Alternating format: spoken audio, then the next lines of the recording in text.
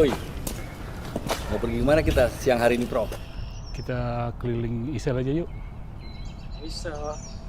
Iya. Keliling FT kali. No, kita keliling ISEL aja yuk. Oke.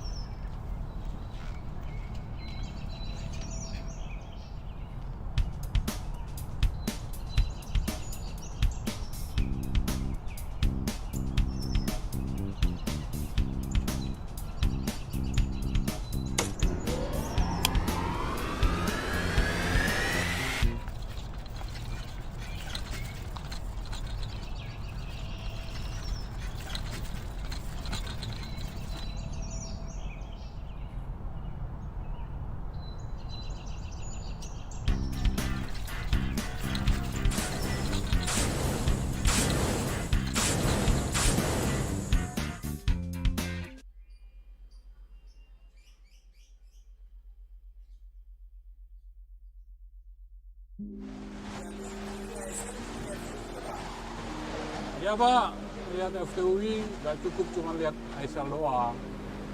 Kita perlu lihat fasilitas gedung FTUI yang lainnya Pak.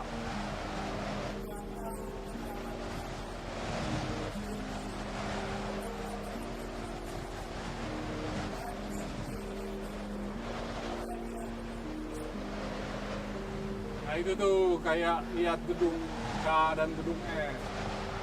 Di FTUI punya gedung kuliah bersama. 4 mahasiswa antar departemen bertemu dan berinteraksi. Sama dengan mimpi membangun gedung EC dan gedung MRC. Bangun ISEL, tempat pembelajaran dan pameran karya keteknikan FTUI. Siap-siap landing yuk. Landing Pak.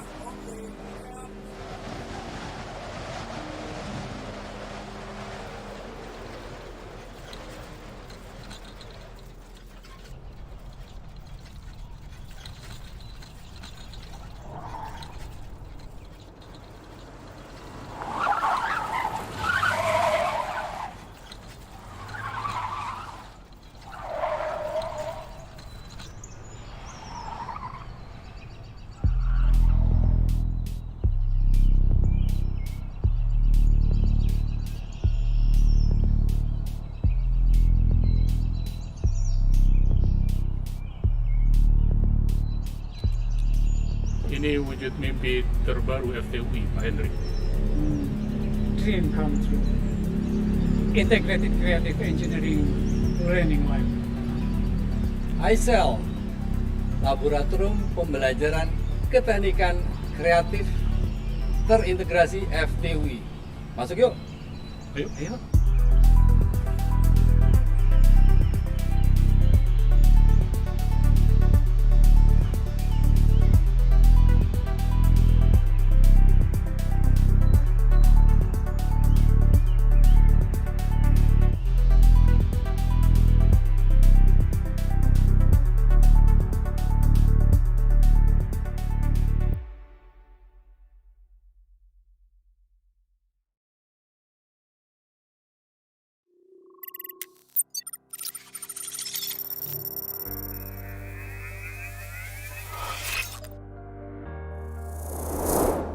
Integrated Creative Engineering Learning Laboratory atau ISEL merupakan strategi FTUI untuk memanifestasikan gagasan cutting edge engineering education dan manajemen dengan mengusung teknologi smart building yang mengusahakan efisiensi dan pelestarian lingkungan.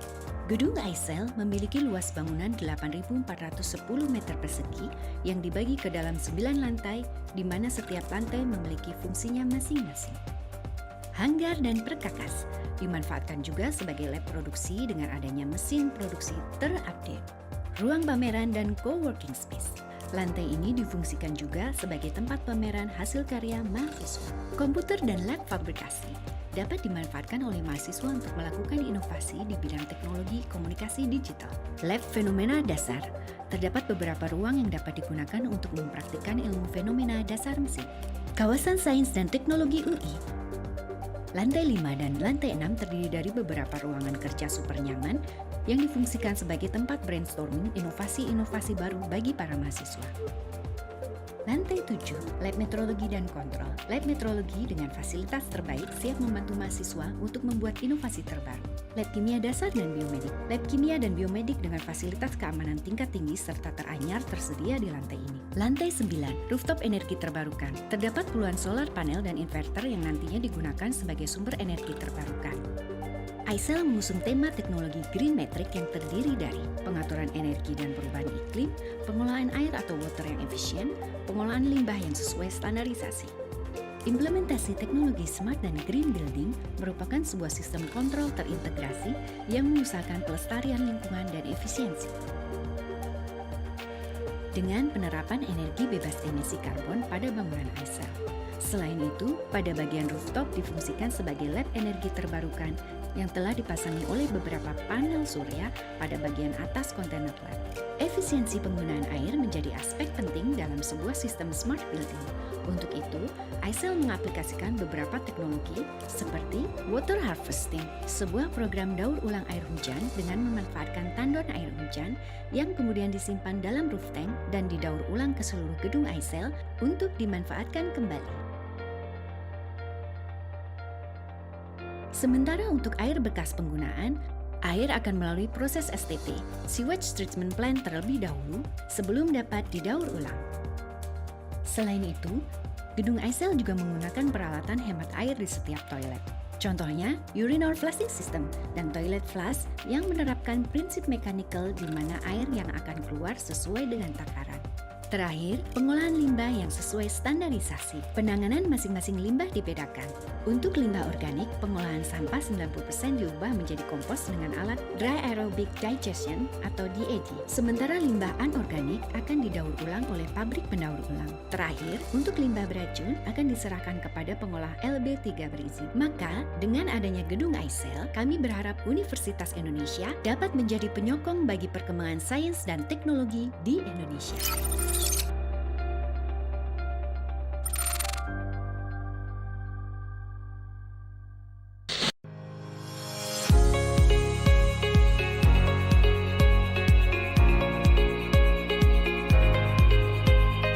Dalam mewujudkan visinya Beyond Engineering Expectation, Fakultas Teknik Universitas Indonesia banyak melakukan pembaharuan aktivitas dengan didukung improvement di bidang fasilitas yang ada, baik untuk kegiatan akademis maupun non-akademis, seperti kegiatan kemahasiswaan, kegiatan sosial, dan lain sebagainya.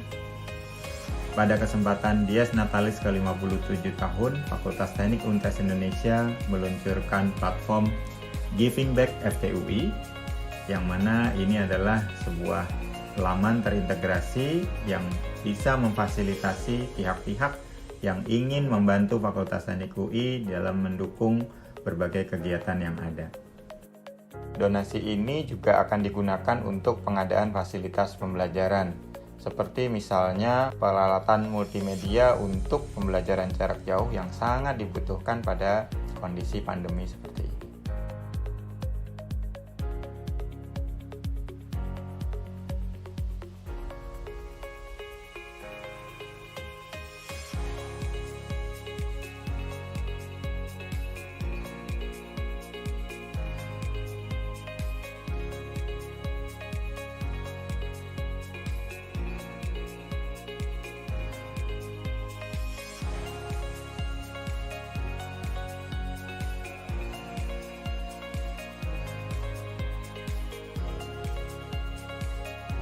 Semoga dengan adanya platform ini serta dukungan dari berbagai pihak, kegiatan-kegiatan yang ada di Fakultas Teknik UI dapat berjalan lancar dan banyak memberikan manfaat bagi masyarakat Indonesia.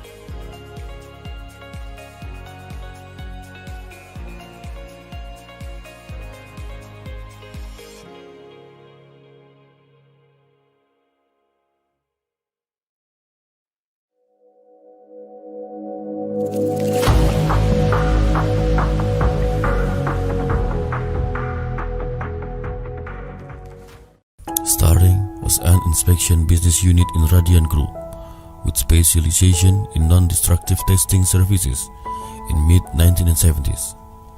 On early stage of Radian Group business amidst the booming era of oil and gas exploration in Indonesia. Around 1999, PT Radian Utama Intrinsko awarded Best Safety for accomplishing 365 days without loss of work days from YPF Maxus Southeast Sumatra.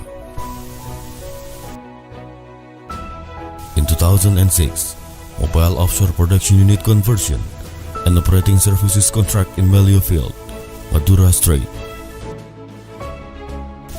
We providing conversion, rental, operation, maintenance and development of MOPU at Maleo Field for the supply of 40% of gas to the industries in East Java.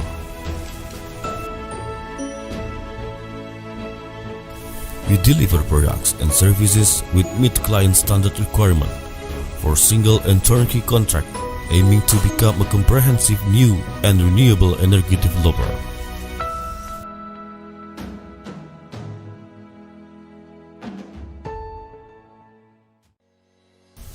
We continuously acquired offshore platform Maleo Producer and deliverable of MOPU conversion and operating services for gas production in Maleo and Peluang Field, Madura Strait.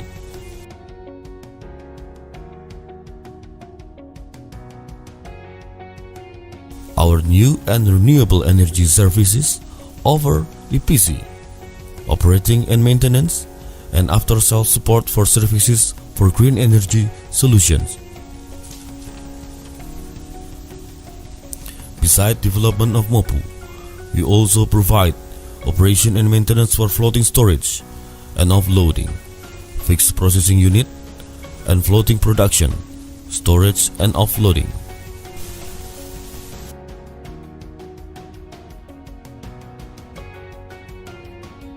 In 2019, we continuously supply a roof-mounted solar panel system to reduce dependency on the community power grid for electricity in residential area. The new and renewable portfolio of the company consists of numerous EPC, operation, maintenance including after-sales support services of solar photovoltaic, deliverable to government, educational institution, and industrial clients.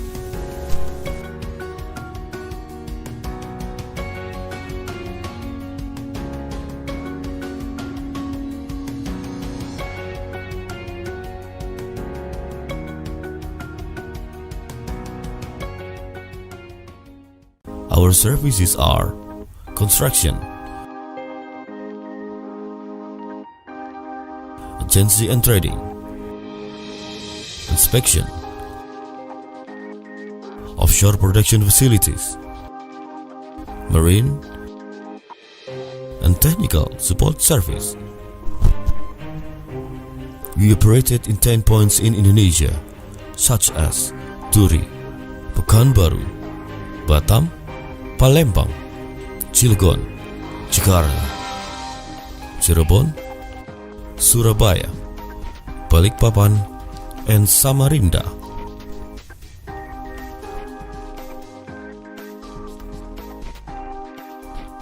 As a pioneer business activity since 1984, we offer a complete range of services to our clients by providing experienced personnel, reliable equipment to achieve standard quality expected, and we focus on customer satisfaction. We comply with an ISO 14001 Environmental Management System or SAS 18001 Occupational Health and Safety Management System, ISO 9001 Quality Management System, also certified by ASNT and DNV. PT Radian Utama Intrinsko, your most valuable partner, QiR Energy.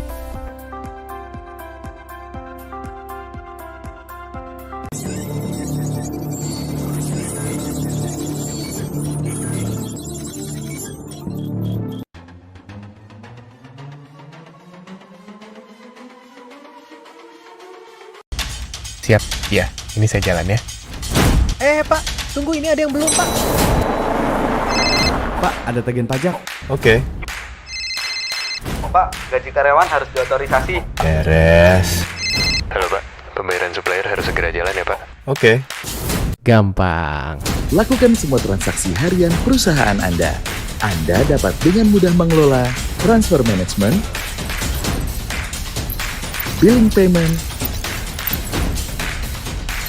electricity payment, dan lainnya.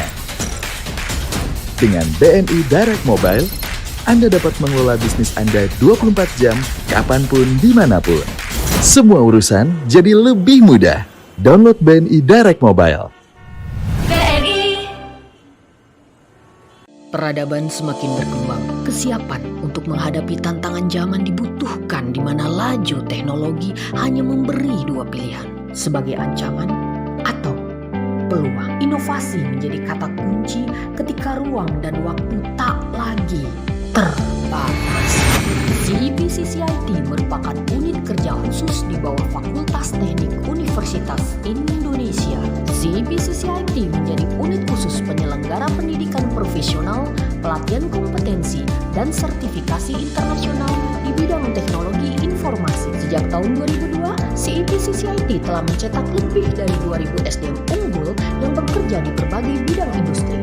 Untuk menjawab beragam tantangan dalam industri 4.0, CIP-CCIT kini memfokuskan diri untuk memberikan 3 layanan utama: pendidikan profesional 2 tahun, pelatihan kompetensi dan in-house training, IT solution. Dengan menggunakan kurikulum sertifikasi internasional, CIP-CCIT memiliki metode pengajaran yang senantiasa update dengan perkembangan teknologi mutakhir.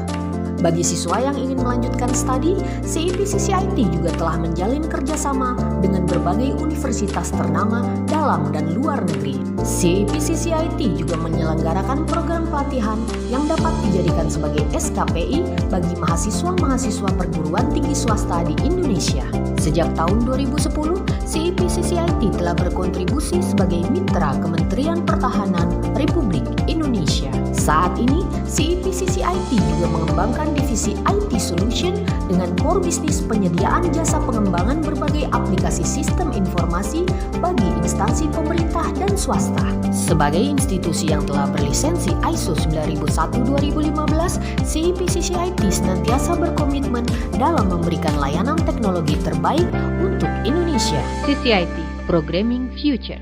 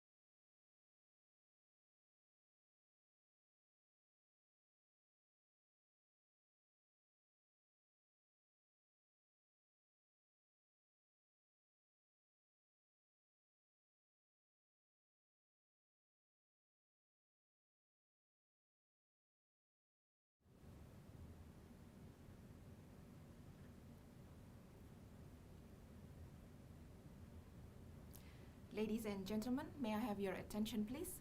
The opening ceremony of the 17th International Conference on Quality in Research, in conjunction with the 6th International Tropical Renewable Energy Conference and the 2nd CSID Aunscoot International Conference on Sustainable Infrastructure and Urban Development will begin shortly.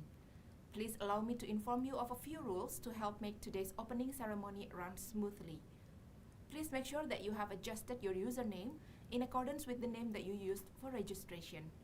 We kindly request all guests and participants to please mute their Zoom account to prevent additional noise during the opening ceremony. At the end of the opening ceremony, we will have a photo session. Please make sure to turn on your camera for this. Ladies and gentlemen, before we start today's opening ceremony, please allow me to share the safety and health protocol as follows.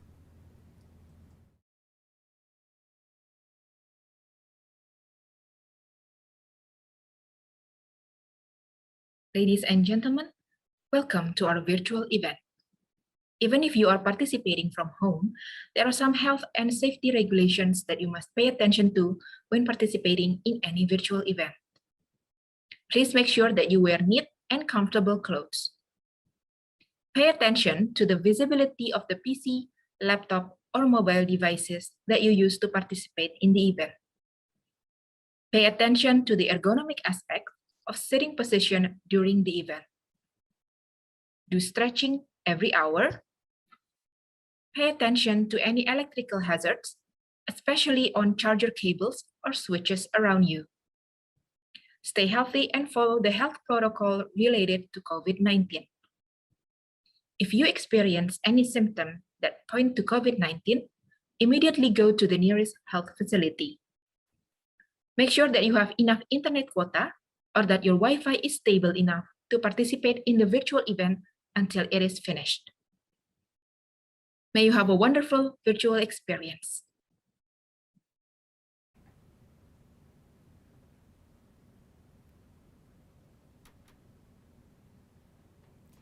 Ladies and gentlemen, welcome to the opening ceremony of the virtual 17th International Conference on Quality in Research.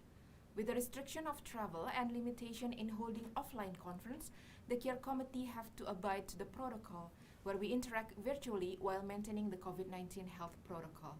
Thank you to all speakers and participants for making the time to join us virtually. Good morning, Honorable Rector of Universitas Indonesia, Professor Ari Kunchoro, SAMA PhD, Director General of Higher Education, Ministry of Education, Republic of Indonesia, and Chair of Indonesian Faculty of Engineering Deans Forum, Professor Insinyur Nizam MSc PhD, IPM ASEAN Eng, Vice Rector of Research and Innovation, Universitas Indonesia, Dr. Gigi Nurtami PhD, SPOFK, Dean of Faculty of Engineering, Universitas Indonesia, Dr. Insinyur Henry DS Budiono, M.Eng, our esteemed keynote speakers, Professor Quadriana from Universitas Gadjah Mada, Dr. Basari from Universitas Indonesia, and Associate Professor Lydia Helena Wong from Nanyang Technology University, Singapore.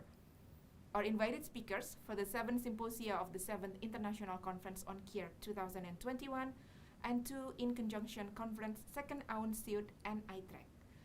All participants and guests of the conference. Ladies and gentlemen, the QiR 2021 conference will focus on resilience and adaptability of a post-pandemic world, exploring technology for our green environment, and is proudly brought to you by Samudra Montas, Bank BNI, Center for Computing and Information Technology, Faculty of Engineering, Universitas Indonesia, and Radian Utama Interinsko Tbk. Ladies and gentlemen, please welcome to the screen the General Chair of QiR 2021 Organizing Committee, Andika Kusuma, ST.MT, PhD, to give his opening report.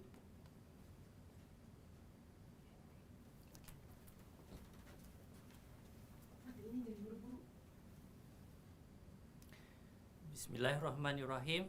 Assalamualaikum warahmatullahi wabarakatuh. Salam, may peace be upon us all. Om Swastiastu, Namo Buddhaya, greetings of virtue.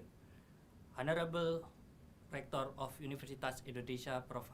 Ari Kuncoro, SA, MA, PhD, Director General of Higher Education, Ministry of Education, Republic of Indonesia, and Chair of Indonesia Faculty of Engineering Deans Forum, Professor Insinyur Nizam, MSc, PhD, IPM, Asian Engineering, Vice Rector of Research and Innovation Universitas Indonesia, Dr. Gigi Nurtami, PhD, SPOFK, Dean of Faculty of Engineering Universitas Indonesia, Dr. Insinyur Henry D.S. Budiono, M.Eng, our esteemed keynote speakers, Prof. Kuat Triana from Universitas Gadjah Mada, Dr. Basari from Universitas Indonesia, Associate Professor Lydia Helena Wong from Nanyang Technological University, Singapore, our invited speakers of the 7th Symposia of the 17th International Conference on QiR 2021, and 2 in conjunction conference 2nd CIC, CIUD, and the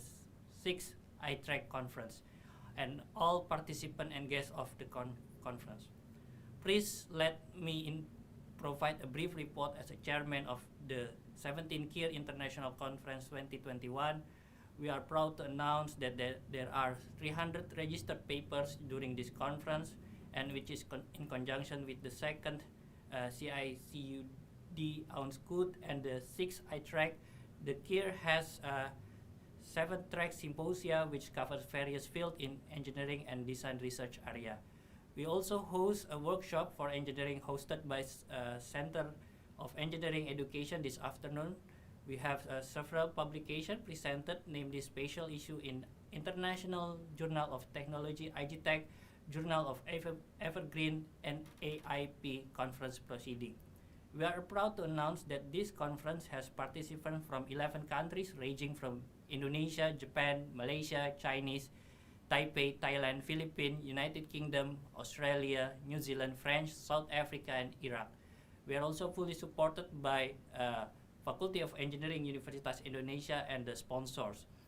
We are also proud to have a great invited speakers, Professor Wijoyo Adiprakorso, Professor Aryo Sunar Baskoro, Professor Andy van de Bolstein from TU Delft, Professor Moon Jong Lee from Chungnam University, Professor Wei Hong from Southeast University, Professor Ray Guangcheng from National Taiwan University of Science and Technology, Professor Peter Fink from TU Delft, Professor Benny Cahyono from University of Coventry, Professor P.K. Leviakangas from University of Ulu, Professor Professor Karmi Galasso from University College London, Associate Professor Muhammad Aziz, University of Tokyo, Associate Professor Muhammad Syahri Khan, Dover University, Dr. Holly Samuelson, Harvard University, Dr.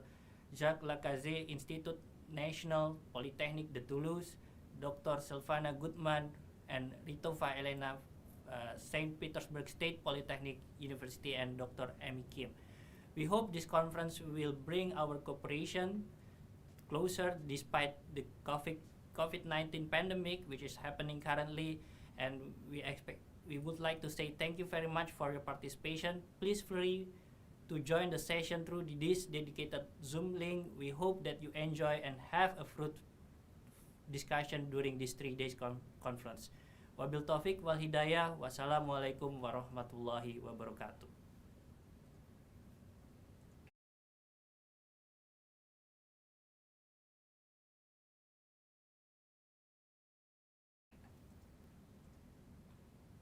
Ladies and gentlemen, today's conference will not be possible without the full support of the Faculty of Engineering Universitas Indonesia. Please welcome to your screen Associate Professor Dr. Henry D.S. Budiono, Master of Engineering, Dean of Faculty of Engineering Universitas Indonesia, to give his opening remarks.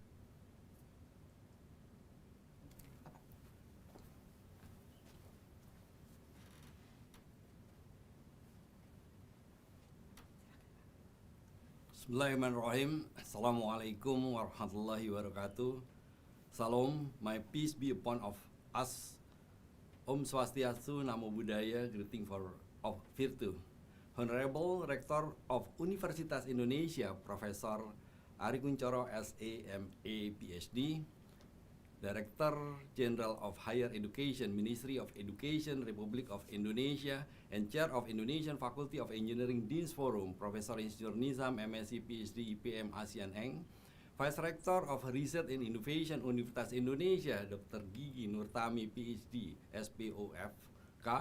Our esteemed keynote speakers, Professor Kuat Triana from Universitas Gadjah Mada, Dr. Basari from Universitas Indonesia, Associate Professor Lydia Helena Wong from Nanyang Technology University of Singapore, our invited speakers for the 7th Symposia of the 17th International Conference on QiR 2021 and 2 in conjunction conference second on Suit and iTrack.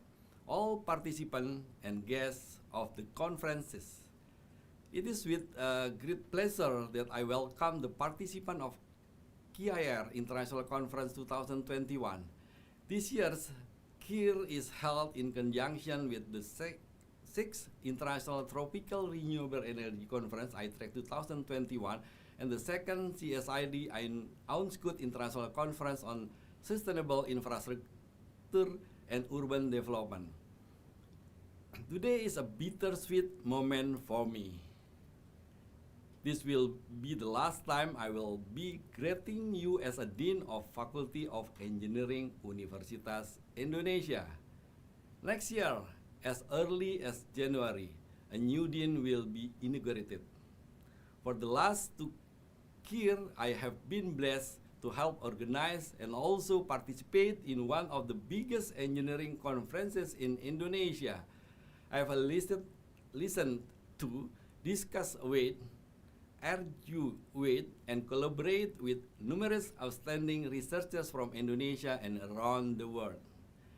When I first took on the mantle of Dean in early 2018, I have a vision to make FTUI to excel as a nation pride and able to compete in Southeast Asia.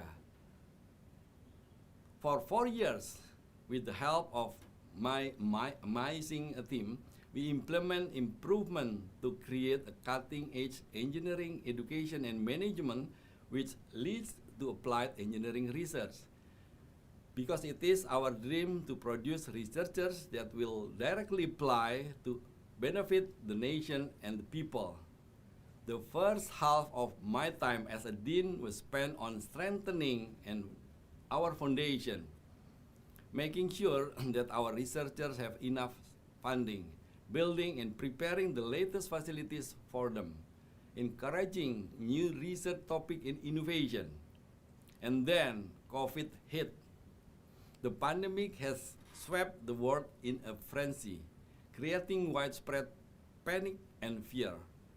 Our country suffered immensely when a shortage occurred around the world due to the pandemic, as we depended heavily on outside resources, not only for our health-related needs but other daily necessities. Indonesia thrives on. We survive and we fight. At Universitas Indonesia, we quickly gather our forces. Barriers and boundaries between faculty and research center were broken. We work together to create a product that can help our society and our government to help ease the pandemic effect. As a university, an institution of higher learning, we have also learned how to unite and band together to face this pandemic. It is a complex, multi-dimensional problem that not only affects the health and economic of our nation, but has also caused social and cultural issues. Mitigation and multidisciplinary solutions are the key to solving this. Dozens of ideas and a proposed solution are discussed among our lecturers and researchers. 7 made it is a production and are already distributed. One is 250 units of movable hand washer was produced and distributed to various strategic public service places. 75 units of quick disinfectant booths with the ability to quickly eliminate viruses and bacteria in under 10 seconds. Indonesian indigenous propolis currently undergoing clinical trial as part of drug regimen for COVID-19. Flock swabs, previously only availability imported stock. Up to now, we have produced and distributed up to 400,000 units. Swab test chambers to ensure the safety of both the health personnel and patient safety have been placed in the University Teaching Hospital and the Faculty of Medicine, Universitas Indonesia Microbiology Laboratory.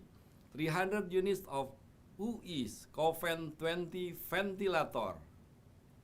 Another dynamic collaboration with the Faculty of Medicine, Universitas Indonesia was produced with funding from various donors and we are distributed to hospital and healthcare unit across the country. Our latest innovation is high-flow nasal cannula, Centriflu, currently under development and prototype stage. That was last year. This year, the pandemic has eased up here in Indonesia. Our government has lowered our emergency status. We are now living in the new normal. Now the question becomes, how do we deal with the world after the pandemic? How does technology help us to survive the COVID-19 pandemic? And that is the main topic of this year's QiR, resilience and adaptability for a post-pandemic world, exploring technology for our green environment. The COVID-19 pandemic affects significantly the human life. It changes such as health and demographic change, food security, quality education for all, secure and clean water, green and efficient energy resources, climate change, and secure communities. I believe that the researchers here from diverse area of knowledge and field will be able to discuss on the current role of technology in the academic and scientific areas and on their importance to both a more responsibility society post-pandemic. Esteemed presenters and guests, started in 2011, QiR as a Faculty of Engineering biannual international conference decided to take a leap in the choice of venue, taking us out of our comfort zone in Depok, West Java. We ventured to Bali in 2011, Yogyakarta in 2013, Lombok in 2015, Padang in 2019, and was planned to be held back Bali for 2021. However, as they say, man planned but got decided. A strict travel restriction is still implemented. This year's conference will be held virtually with around 300 papers to be presented. I have a high hope that some innovation from our Indonesian researchers may be applied to the global community or future collaboration may come to fruition. I would like to thank all of our speakers and participants for your continuous support. Thank you for sending us a good amount of excellent papers to be presented in any of our 7 symposia. Thank you to our sponsor and supporting partner. Thank you to the organizing committee. I wish you all a pleasant virtual experience. Here's to having the conference hopefully in Bali again in 2023. Wabillahi taufiq wal hidayah. Assalamualaikum warahmatullahi wabarakatuh.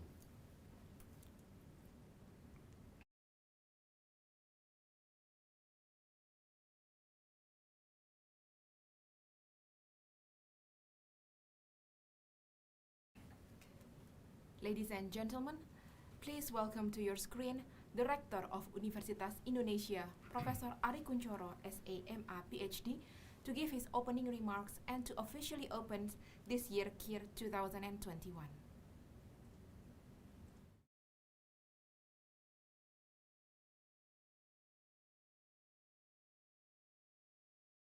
Assalamualaikum warahmatullahi wabarakatuh. Om Swastiastu, Namo Buddhaya, peaceful greeting to all of us.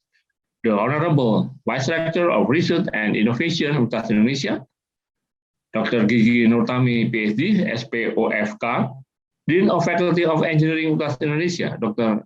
Insinyur Henry Budiono, Master of Engineer, Director of Administration, Data and Product Management Research and Innovation, Suminto BAK Estos MSI, the Research and Innovation Management Product Office, Universitas Indonesia, Dr. Gigi Diah Ayu Maharani, PhD, our esteemed keynote speaker, Professor Kuat Trivana from Universitas Gadjah Mada, Dr. Basari from Universitas Indonesia, and Associate Professor Lydia Helena Wong from Nanyang Technology University, Singapore, our invited speakers, all participants and guests of the conference. Since 2009, the Faculty of Engineering Universitas Indonesia has held Quality in Research as biannual international event to facilitate the exchange of knowledge, ideas, and best practices amongst the world engineering communities. Over the next 2 days, we will have national and international experts sharing their ideas, insight, and research with over 300 technical paper presentations by engineers, scientists from around the world. The conference will focus on resilience and adaptability for a post-pandemic world, exploring technology for our green environment.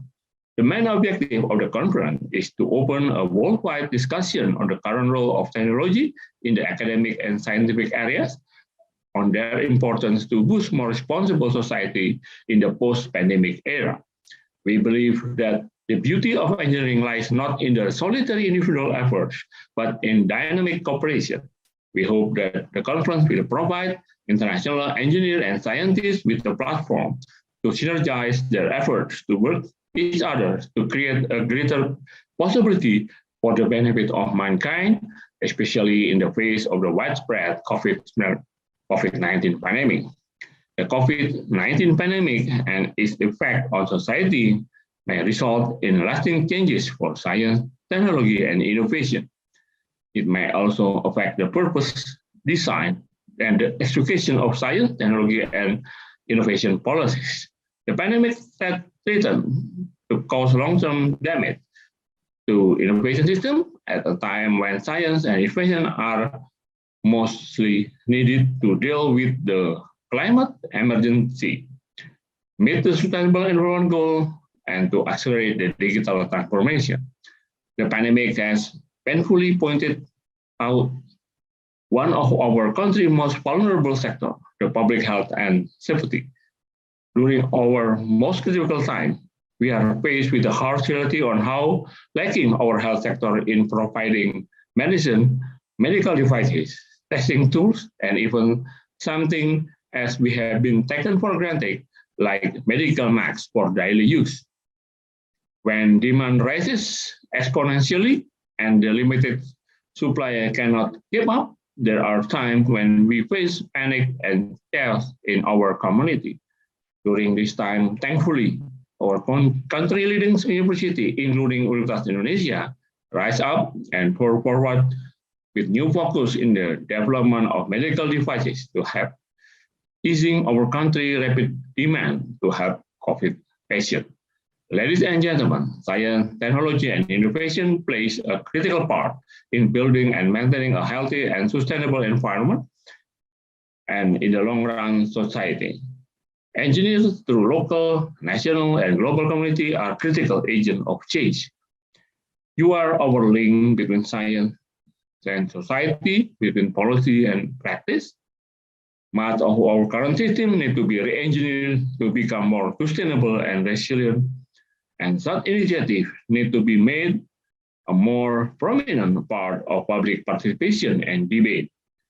At the first QiR Summit in Rio de Janeiro in 1992, the Secretary General of the United Nations stated that sustainable development will be impossible without the full input by engineering profession. The challenges and opportunities are even greater today. Engineers have a critical role to play as creator of ideas and facilitator of change through multidisciplinary and cross-sectoral partnership with foster collaboration and to inspire the change in thinking and action that is needed to build the future. I truly hope that Quality in Research 2021 will remain as a medium for researchers to present their latest innovation and serve as a place for potential future research collaboration of good quality at national and international level. In closing, I would like to once again to thank all sponsors, supporting partners, keynote, plenary and invited speakers, distinguished guests, conference delegates, and organizing committees for your valuable support. I wish everyone to have a fruitful and rewarding conference. Wassalamualaikum warahmatullahi wabarakatuh.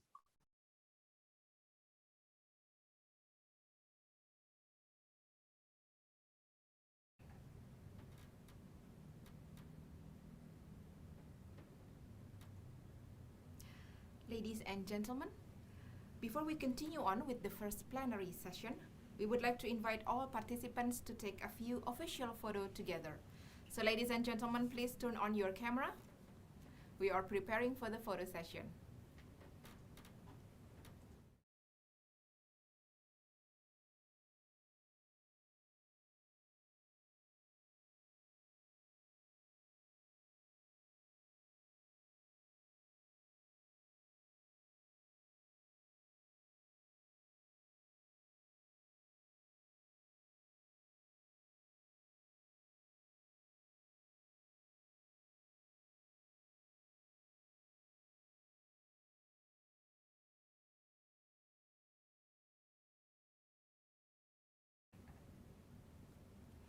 Ladies and gentlemen, please turn on your video. We will now start taking photos. How many pages do we have? 7 pages for participant. We will start with the first page. Ready? Everyone turn on your camera. You can see your own page on the screen right now. 1, 2. Ready everyone? Someone's still positioning their camera. Okay. 1, 2, 3. Next slide. 1, slide 2. Ready everyone? 1, 2, and 3. Next slide. Our third slide. Ready everyone? 1, 2, and 3. Next slide. Our fourth slide. Everyone is ready? 1, 2, 3. Next slide. The fifth slide. Oh, no one turned on the camera, so we're just gonna take the picture. Ready? 1, 2, 3. Next slide. Sixth slide. 1, 2, 3. And the final slide. Ready? 1, 2, 3.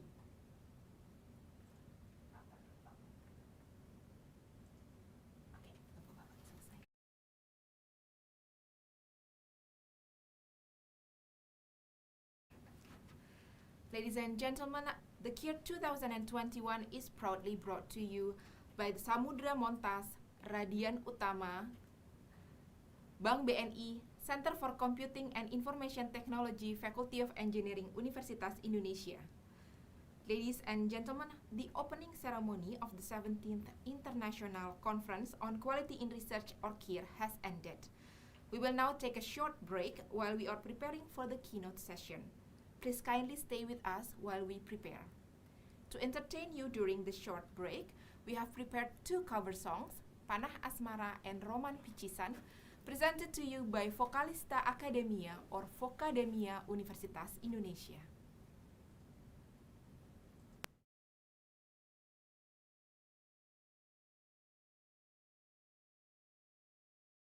Salam sejahtera untuk pemirsa di seluruh Indonesia. Perkenalkan, kami dari Vocademia UI atau Vocalista Akademia Universitas Indonesia akan membawakan lagu Panah Asmara. Ku akan setia menunggu kamu. Ku akan setia menunggu kamu. akan setia menunggu. Terpana, hatiku terpana asmara.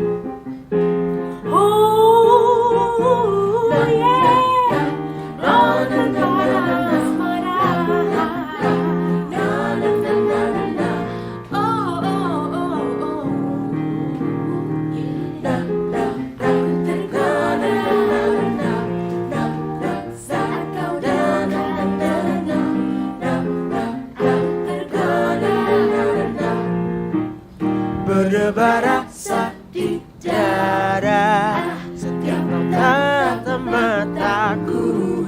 Apakah arti pandangan itu menunjukkan hasratmu? Sungguh aku telah tergoda saat kau dekat denganku. Hanya kau yang buatku begini lagi, melepas para asmara. Sudah katakan cinta, sudah ku bilang sayang, namun kau hanya diam tersenyum kepadaku. Kau buat aku bimbang, kau buat aku gelisah, ingin rasanya kau jadi milikku. Ku akan setia menunggu satu kata yang terucap dari isi kesabaran yang membuatku bahagia. Sungguh aku telah tergoda saat kau dekat, hanya kau yang membuatku begini, melepas para asmara. Sudah katakan cinta, sudah ku bilang sayang, namun kau hanya diam tersenyum kepadaku. Kau buat aku bimbang, kau buat aku gelisah, ingin rasanya kau jadi milikku. Panah asmara, panah asmara, panah asmara, panah asmara, panah asmara. Panah asmara, panah asmara, panah asmara, panah asmara, panah asmara.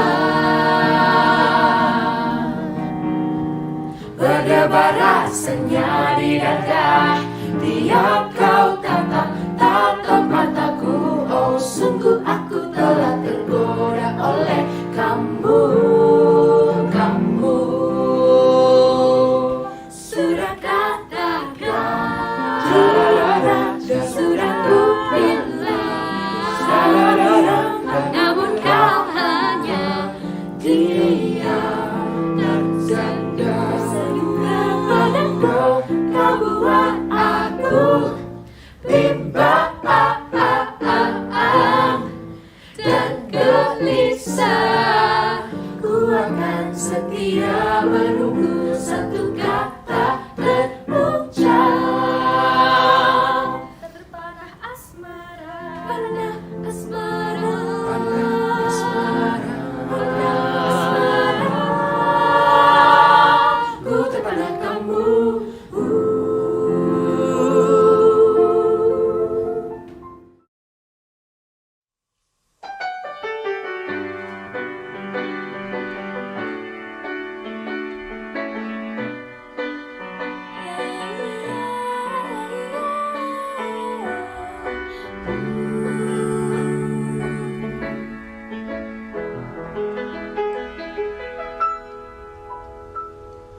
Tatap matamu bagai busur panah yang kau lepaskan ke jantung hatiku. Meski kau simpan, cintamu masih desah nafasmu, wangi hiasi suasana. Saat ku kecup manis bibirmu, tatap matamu bagai busur panah yang kau lepaskan ke jantung hatiku.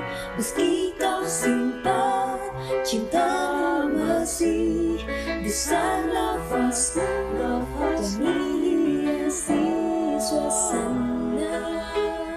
Saat ku kecup manis bibirmu, cintaku takut harus memiliki dirimu.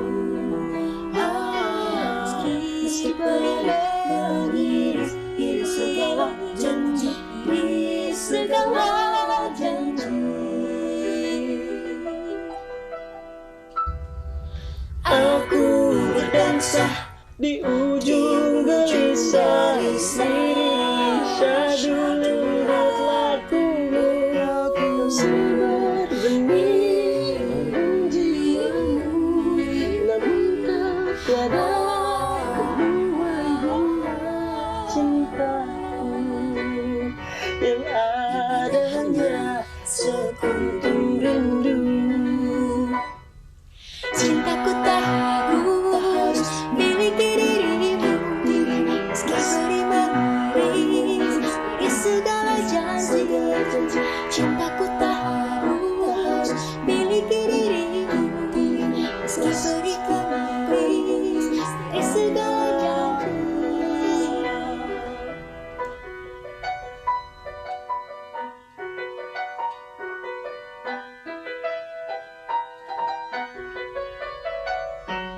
Malam, malam, malamku bagai malam, malam seribu bintang. Malam, malam, malam terbentang. Malam, malam, malam di angkasa. Malam, malam, malamku bagai malam, malam seribu bintang.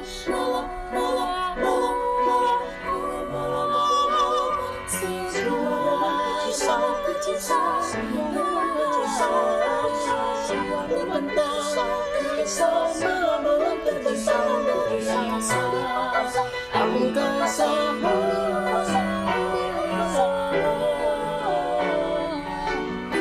berdansa menghiasi angkasa. Malam, malamku bagai malam seribu bintang yang terbentang di angkasa. Bila kau di sini untuk sekedar menemani, untuk melintasi waktu yang selalu tersaji di satu sisi hati. Malam aku bagai malam seribu bintang yang terbentang di angkasa. Bila kau di sini untuk sekedar menemani, untuk melintasi waktu yang selalu tersaji di satu sisi hati. Hanya sebuah romantis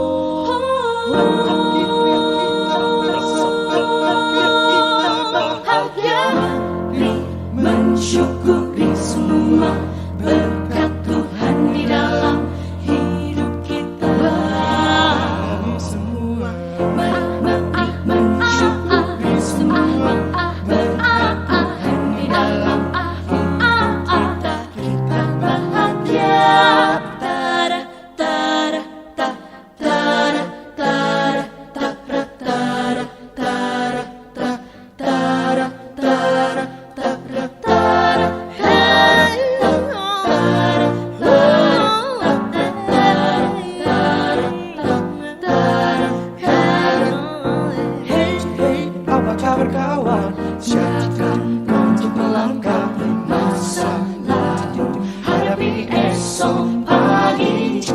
Hari apa kawan, cara tak melangkah ke masa depan, menantikan berlari. Percayalah kawan, pastikan mencoba, buat mimpimu jadi nyata. Kita semua pasti bisa, asalkan kita melangkah. Sambut hari yang indah, marilah kita mensyukuri semua baik dalam hidup ini. Kita bahagia bersama yang mentari, nikmati lukiskan memori. Kita bahagia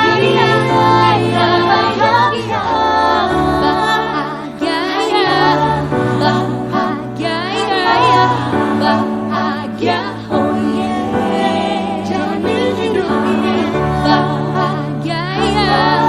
bahagia oh yeah. Bahagiaku bersamamu, hey. Bagaimana? Apakah kau merangkai semua cita-cita dan harapan-harapanmu? Hey, bagaimana kawan? Apakah kau merangkai semua bebaskan percayalah kawan, berbeda pastikan kau coba, buat mimpimu jadi nyata. Oh nyata, kita semua pasti bisa, asalkan kita melangkah. Sambut hari yang indah. Go clap your hands if you gonna make your turn. Gonna clap my hands, you know I'm gonna make it burn. Aman.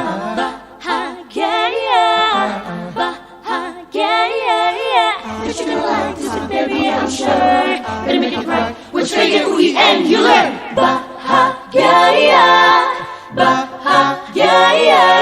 Marilah kita bersyukur semua baik dalam hidup ini.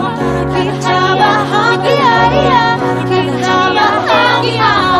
bersayangnya matahari, dekati dan lukiskan memori. Kita bahagia kita semua bahagia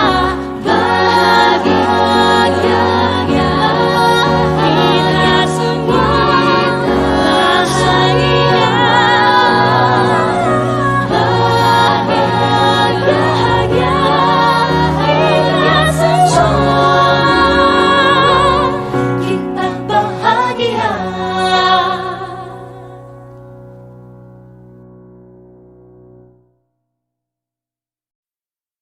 Just the way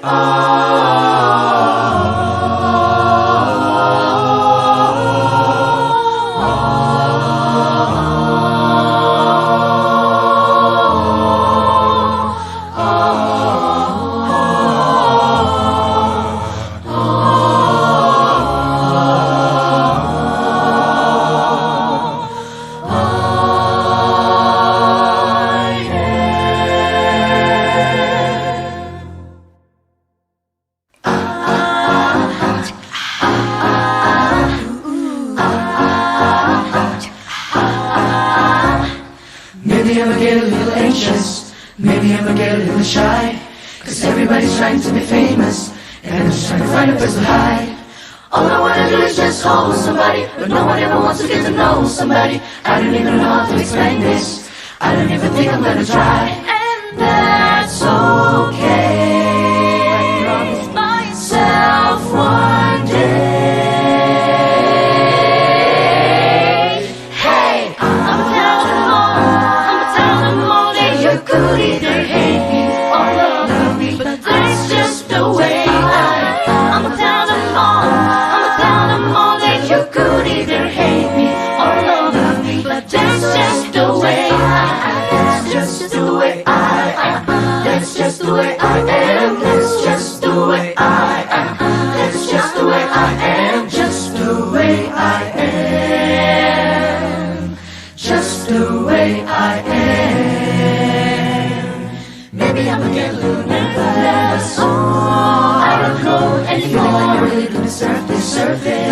like it was before, nothing like before. All I wanna do is just hold somebody, but no one ever wants to get to know somebody. If you're gonna look under the surface, baby, I'm a little insecure, and that's okay. Myself one day, that's okay the way I am. I'm telling them all that you could either hate me or love me, but that's just the way I am. I'm telling them all that you could either hate me or love me, but that's just the way I am. Yeah, this is what you want. Oh, this is what you want, and I am.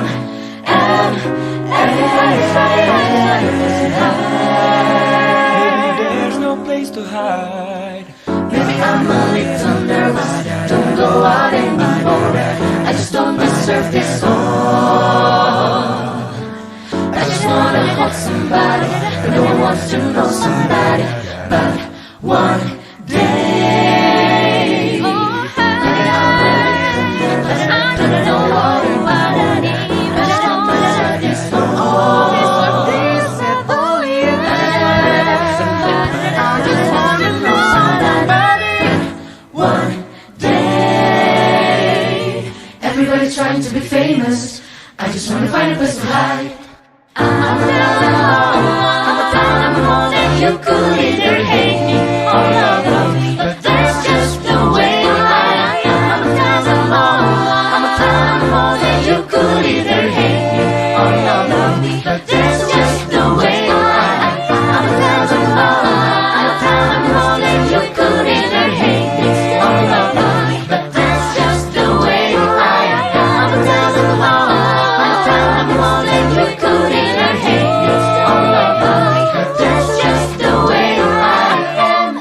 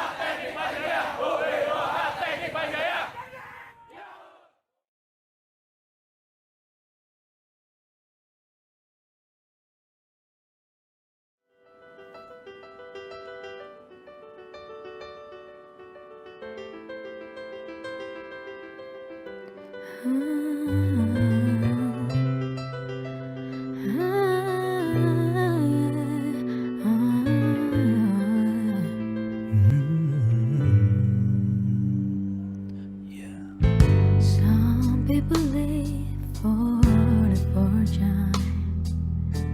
Some people live just for the fame.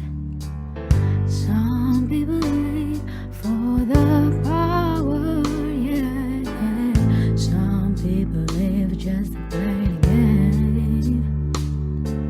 Some people think that if they say how things divide what's within. I've been there before, that life's a more so full of a superficial. Some people want it all, but I don't want nothing at all. If they ain't you, baby, if I got you, baby. Some people want time and ring, some just want everything, but everything means nothing if I ain't got you. Some people search for the fountain, the promises forever young. Yeah. Some people eat without the roses, and that's the only way to prove you love them. Hand me the world with a silver platter and a white gold.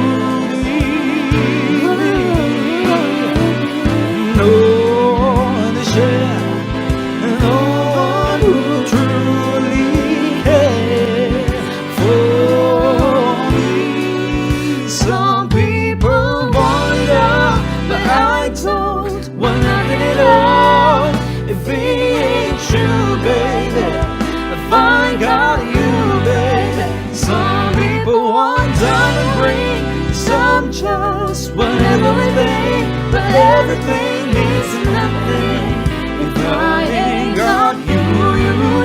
Some people want it all, but I don't want nothing at all if it ain't you, baby. If I got you, baby. Some people want diamond rings, some just want everything, but everything means nothing if I ain't got you.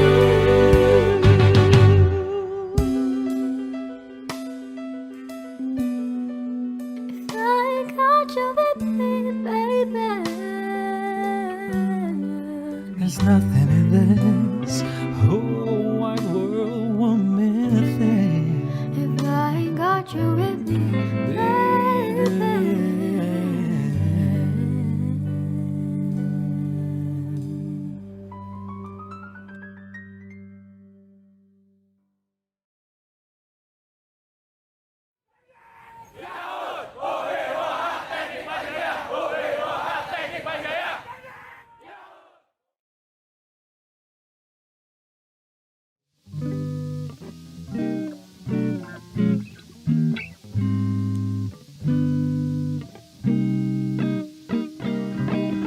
I see the crystal raindrops fall, and the beauty of it all is when the sun comes shining through.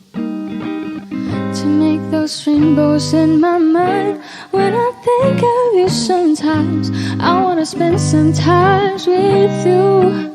Just the two of us, we can make it if we try. Just the two of us, just the two of us, just the two of us, building castles in the sky. Just the two of us, you and I. We make for love, no time for tears, and those beauty all is, and we make no fool flower grows. Good things might those who come to wait, opt for those who wait too late. We gotta go for all we know. Just the two of us, we can make it if we try. Just the two of us, just the two of us, just the two of us, building castles in the sky. Just the two of us, you and I. Da da da da da da da da da da da da da da da da da da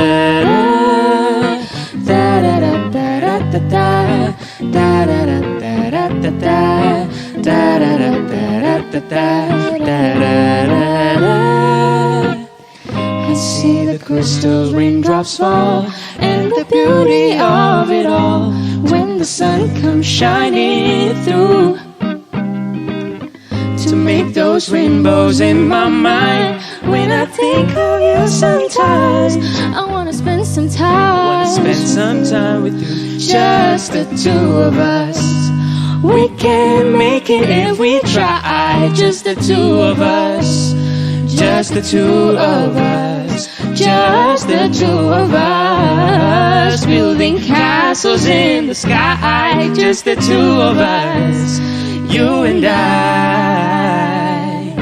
Da da da da da da da da da da da da da da da da da da da.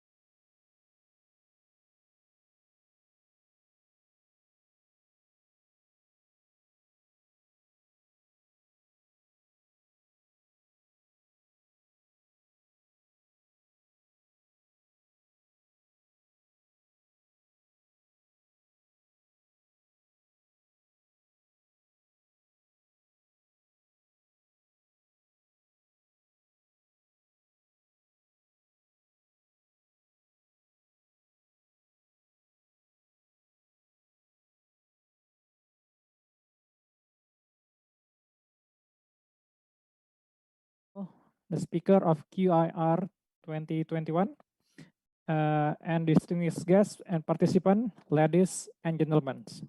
Selamat pagi, good morning, greetings from Indonesia. It's an honor for me to be here as a moderator for keynote section.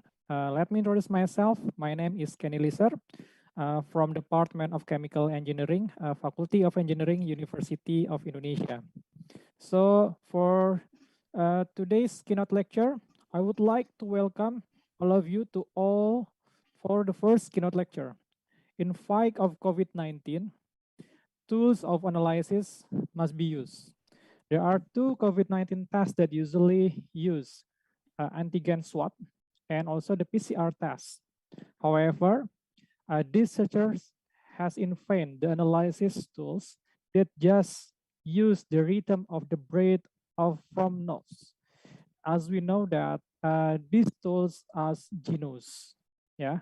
So in these occasions, I would like to have and also invite the presentation from Professor QiR, the inventor of genus.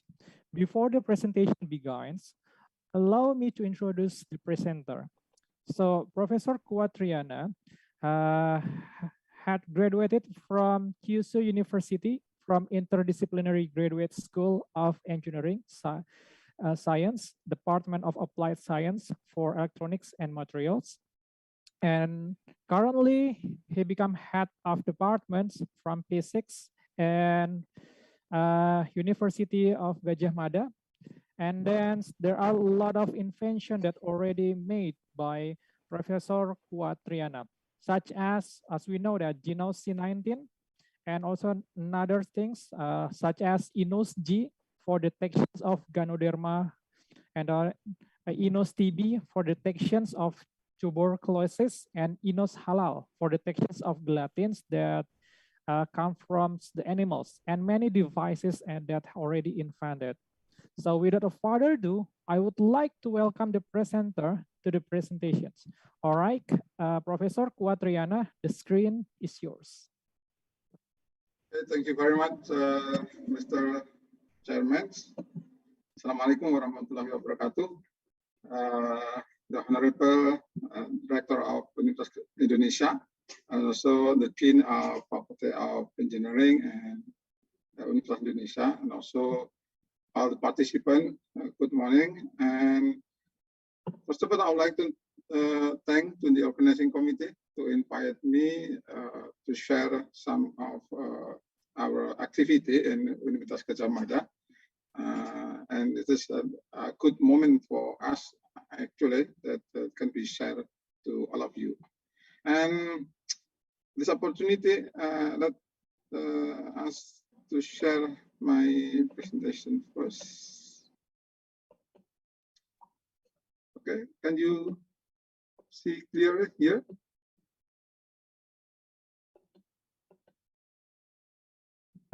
Yes, we can see it clearly. Okay. So at this opportunity, I would like to talk about the development of sensor array-based electronic nodes, especially for health breath analysis. And I'm actually come from the Department of Physics, the Faculty of Mathematics and Natural Sciences, Universitas Gajah Mada, and it is collaboration between another partner from the Faculty of Medicine, also from Engineering, and another department in Universitas Gajah Mada. So I just want to start from the outline of my talk. Then I would like to start with the health breath analysis in the world right now, and what is kind of trend of the research. And the second one, I would like to share the sensor array of electronic nodes, and continue with the sensors in electronic nodes. And I want to show you also the our project right now about the profiling test of the electronic nodes for detecting tuberculosis disease, and some future risk and development in our group. So I would like to start with the motivation that breath analysis can be conducted because each disease produces unique volatile chemical breath pins. So before modern medical lab techniques become available, the doctor diagnosed some disease just by smelling a patient's breath. So it is very interesting, I think. So we can do screen breath sample to classify and diagnose several types of disease. It is a motivation of our work and our group. As we know that from the exhaled breath, it can be collected to be the absorbent tube, and then can be analyzed by using gas chromatography, mass spectroscopy, and also we can conduct it of measurement by using the sensor array of electronic nose.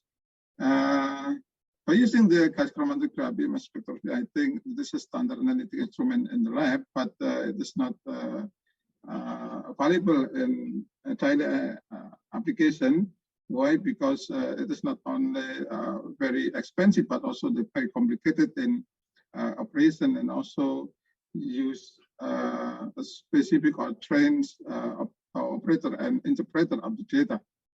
So it is the standard instrument for verification of new developed instrument. I think it's better. And the second one is that sensor array system of electronic nose actually is able to detect the pattern of the VOC or volatile organic compound in our health breath. So it must be validated by using the standard ones like gas chromatography and other techniques of analytical instruments. And then actually a lot of sensor and techniques can be applied to detect our breath analysis, exhale breath, like using sensor of metal oxide semiconductor-based sensors, and also using the what we call the optical sensor, or even surface acoustic wave sensors, and also the colorimetric sensor. A lot of methods. Then we can develop how to detect the breath train of our head hail breath. So the indication of the specific gases in our breath exhales is also possible to represent the specific disease in our bodies. But unfortunately, it is not easy to develop or find in the commercial market the specific sensor. So in this case, we then develop the sensor, many sensors that have cross sensitivity to the sensor array, and then we have a pattern from this sensor array. I want to continue with my presentation about the electronic nose basic principle. I hope most all of you as already familiar with what electronic nose. Start from the volatile utterance, like the volatile source. Then our nose can detect by olfactory receptor, this one, and then continue with the olfactory part and brains to analyze, and then we make a decision like this one, what type of the sample, and then. But in the similar way, we can use sensor array with a global selectivity or cross sensitivity, and we make a pattern here related to our electronic, our olfactory receptor also. Then after recording by the sensor array, then we have a signal from each sensor, make a specific or specific pattern. Then we, in the case of electronics, we must process by the pre-processing signal and then pattern recognition and so on. This is very similar between our nose and our biological olfactory system. So from here, then our group developed the sensor by using especially using the polymer materials, because it is easy in fabrication and also easy in modification of sensitivity and selectivity, also can be operated in room temperature, so without the heater in operation. Unfortunately, the sensor is not available in market right now, but a positive for the metal oxide semiconductor sensor, we have a lot of sensor in the market, but it is not easy to maintain or to modify the sensitivity and selectivity of the sensor because it is already available in the market. And unfortunately, the sensor should be operated in a high temperature, about 300 degrees, and so the power consumption is still high. So it is not, maybe it is still difficult to be applied in, for example, in the forest, in the fields, and so on. So I want to back to the basic principle of Excel threat analysis in pathology. For example, many pathological processes can be altered during the course of chronic liver disease. This is an examples. These threats can be analyzed by using the classical techniques like gas chromatography, mass spectroscopy, and also it is possible to be analyzed using the gas sample arrays, using electronic noise, for example. Of course, there's two kind of method is so advantages and disadvantages, including, for example, in the classical techniques, we have the detail of the detection of the compound, but it is takes a long time to analyze it, and the cost is very high. Also, but the reproducibility is also very high. On the other hand, the gas sensor array of electronic noise can be applied, for example, with less selectivity, but it can be high reproducibility. The important thing is the comprehensivity, also the short time of detection and low cost of operations and detection. So we want to make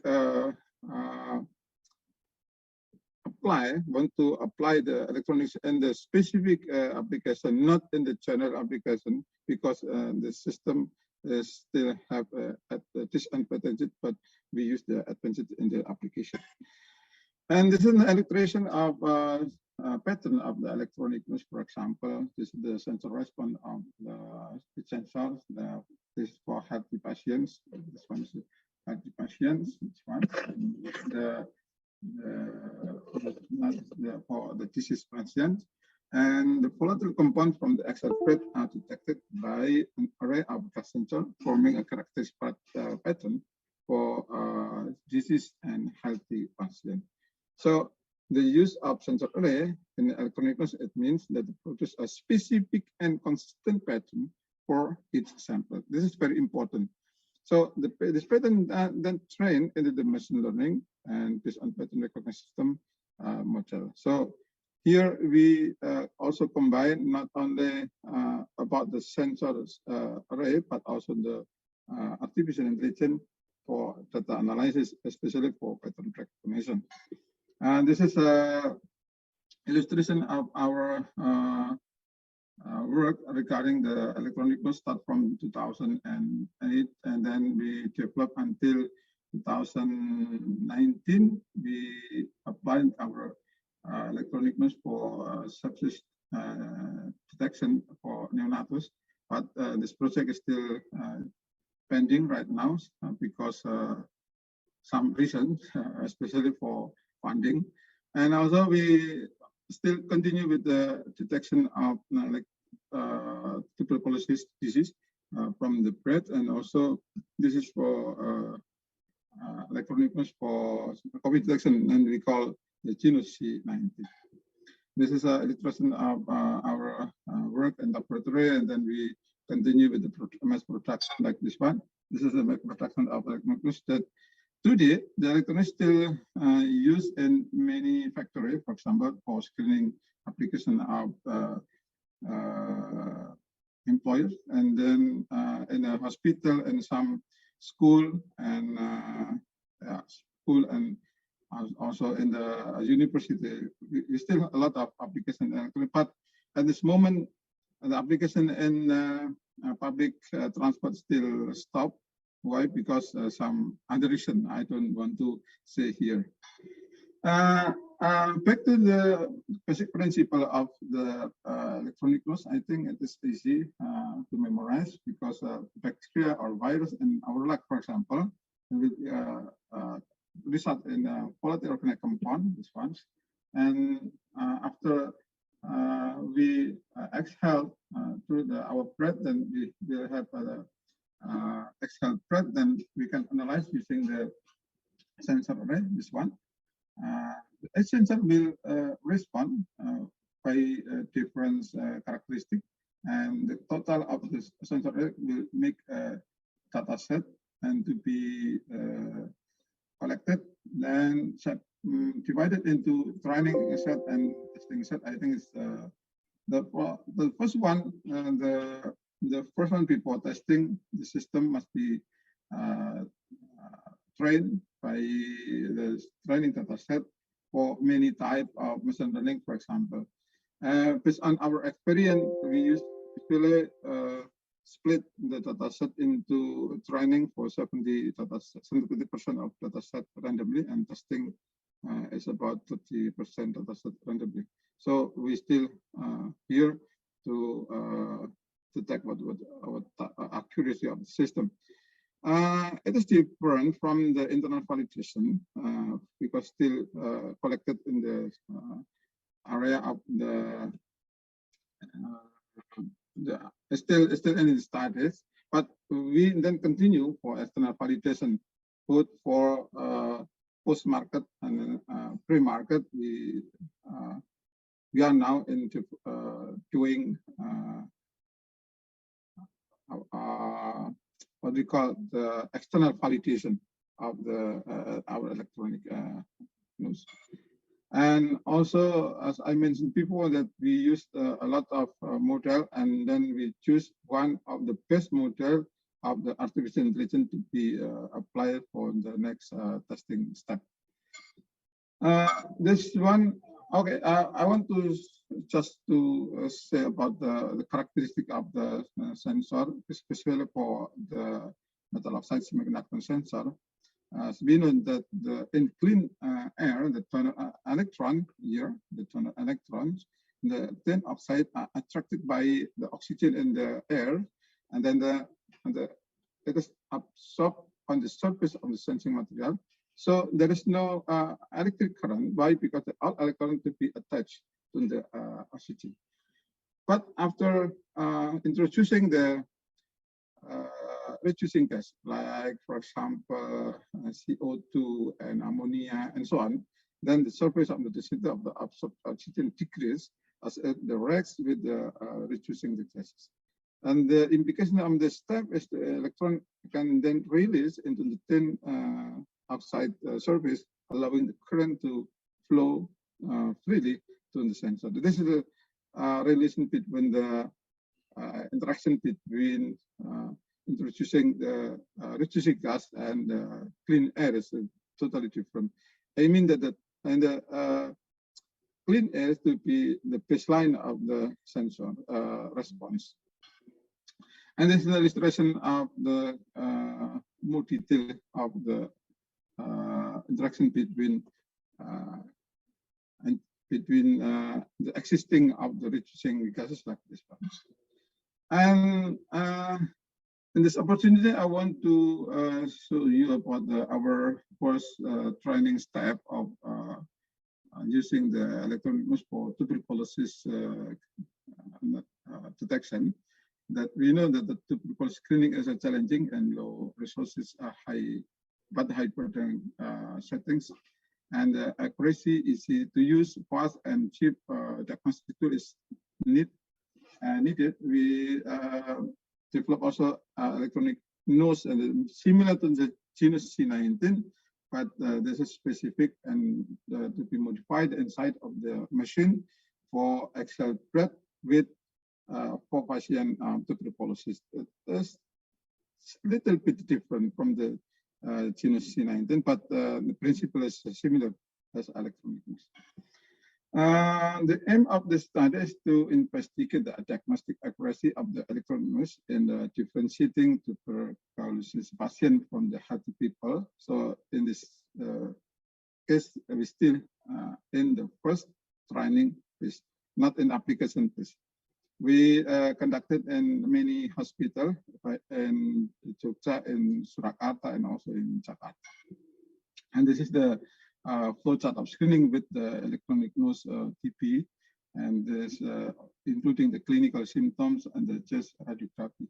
So we have the accuracy about 92%, but we can show here that there is differentiation between the typical response of the sensor. This one is negative and positive ones. Sorry, yeah. Oh yeah, the positive and negative ones of the. Sorry, this is negative one. This is the positive one of the sensor response. And finally, after we collected about 22 patients, then we can positive and negative. Then we conclude that the sensitivity of this electronics could be 55%. However, the specificity is average of 82%. This is our result for detecting of tuberculosis. And we also developed another gas sensor, I mean the hybrid organic or inorganic MEMS like this one. But we want to show you our last electronic nose based on quadruple microvalent sensors. The sensor, and this is inside of the electronic nose based on polymer coated quadruple microvalence. The smaller one, low power consumption, and can be adjusted the sensitivity or selectivity, and it is easy to find out the characteristic and detection between many types of analytes. And I want to show you again also another our development of instrument. This is one is electronic eye, and this is collaboration with our group to another group in Germany. And this is our team in Indonesia. I just want to show you our activity, and you can. I want to offer you, if you have a problem with the what you call the commercialization of your product, you can contact us in this. Yeah, still a small company, but we are now introducing many type of instruments like this one. The electronic tank is also developed in our the Ocean. There's also electronic nose G, for detecting of. Actually, this is for detecting of Canoderma in the plant, palm oil plant, and this is okay electronic eyes. This is a very small microscope connected to the artificial intelligence, so we can apply it for detecting cell in life. So you can also differentiate between the type of bacteria and another bacteria types. So it will be launched, inshallah, next year. We will launch the OK electronic. And we have collaboration, many collaboration in our teams and so on. So here I would like to introduce our also founder with me, and also to be so okay. I want to invite you, if you are interested in commercialize your product, especially for sensing development or sensing product. It will be possible for us to make a collaboration. I think this is our presentation. It's very short because I want to make some discussion with you. So this is our all up top. Thank you very much. Assalamualaikum warahmatullahi wabarakatuh. Waalaikumsalam warahmatullahi wabarakatuh. Thank you so much, Professor Quadriana, for the interesting topic and talk.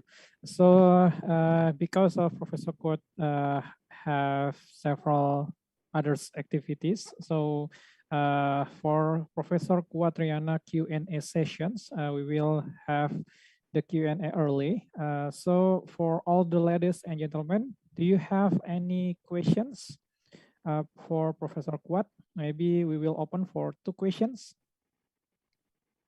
If you have a question, please raise your hand. So I will allow you to ask the question. Okay, we have two people here. So Hiroshi Inokawa, Mr. Hiroshi Inokawa, you can open for the videos and also try to ask the question.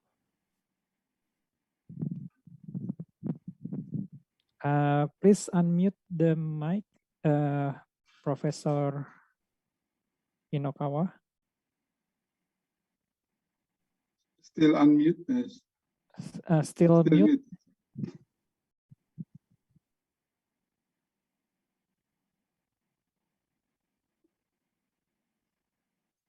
Thank you very much. Okay. Very interesting talk.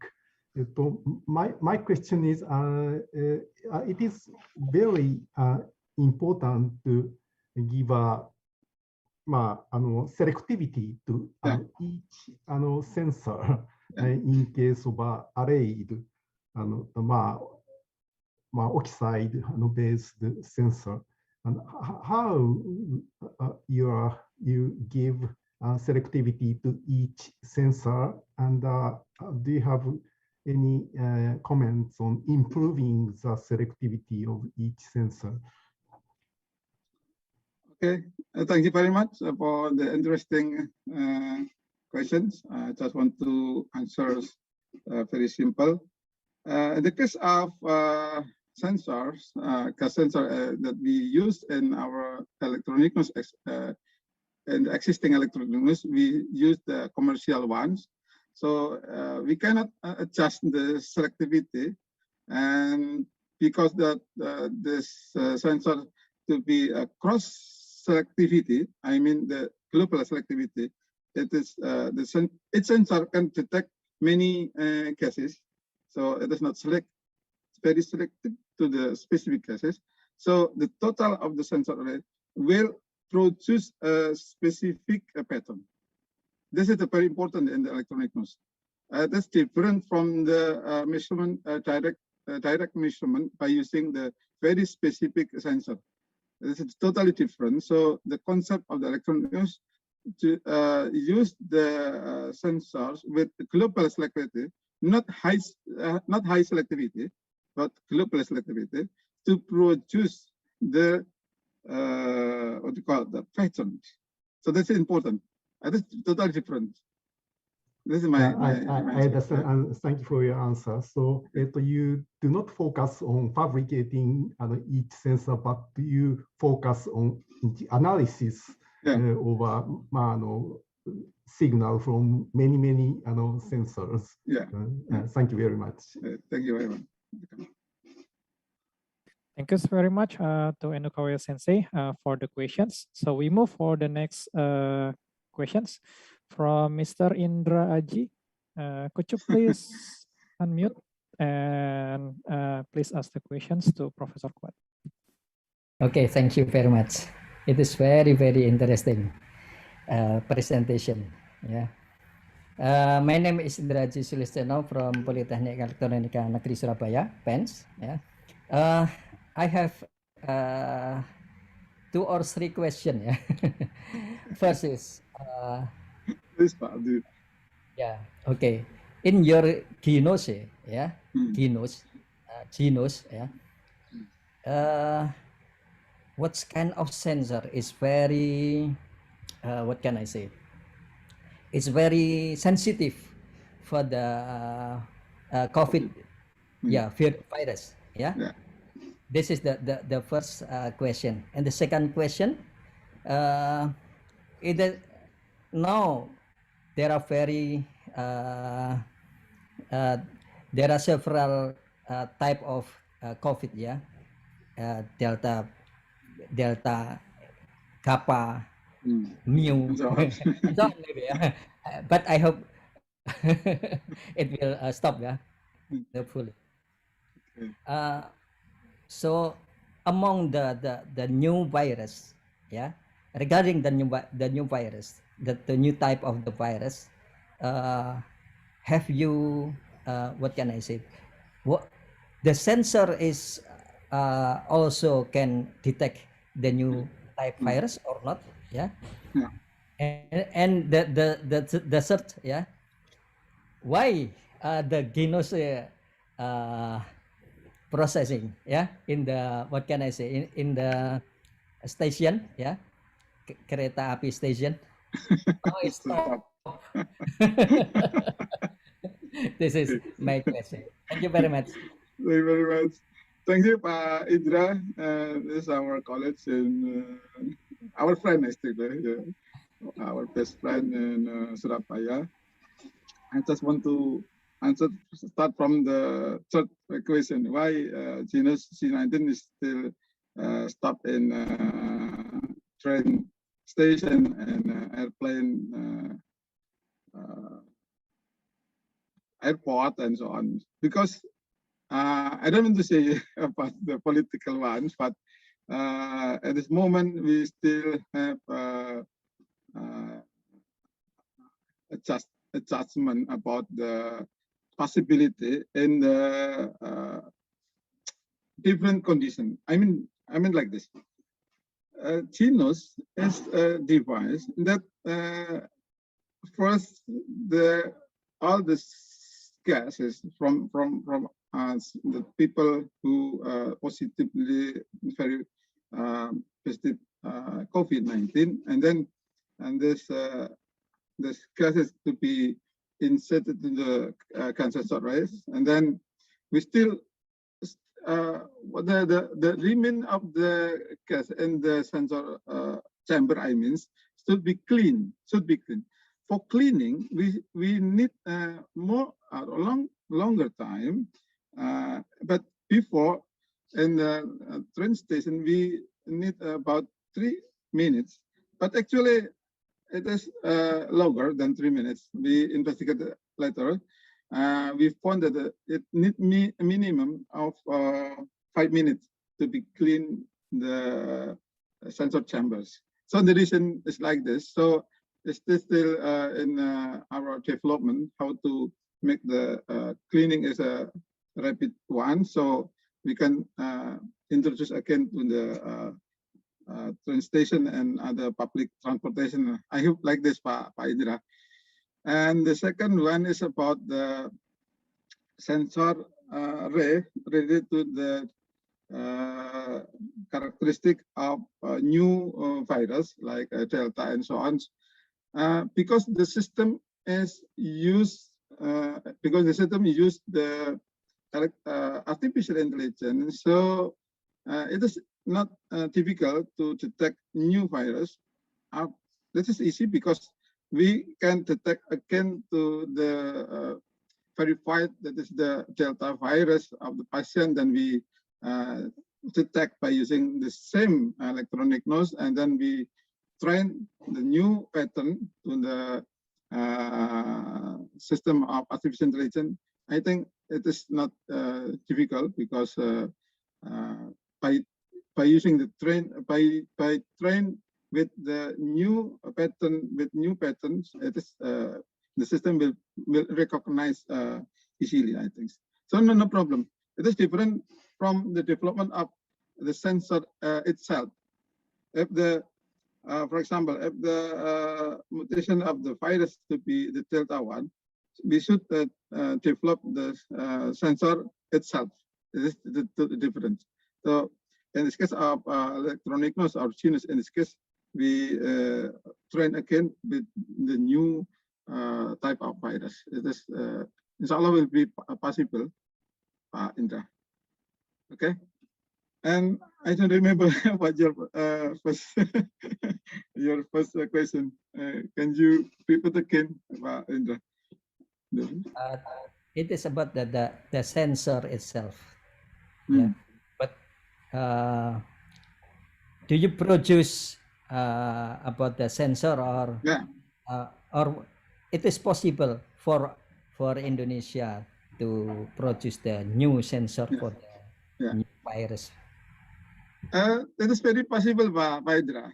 We also fabricating the type of sensor, especially for using the polymer materials, and it is totally different from the metal oxide semiconductor.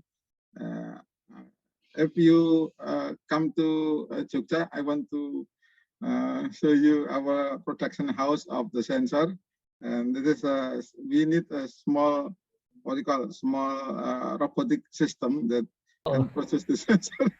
So I invite you to come to Jogja. Thank you very much. Later we can go to the production house of the sensor. So actually Indonesia is possible to produce the sensors, and we also right now invite some sensor producer in Germany to move the product, some production to Indonesia. I hope next year will be possible. This is what I invite you, Pak Indra. Thank you very much, Matur nuwun. Welcome. Okay, thank you very much to Mr. Indra Haji Sulistiono for the questions. And also thank you very much to Professor Kuat for the interesting talk. So I would like to give the certificate from QiR to Professor Kuat as a speaker for the keynote lecture today's. Thank you very much. Yeah. Okay. So this thank you very much to Professor Kuat for the talks. Yeah. So now we would like to move for the next presenter. Moving along to our second keynote lecture. Now the speakers comes from the Faculty of Engineering at Universitas Indonesia, the inventor of COVID-19.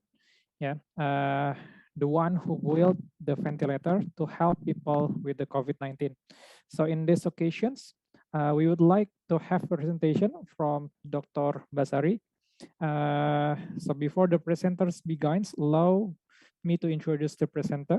So Dr. Basari received Bachelor of Electrical Engineering from Universitas Indonesia in 2002, and then Master of Engineering and Doctor of Engineering from Chiba University in Japan, 2008 and 2011. He worked at Indosat and Telkomsel for 2 years as an engineer in the radio network planning and radio networks operations. Currently, Dr. Basari is a permanent faculty member at the Faculty of Engineering Universitas Indonesia since 2012 and a researcher at Research Center for Biomedical Engineering Universitas Indonesia since 2016. Fields of interest include biomedical engineering, diagnosis and therapy, medical imaging, MRI, artificial intelligence, application for healthcare, and wireless wearable medical system.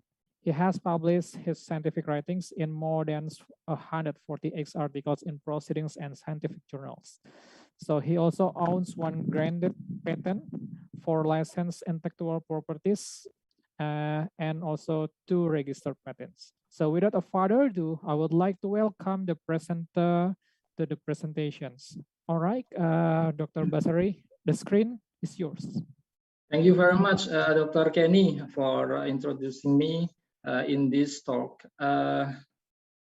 Please let me know to share screen. Okay, I think this is my screen now. Is going. I would like to slideshow. It's okay. It's so in the screen for the slide, my slide. Yes. Okay, thank you very much, Dr. Kenny, for a chair in this keynote speech session. I'm very glad to share our research, and very thankful to Committee of the Quality and Research to invite me in this talk. Okay, actually, my talk or this is sharing that is about the ventilator Universitas Indonesia, and we would like to talk about the innovation on local product for medical devices resilience in Indonesia, especially with focus on the ventilator UI or Universitas Indonesia. I am Basari on behalf of research team on ventilator UI from Biomedical Engineering Universitas Indonesia. Let me to start of this talk. Okay, the contents of this talk is I would start from the introduction, including background, what's the background of our research and goal of the research, and some activities that already have done in the past, actually in the last year, for some activities about the research activities and the results. And also next we updates of the current situation and the future works of our works to make sure that the research is sustainable. And I would like to conclude some closing remarks in the last slide. Okay, we are going to introduction. Before to enter to our talk, I would like to introduce about the biomedical engineering. Maybe you have already known about the biomedical engineering, that this is multidisciplinary field, and the engineering includes some of the fields, many of the fields like biomechanics, the biomaterial, robotics, medical robotics, or tissue engineering, stem cell, etc., and even imaging. So this is a multidisciplinary field and maybe new in Indonesia. So once the biomedical engineers are done, that the biomedical engineers actually apply some of related principles of the engineering, like electrical, mechanical, chemical materials, optical, and others related engineering to understand, to modify, to control of the biology, especially for human being system, as well he or she design and manufacture of the product. The product is can be a monitor of physiologic function, and also assist of two kinds of the application, maybe for diagnosis, maybe for treatment of the patient. Okay, this is the world of biomedical engineering. There are several and many of the fields, as earlier I mentioned.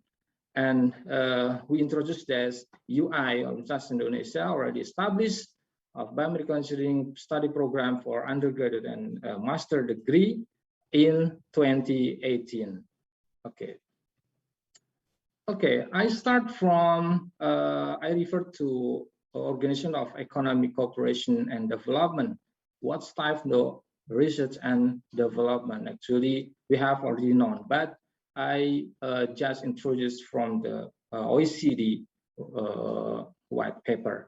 And actually, this type is, there are three kind of the types of R&D.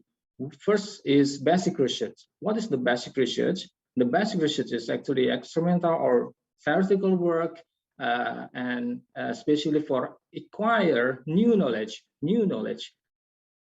by underlying foundation of the phenomena or observable facts. And the key point is without any particular application or use in view. But actually, basic research can be two kind of the basic research: pure or oriented. Pure, it means without any seeking to apply result to any special problem. But oriented is mean its solution may be can be expected to be applied in the future for some problems. And the second one is applied research. Applied research is investigation that's same as the basic research to acquire new knowledge, but here primarily towards the specific or practical aim of the objective on the research. And so the possible of application of the applied research can be a product, operation, method, or system. And the last one is development research. Development research is more systematic work, drawing and knowledge gained from research and practical experience by producing additional knowledge, and directed to producing new products, process, or just improving the existing product or process. Okay, because research is actually closely related to the innovation. So we would like to just introduce the innovation. Okay, innovation, I referred to Professor Roberts from MIT, that innovation, he said, innovation is equal to innovation times commercialization times. So it means if there is no commercialization, it cannot be said innovation, because just innovation is take zero. You can argue for this kind of a formula, but this formula is foster often the MIT to become more valuable university in the world, to produce some innovation to become commercialized in the world, and the revenue is very high in the MIT because of the innovation.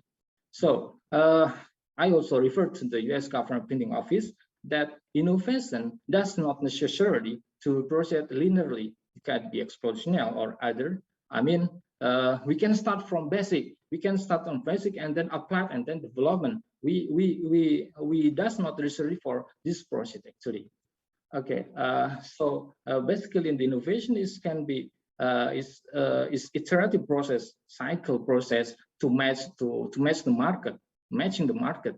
What we have of the technology capabilities, and then we conduct research to fill gaps in the knowledge, whether in the some phases of the innovation process, either conception, product design, or manufacturing, marketing, and other phases in the innovation process.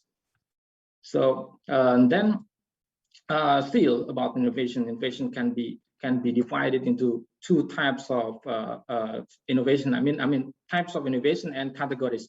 Types of innovation, there are several types of innovation, such as technological innovation, and can be process innovation, business model that currently is very booming because there are many startups here introduced about the innovation of business model, his business model. And the categories of innovation can be disruptive.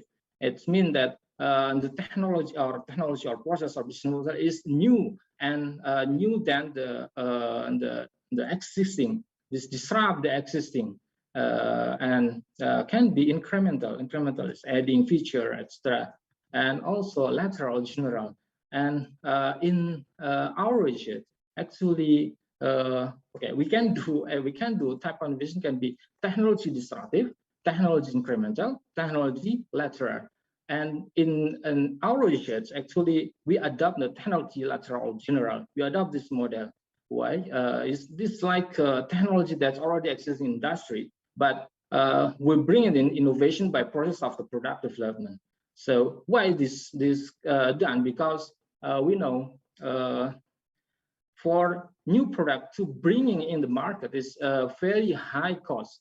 It's very costly. I took from President University that even in US and Japan, it's about more than 80 or 90% is cost come from to product this new product.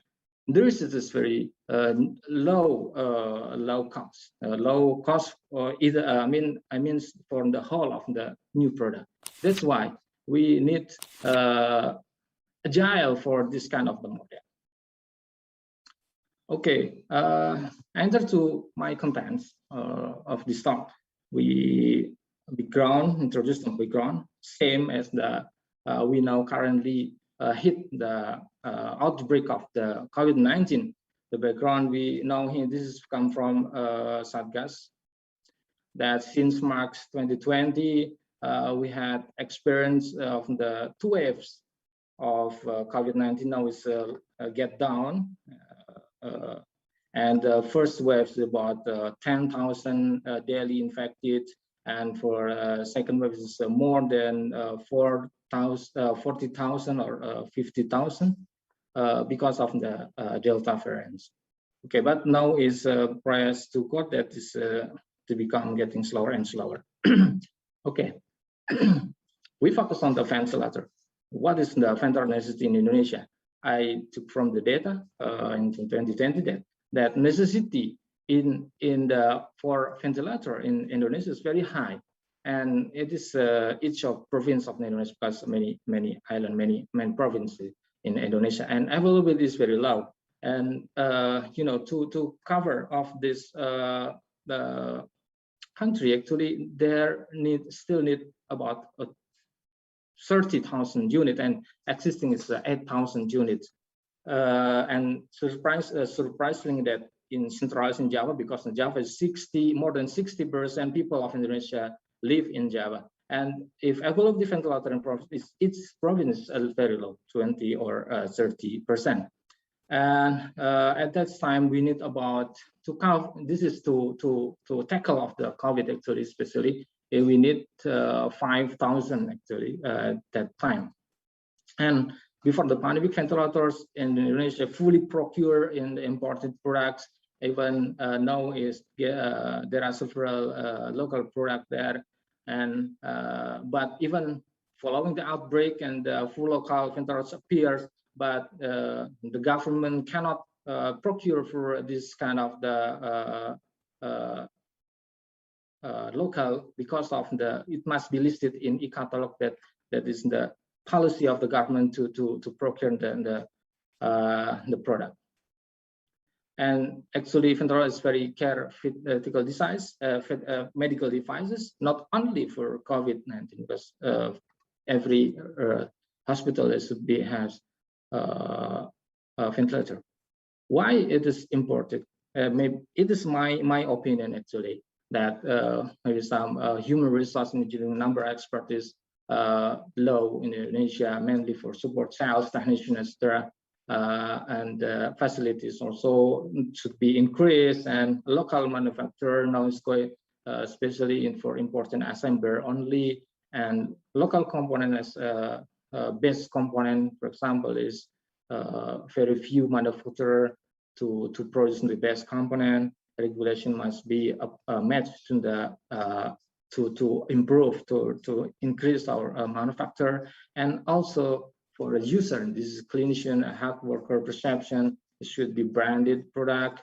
Its new product is maybe it's difficult to find for branded or violent product. That is my opinion actually. And but in this year, it's very important, and this quote from President of Republic Indonesia in State Speech August 16, 2021. He said that the resilience of the drugs, vaccines, and medical devices industries still becomes a crucial weakness that we must solve. That's point. It must be trigger us to make a strategy. This is come from Ministry of Health actually. Minister of Health told us that strategies is like knowledge and technology transfer, qualified human research, and in this case must be in competency increase in biomedical engineering, and also integrated R&D ecosystem. And we well known about this triple helix between amongst industry, government, and academics. Okay, goal also of this research actually, we want to develop a standardized emergency transport ventilator. And what is in the ventilator? Maybe you have already known as very clear about the ventilator, but we want to make sure that the ventilator is life support actually, life support or medical devices for life support to provide breath assistance to make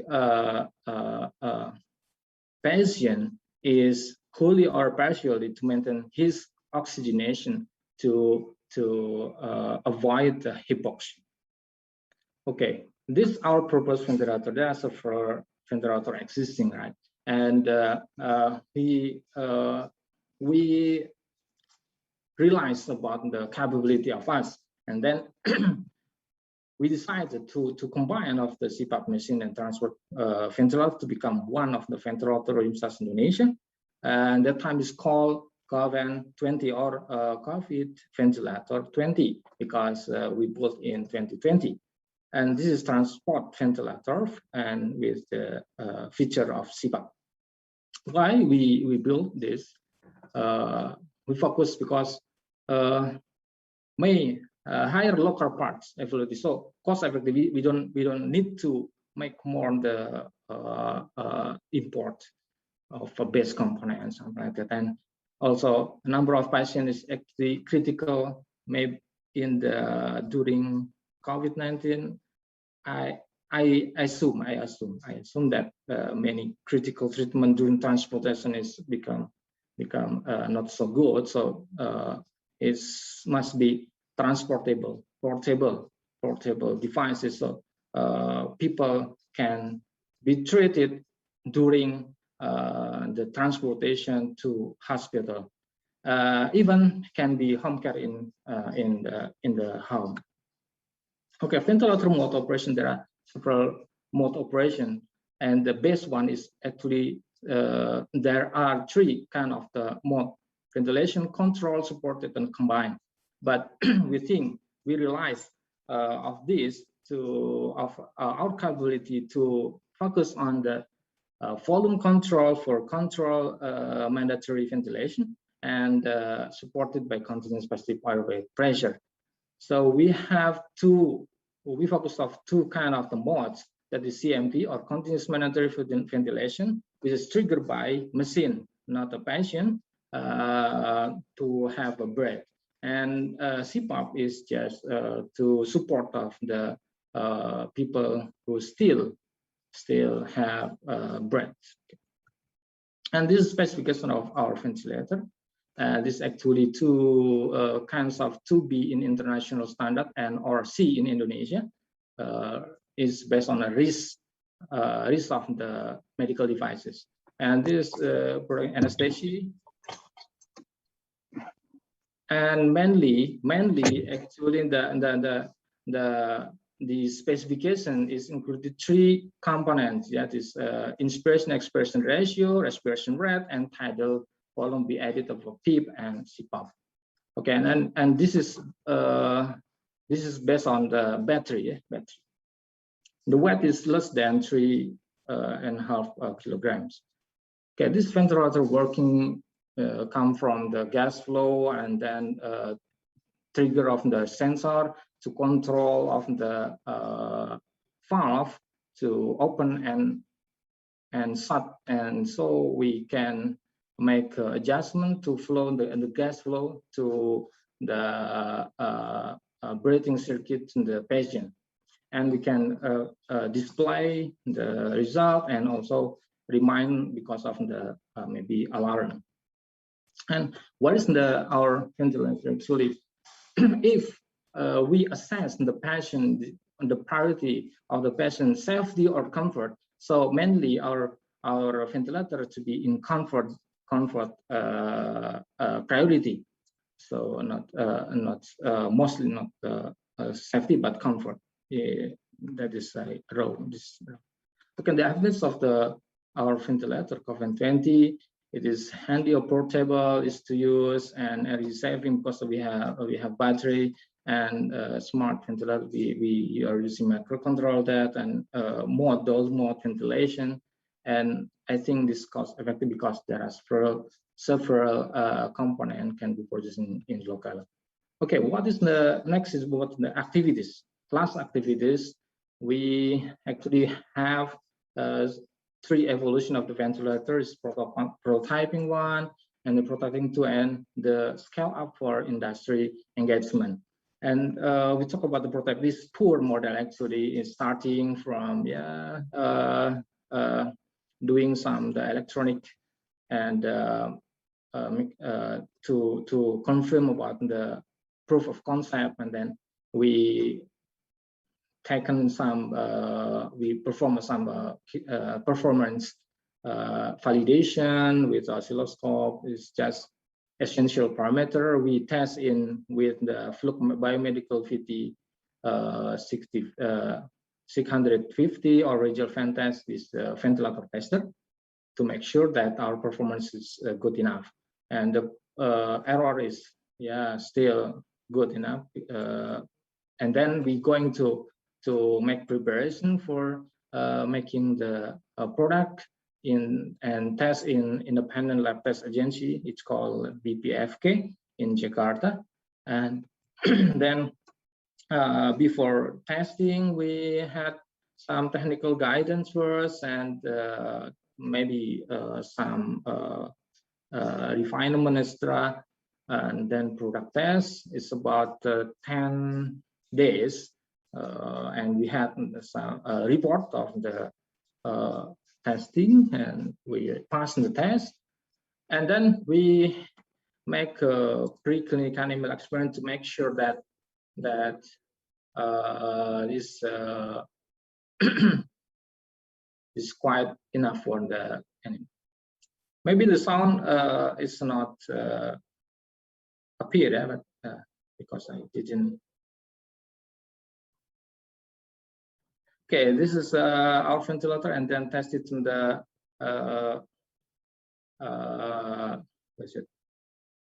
lungs of the pig here, and we can make oxygenation of the lungs in pig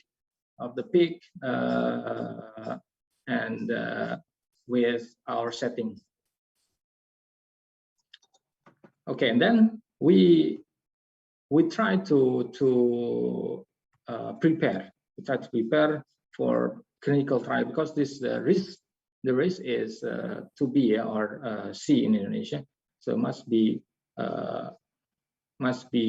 validated in clinical trial. And then we make some units for clinical trial, and we make a group to assembly process for clinical trial. We preparing like electronics, preparing some of components, and we are learning to how to build or fabricate the unit. Is very tough actually at the time, and we have learned that this is handmade actually. Handmade of our team is very good to prepare of each of the component to be fabricated with good one, and we test the result after modular engineering and covering in the box or the casing, and then we check the ventilator with the ventilator tester. And if we good, and then going to clinical trial, we are going to Cipto Mangunkusumo Hospital and Universitas Indonesia Hospital and Persahabatan Hospital in Jakarta Timur in East Jakarta. We test being helped by medical doctor for some testing in two kind of mode, CMV mode and CPAP mode. Okay, and then we present of the clinical trial to Ministry of Health, and we pass of the clinical trial, and we have is called marketing license from Ministry of Health. And then we make scale up for prototyping. We make a scale up prototyping. We make better of the type of the packaging, because we need to product in industry. We engage some industry to make technology transfer to them and how to proceed this industry to product our prototype from this small line product, and then test, and then delivery, and then calibration, because in medical device must be calibrated every year, and before delivery also, and we make sure that this quality control of our product. Then we deliver. After delivering, we made training to some health workers in the hospital, or even because of the pandemic, the limitation of the move, we make online, something like that, or even on-site training to the health workers to use our product.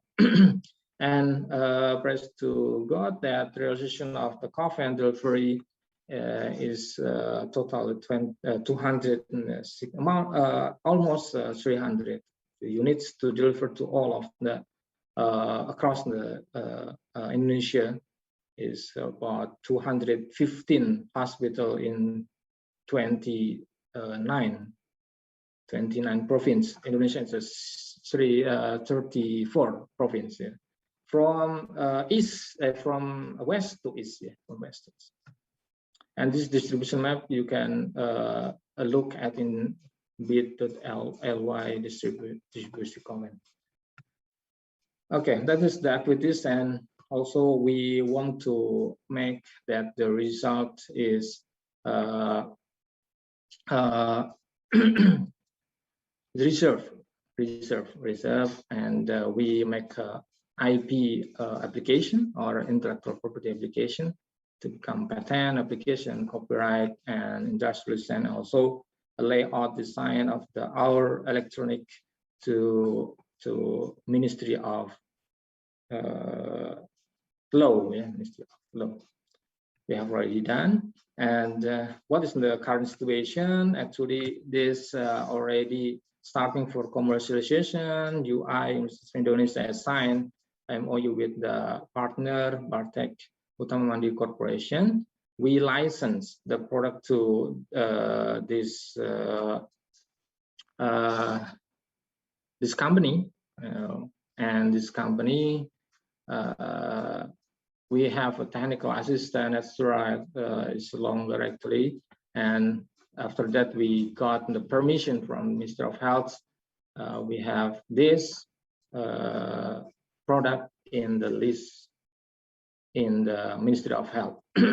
Then this agreement and some technical preparation for product commercialization in the market, and up to now, Alhamdulillah, this is listed in e-catalog that I earlier mentioned, that if the product not listed in e-catalog of the government, Indonesian government, so this product cannot be procured by government. So that's why we need to list in e-catalog to make sure that the medical devices can be procured by government. As you know, that the main of the medical devices in Indonesia, more than 80% of the expenditure of the medical devices is come from government of Indonesia, not the and about 20% is come from I mean a company. And we have already sent to the commercial product to Ciamis region government in West Java, for ambulance segment, because our ventilator actually basically is suitable for ambulance ventilator. Okay, and in the future we would like to make agile design and development. This I took from Inokas Medical, that to shorten the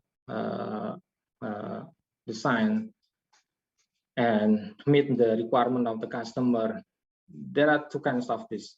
This is a concept. This is the concrete, I mean realization. So maybe some need concept more than the realization, because the realization is just realize of the concept. But sometimes if we realize and then back to rework because of rejection, and this kind of like a cycle that maybe cycle again. After some time design is freeze, and then after that we can follow up to development, and then freeze again sometimes. So this takes time, but with this agile design maybe is shortened to the development of the medical devices, because we need to make a feedback from the user, I mean health workers or customer here, because this is, and the medical device is different from the end user product. Is different because there are cycle there. Okay, I would like to close in this talk that to create innovation in product development, you need to have you must have innovation first. And if you have innovation, if you want to make innovation, try to commercialize of your invention. And if innovation actually can be realized by some conducting lateral or general technology as existing in industry and matching the market even, but here you must make sure that your technology capabilities is met in this this product. So but don't be avoid that.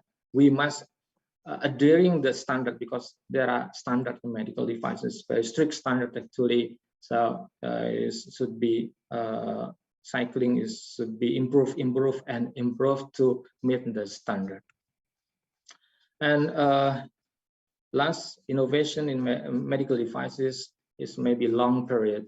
We must work in consistent work, and team maybe not only one discipline of the field. Multidiscipline is expected, and we must patient to do this and focus on the main goal of our work. So this maybe can be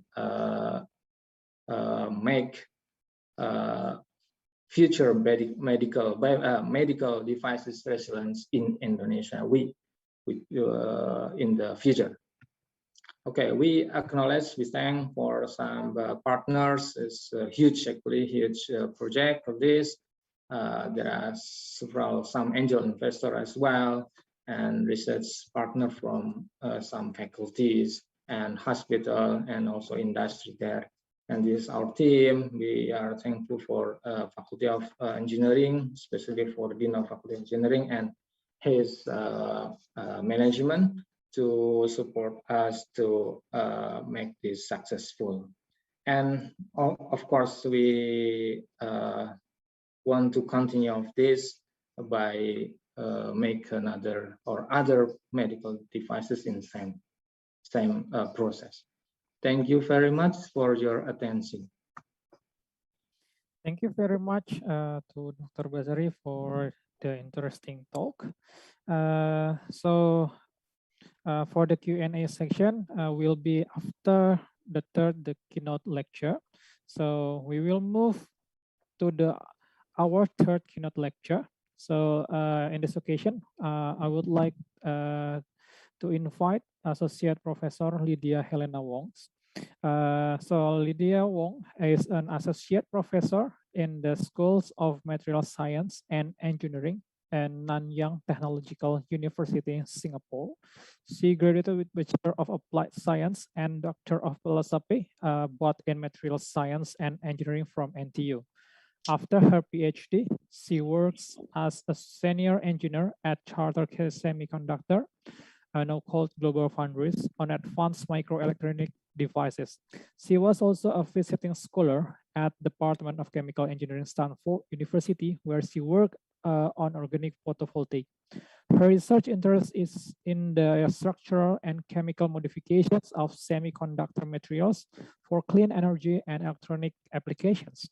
She has published more than 140 publications in international peer-reviewed journals and given invited talks at international conference, particularly in the area of thin film solar cells and solar water splitting.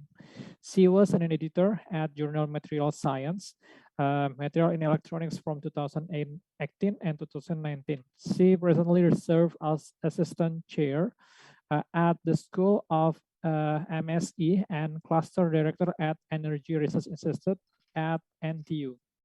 So without further ado, I would like to welcome the presenter, Associate Professor Lydia Helena Wong. The screen is yours. Okay, can you hear me? Yes, I can hear you. Okay, first of all, I would like to thank the organizer for inviting me and for such a nice introduction. Good morning to all the distinguished guests and fellow keynote speakers and invited speakers in this symposium. It is really my pleasure to give a talk in this wonderful conference. I have many good friends in University of Indonesia, and before the pandemic, usually I will go at least once or twice a year to visit my friends and to meet the students at University of Indonesia.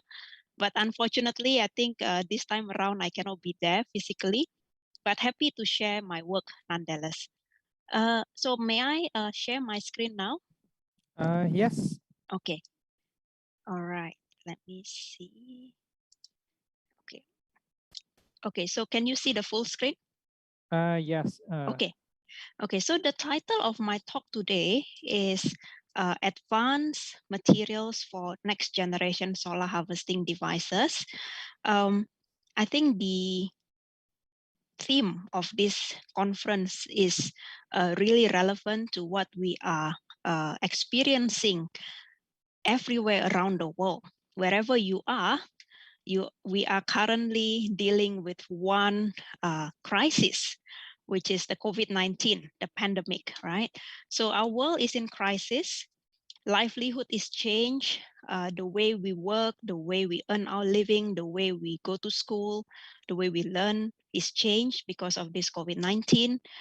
There's unfortunately a lot of death rate and families are separated. But fortunately, science come to the rescue, right? They are faster and more convenient detection. For example, the GNOS that was presented by the first keynote speaker. Now new vaccine is available. So this year, the infection rate has declined. More and more people get vaccinated. People have less restriction to go out nowadays. And if you heard the news, now there are new medicine will be available soon to reduce the severity of the COVID-19 on people who are infected. So COVID-19 will be part of history soon, hopefully, yeah? But after the crisis finish, right, this is not the last crisis we are going to have. In fact, we are currently in the starting of the next crisis, which is the energy crisis. If you read the news, the cost of oil has increases to 7-year high. And there are many power outage in Europe, in China, because there's simply not enough coal or gas produced this year to satisfy the world energy demand. And even after we move over or go over from this crisis, there is a bigger crisis, which is the global warming. The way we burn fossil fuel is warming our Earth and create a lot of heat in the environment. So because of this, the Earth temperature will increase by 5. If the Earth temperature increased by 5 degrees C, by the year of 2100, Jakarta, Singapore, and Beijing will be flooded. So this global warming is very real, and if we do not handle it now, it will be too late. Yeah, and actually, the role of science here is very real, and the scientists who first draw the correlation between CO2 emission and global warming have recently been awarded Nobel laureates. this year, Nobel laureates in physics. So the entire world is recognizing this threat. And one way, so now the questions that we should really ask ourselves is, can we use science to make our planet green again? And one way to do this is by using solar panel. Okay, so basically, if you the potential of solar energy is so huge that if we can cover the entire Sumatra island with solar panels with 12% efficiency, it will fulfill the world's annual electricity need. And this solar energy is widely available and freely available to everyone in this planet. It is not going to be monopolized by certain countries and sold with an expensive price tag, right? So this is really an untapped source of energy. Now, in our own campus, we have installed solar panels on every rooftop that is possible that can be installed, right? There is a 5 megawatt solar panel installation here in NTU. And this is actually the largest installation of solar panel in a single location in Singapore. So if you happen to come to Singapore after this pandemic is over, I welcome you to visit us in our campus, yeah? Okay, so solar cell have evolved from the first generation, which is silicon solar cell, which is widely installed in rooftops and solar farms wherever around the world, including many in Indonesia. The problem with this solar panel is it is bulky and it is heavy. So if you have a chance to try to carry one panel of silicon solar cell, which is probably around 1 meter or 2 meters times 1 meter, the weight is around 25 kilogram, including all the glasses, all the substrate, all the protection layers. And you imagine carrying 25 kilogram of this panel, which is as heavy as your luggage when you travel overseas. You travel, you want to transport this from Jakarta or from Java to Papua. The cost of transportation will probably be 10 times higher than the cost of the solar panel itself. Yeah, so this is really causing a problem for utilization of solar panels in remote areas. The second problem with this technology is because of its bulkiness, the installation is only limited to rooftops or solar panels where you can actually have very strong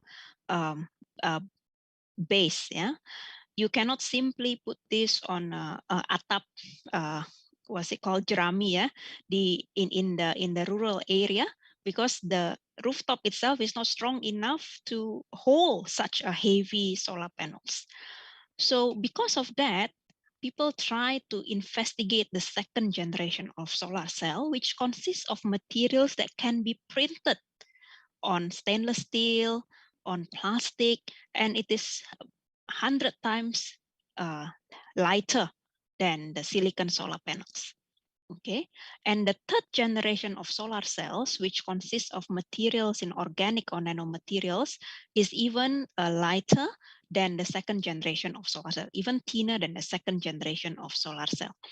So my group have been trying to contribute a little bit in this big scientific questions of trying to solve the big energy problem by investigating different types of materials in the second and third generation of solar cell. And our vision is to develop solar cells that is beyond silicon. Because what we envision in the future is that we should have solar cells everywhere, not only on the rooftops, but also on windows, on bus stop. This is the real bus stop in downtown Melbourne. So if you happen to visit Melbourne and go to this bus stop, these panels are made of glasses with solar panels on the side. Okay, this is installed by our collaborator company based in Australia. Okay, so when we have semi-transparent solar cell, we can also install solar panels on the facade. We can also do it on the greenhouse to power the agricultural electricity. And if we have lightweight solar panels, we can also put it on cars.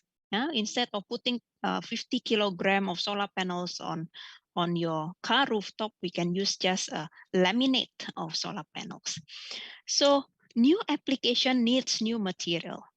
And ideally, what we really want to have is this: high efficiency, stable, low cost, and if possible, non-toxic solar harvesting photoabsorber. So in this talk, I'm going to give a few examples of our work. The first is on an inorganic solar cell made of casterite as well as antimony sulfoselenide. All of this material are made by solution process, so it's very easily done without the need of expensive equipment. You can also try this in your laboratory. And then the second one, I will give an example of our recent work on semi-transparent perovskite solar cells for window application. And lastly, I will show our work on some iron oxide material for solar water splitting. So the one example of materials that we are working on is called copper zinc tin sulfide or casterite. So if you look at the constituents element, this material consists of abundant, which is cheap, and non-toxic material, copper, zinc, tin, sulfoselenide, and many of these minerals are available in Indonesia. Yeah. Now this material has a band gap between 1 to 0.17 EV, which can be tuned depending on the composition. And this nicely absorb the solar spectrum. And according to theoretical calculation, this material with this kind of band gap can have about 30% efficiency, which is as good as silicon or even better than silicon. However, the problem is the best demonstrated efficiency of this kind of cell is only between 12 to 13%. And the problem is because this material consists of 4 or 5 different elements, it is difficult to control the phase purity of this material. If for those in material science, you will be familiar with this phase diagram. And there is to get a pure phase casterite, you need to hit this particular composition spot. So if you move a little bit to the left or to the right or to the top, you will get secondary phases. And when you have secondary phases, usually the solar cell efficiency will decrease. And if you go into the science, the main reason behind the formation of the defects is because copper, zinc, and tin, they have very similar ionic size. Meaning because their ionic size is very similar, if you look at the crystal structure, these 3 ions tend to interchange within each other in the same atomic plane. Yeah? So this is zinc and copper, but zinc and copper also can occupy the same lattice site. And because of this interchangeable atomic numbers, they actually create a lot of defects, which decreases the photocurrent. So the question we ask ourselves is, can we have a defect-tolerant casterite? So naturally, because this problem is caused by the similar ionic size of copper, zinc, and tin, the natural solution to this is to replace this cation with isovalent cations with distinct ionic size. So if we start from copper, zinc, tin, and sulfide, we can actually change copper with silver or lithium, zinc with cadmium, manganese, magnesium or barium. Tin can be replaced with germanium, or dopants have also been reported to improve the efficiency of this material. So our own group have done a lot of studies in different types of materials. Recording stopped. And if you are interested, you are most welcome to check our publication. Okay, so the first example that I will show is this part, which is this is the most interesting combination that we have so far, is to replace zinc with cadmium. The reason is cadmium is much higher than is much larger than copper, so it is predicted to reduce the formation of deep defect, and CCTS or copper cadmium tin sulfide has a stannite crystal structure, which is more ordered compared to CZTS. And we synthesize this using solution process, and we check the crystal structure using XRD and Raman, and we confirm the crystal structure. And then we also collaborate with a theoretical group to calculate the formation energy of the different types of defects in this material. And the conclusion is that when we have cadmium inside CCTS, it is much more difficult to form defects in this material compared to in CCTS. So theoretically speaking, this material will have less defect than CZTS. So we check this using optoelectronic characterization. So this is our external quantum efficiency of CZTS, the blue color versus the CCTS. We show the sharpening of the EQE, which indicate less defect at the band gap edge. The PL intensity, photoluminescent intensity, is much higher. We even observe a band-to-band transition. The minority carrier lifetime for CCTS is also almost 10 times higher than CZTS. So all the optical and electronic properties of this material is really enhanced. And this is translated to a very good efficiency of around 8% of solar cell as well. So this is an example of how material science can be used to create new materials for solar cell. Okay.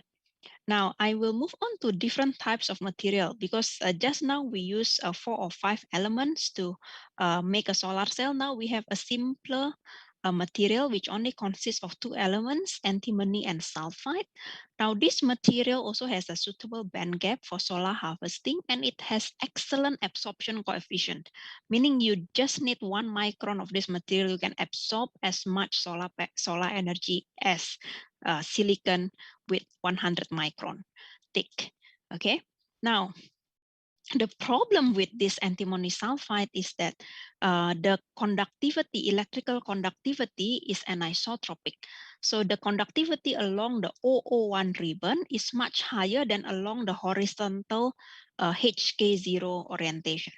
So in order for us to make an efficient solar cell from this material, we need to engineer the orientation of SB2S3 to be vertically oriented. Recording in progress. However, this is not easy if based on our a summary table here, most of the reported high efficiency device is grown on HK0 orientation, and only one last one is HK1. So we try to solve this problem by hydrothermal growth of antimony sulfide on titanium oxide CDS substrate. Okay, and then during the hydrothermal growth, where we include antimony salt, thiourea, as well as cadmium doping, we observe that when we increase the cadmium concentration from 0 all the way to 3%, the orientation of the 001 vertical grain of SB2S3 increases, as you can see from this XRD spectrum. And this correlates very well with the highest efficiency in the solar panels. So at 3% cadmium addition, the solar cell efficiency increases. And we try to understand why this works by doing careful XRD and TEM investigation. We found out that the CDS at the bottom of the SB2S3 actually consists of 2 main orientation, 100 and 002. And the 100 CDS favors the growth of the vertical SB2S3, while the 002 CDS favor the growth of the horizontal SB2S3. So when we have, when we do not add cadmium doping during hydrothermal reaction, and we have equal number of 100 and 002 CDS, we have both vertical and horizontal SB2S3. But if we add enough amount of cadmium, what happens is there is an additional deposited cadmium sulfide on the 002 CDS, and this will block the growth of sp2s3 on this facet. And as a result, we facilitate the growth of vertical sp2s3 on the 100 substrate of CDS. However, if we add too much of cadmium, the new cadmium sulfide will cover all the Cad sulfide and resulting in all horizontal grown sp2s3, and this will reduce the efficiency. So with this technique, okay, so we also show the evidence using TEM, high resolution TEM. We managed to improve the minority carrier lifetime of sp2s3, showing that the vertical orientation is indeed better and the efficiency is improved to 6%. Okay, so knowing that we can control the vertical growth of sp2s3, we try to expand this to sp2sse3 with sulfur selenium, which has a much lower band gap than sulfur and potentially higher efficiency. So in this case, we change the composition of the bottom layer to include SnO2.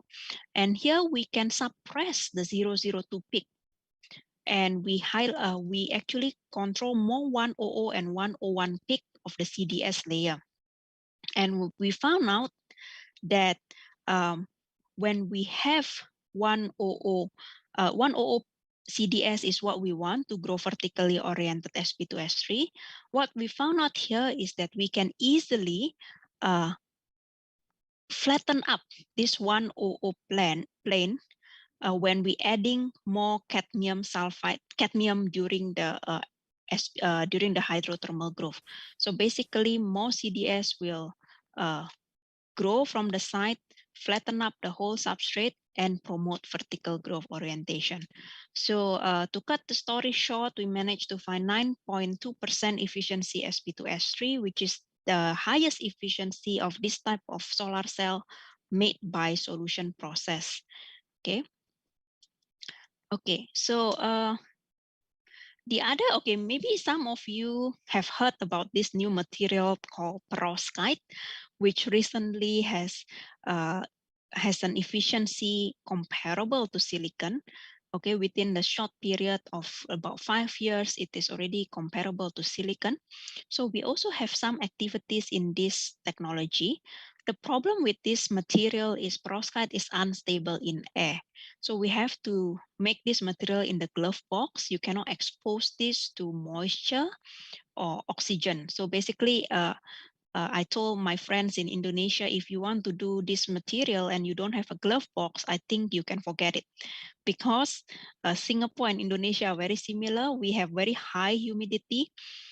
So we cannot have a working perovskite solar cell outside the glove box. So in this work, we are actually using copper sulfide based whole transporting layer to improve the stability, long-term stability of this perovskite layer. And the way we do this is by taking advantage of the strong lead sulfur bond.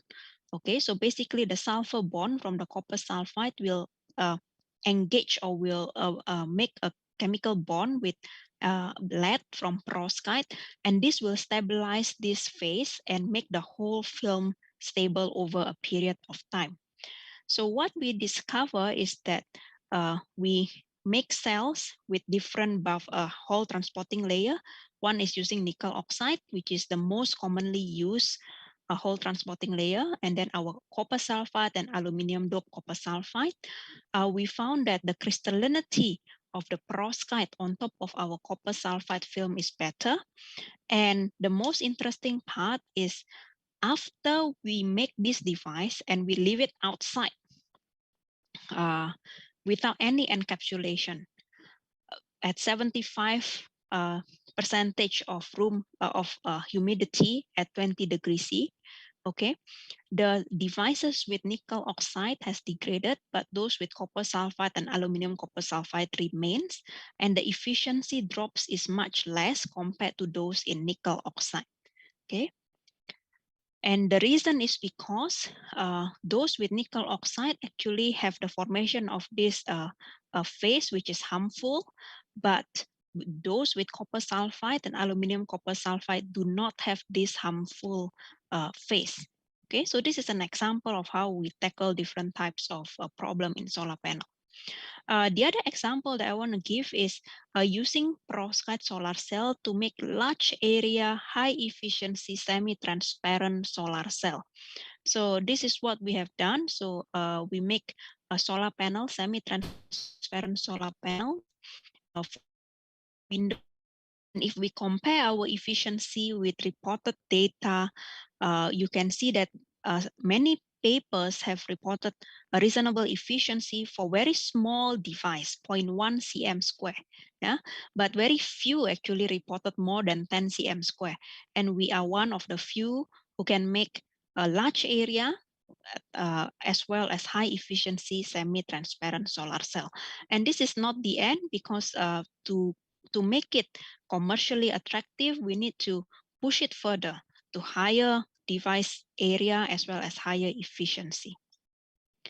Okay, so now I will move a little bit. I will change the topic a little bit from solar panel to solar to hydrogen conversion, because if you realize, actually more about 24% of CO2 emission is caused by transport.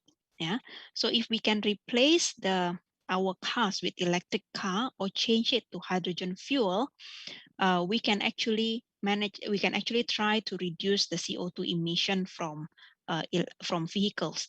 One way to do this is by trying to mimic the natural photosynthesis, where in the plants we actually convert water and carbon dioxide into oxygen and carbohydrate. So we can do this in a process called water splitting. In this area, we can do this in 3 different ways. We can use a particle photocatalysis, where you actually disperse photocatalytic particles in water and then shine light and then generate oxygen and hydrogen based on the water splitting reaction.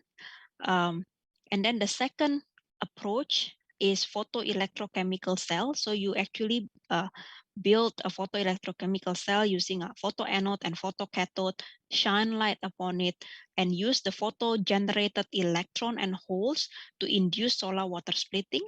And the last technology is to use photovoltaic cell, solar cell, to generate enough voltage to drive the reaction at anode and cathode to split water into oxygen and hydrogen. So you can use a duct catalyst for oxygen and hydrogen evolution reaction. Now, this technology, the photocatalysis technology, has the benefit of simpler design and materials, and potentially lower cost in the long term, but it is challenging to have a scale up and high efficiency. However, as you move along this, okay, the photovoltaic and electrolysis tandem cell produces higher solar to hydrogen efficiency, but it is more expensive because you need solar cell as well as expensive catalyst for all oxygen and hydrogen evolution reaction. So in our group, we mainly focus on the 2 technology, B and C, okay, and I just give you a few examples. So we use oxide-based material for photoanode as well as a CZTS for photocathode. So CZTS as a good solar panel material is also good for solar water splitting, but the problem is it is quite unstable in water because the CDS layer actually degrades over time. So we collaborate with a group in University of Tokyo to deposit a protective layer of titanium moly alloy, and we managed to show a good solar to hydrogen efficiency using this technology. And we also find out that the main reason for the improvement is because of the fundamental intrinsic properties of this material. And then we also show that we can reduce the overpotential. So that means we can reduce the requirement for the energy needed to drive the water splitting reaction by using silver substituted CZTS. And okay, another part of the solar water splitting that we are doing is on the photoanode side. So we use a material called iron oxide, which is also widely available in iron ore. So this is actually rust. Yeah, it's very cheap and non-toxic, abundant. Okay, the problem with this material is you need to make it nano size, because if you make it a thin film, the electrical conductivity is bad. Only when you make into a nano rods, then the electrical conductivity is good. So a lot of people have tried to increase the photocurrent by using nanostructuring and doping, as well as different types of surface treatment to reduce the overpotential. And our group have also done a lot of things in this material using doping of manganese, tin, cerium, as also surface passivation and co-catalyst. And we have also made a tandem photovoltaic and photoelectrochemical device using this hematite with perovskite. Okay, so many things can be done in this configuration. The other metal oxide that we are working on is vanadate-based material. So bismuth vanadate is another promising material for photoanode. However, about a few years ago, a group in Tokyo, ICE, already reported bismuth vanadate with photocurrent almost achieving the theoretical efficiency. And this is because bismuth vanadate has a band gap of around 2.4 eV, which is not very ideal for solar absorption. So the scientific question that we are trying to ask is, can we reduce the band gap of this material? And using machine learning high throughput calculation, many groups have predicted different types of vanadate. And our group have tried to synthesize some of them. And the most successful one that we have is iron vanadate. Okay, now most recently we try to use high throughput synthesis using inkjet printing with a high throughput electrochemical measurement to quickly find which dopant and which concentration will be the best combination to make a high photocurrent photoanode. And this is reported in Solar RRL. If you are interested, you can try to look at this publication. Okay. Okay, so I think to close, the question on trying to design and discover photoabsorber for solar cell, solar water splitting, solar to hydrogen generation with superior quality is still needed. We need to have all of this combination of materials, because we do not want to stop at silicon. We need to find the next best solar panel. And this requires an interdisciplinary research, including theoretical prediction, machine learning, high throughput experiment and characterizations, electrical characterization, as well as we also need to have smart devices that optimize energy usage and promote renewable and sustainable energy. So I will be happy to collaborate with anyone from the audience. My own group actually focus more on printable semiconductors. So all of the materials that I've discussed today is made by solution process, either spin coating, spray coating, or hydrothermal synthesis. And I tune the optoelectronic properties, also the nanostructuring, to make either solar panels, semi-transparent, flexible solar panels, as well as solar water splitting devices. And these are my group members whose work have been featured in this presentation. So we have a lot of members from different parts of the world. We have from Singapore, Indonesia, Malaysia, China, India, Vietnam, Egypt, we also have, and we have also hosted many exchange students from Europe. These are our collaborators, and we have many more. And with that, I would like to close with this reminder that the future of our planet is in your hands, and science is not limited by area is not limited by geographical position. Anywhere you are in the world, you can try to solve scientific problems. And with that, I'd like to thank you for your attention, and I'll be happy to take any questions in the next session. Thank you. Okay, thank you very much to Associate Professor Lydia Helena Wongs for the informative and interesting talk about the photovoltaics, the third generations photovoltaic, and the application of it, and the use of the materials to construct the photovoltaic. So all ladies and gentlemen, now we come to the questions and answer section. There will be first session for around 3 questions. So don't forget to raise your hands, and then after that, I will allow you to ask the question directly. Anyone who want to ask questions, please raise your hands. So we will open for 3 questions.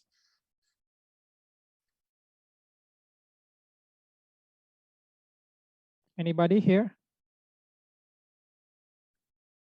Okay, so maybe I will ask the question first. Yeah, maybe to Dr.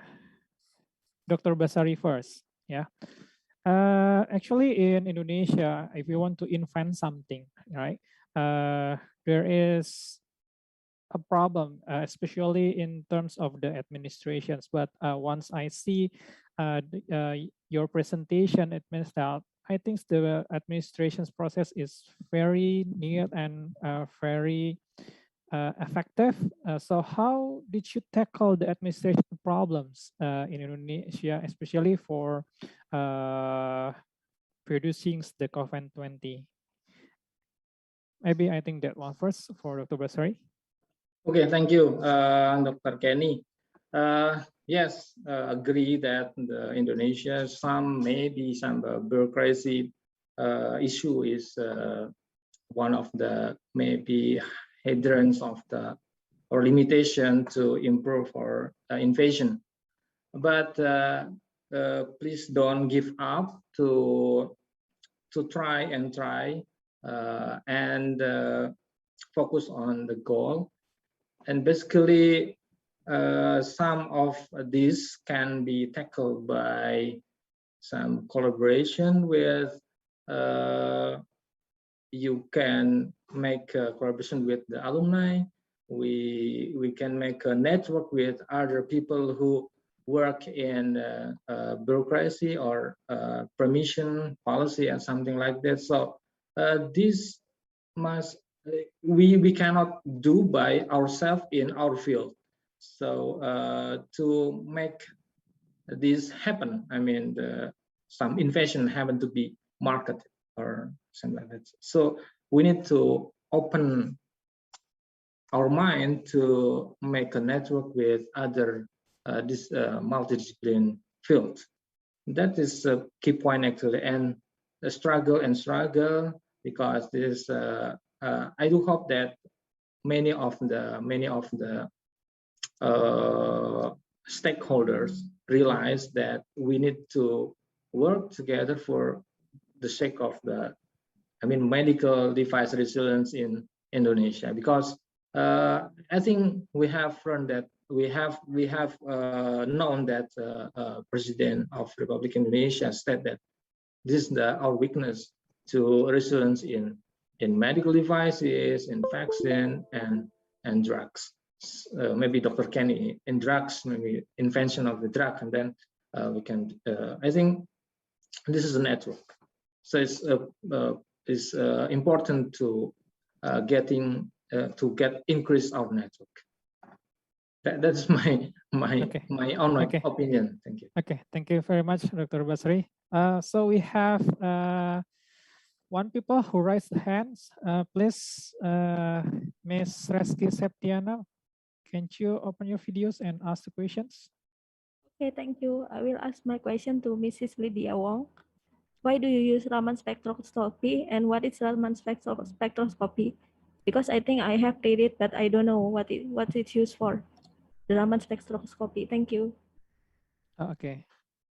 Okay, so we use Raman spectroscopy to actually identify molecules with Raman vibrations. So the benefit, the reason why we use Raman in our investigation is because for this, our material, right, we have 4 elements. When we check the crystal structure using XRD, sometimes we have overlapping peak. So ternary phase and quaternary phase, sometimes we have overlapping peak. So we cannot really identify all the possible secondary phases only by using XRD. So we use Raman as a complementary technique to help us identify which of these secondary phases are available. And Raman is also good to identify amorphous material. So XRD is only sensitive for crystalline material. If you have amorphous material, you cannot detect. So we can use Raman to help XRD. Yeah. Okay, thank you, Ms. Lydia. Okay, thank you, Ms. Reski Septiana, for the questions. So we have another question in chat. So Mr. Marcus Gartier, could you please ask to Ms. Lydia directly the questions? Cannot? Okay, I will try to read the questions. So this question is to Ms. Lydia. Indonesia is a large area. Problem of global warming is various depend on locations, such big city like Jakarta and Bandung. What kind of type of solar cell generations which comply with the Indonesia condition? A very good question. So big city like Jakarta is very dense. We don't have many lands, right? And now more and more people are coming to Jakarta. There are less building as well. I think sooner or later Singapore will have, Jakarta will have the same problem as Singapore. You may not be able to find landed house anymore. Everyone will just live in apartments, right? So the problem with this high density metropolitan city is you don't have enough rooftop areas. So we can try to install solar panels in all of the rooftops, and we can use silicon solar panels for this, but it will not be enough. The energy consumption in big cities are much larger than what we can supply using solar panels installed on the rooftop. So the future solution for this is, can we also install solar panels on the building site using building integrated photovoltaic? Now, this is an emerging field, okay, because it is not easy to just buy a silicon solar panel and stick it on the building site, on the side of the building. Yeah, remember, it's very heavy. So imagine you want to stack 10 pieces of solar panels, 25 kilogram each is 250 kilogram in a high-rise building. You need a special structure just to hold this.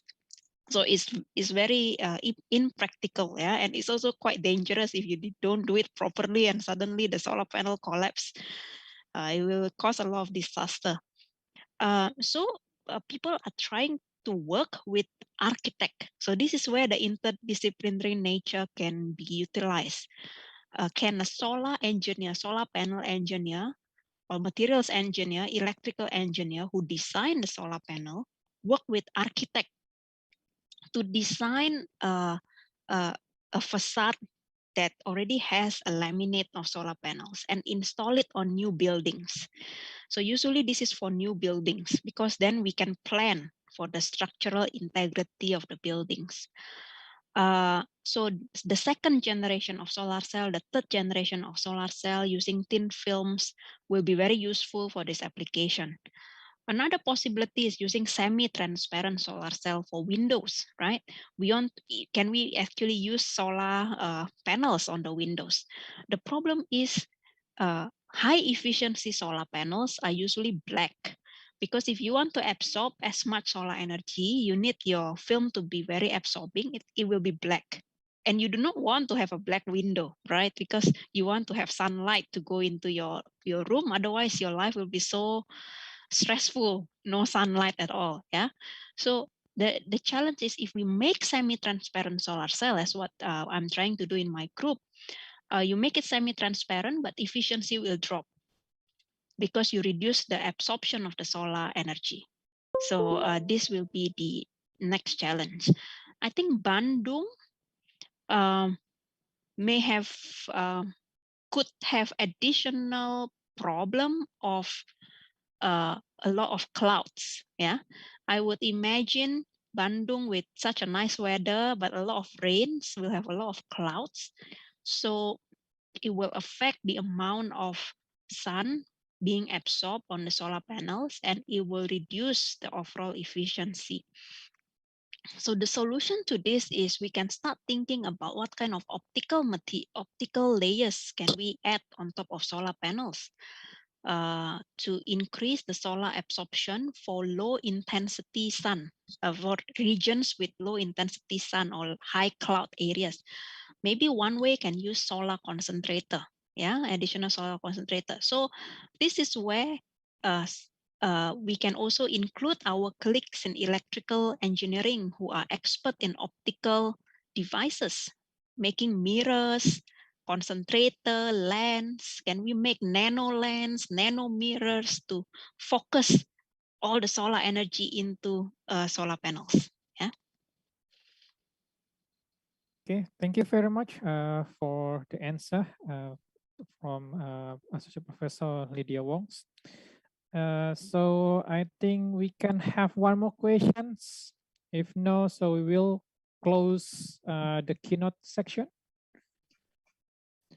Is there any questions? We have in chat again. So I will try to read it. So my name is Faiz. I have some questions as follow. So to Professor Quad, we cannot ask question to Professor Quad, so I will skip this. To Dr. Basari, based on your explanation about future eagle designs and development, how could we combine effectively the simulated and clinical environment to achieve innovative research and products? And to Associate Professor Lydia Wong, what is the most challenging part in generating clean hydrogen and hydrocarbon generations? Based on your expertise, how is the future of hydrogen green vehicle? Okay, so maybe Dr. Basari first. Could you please answer the questions? Okay, yes, I have already explained about the future for agile design and development. Okay, maybe can I share screen again?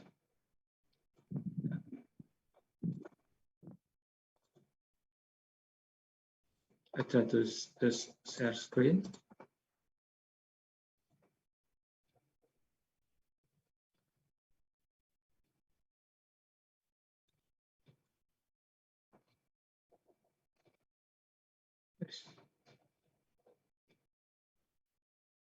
Okay, this slide, I think.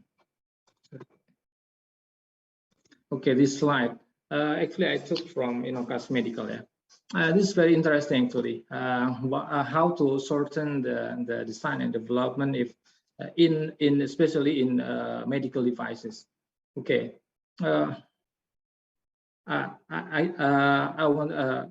like to answer about your interest. Okay, this is, for example, we identify the needs of the customer and the need of market.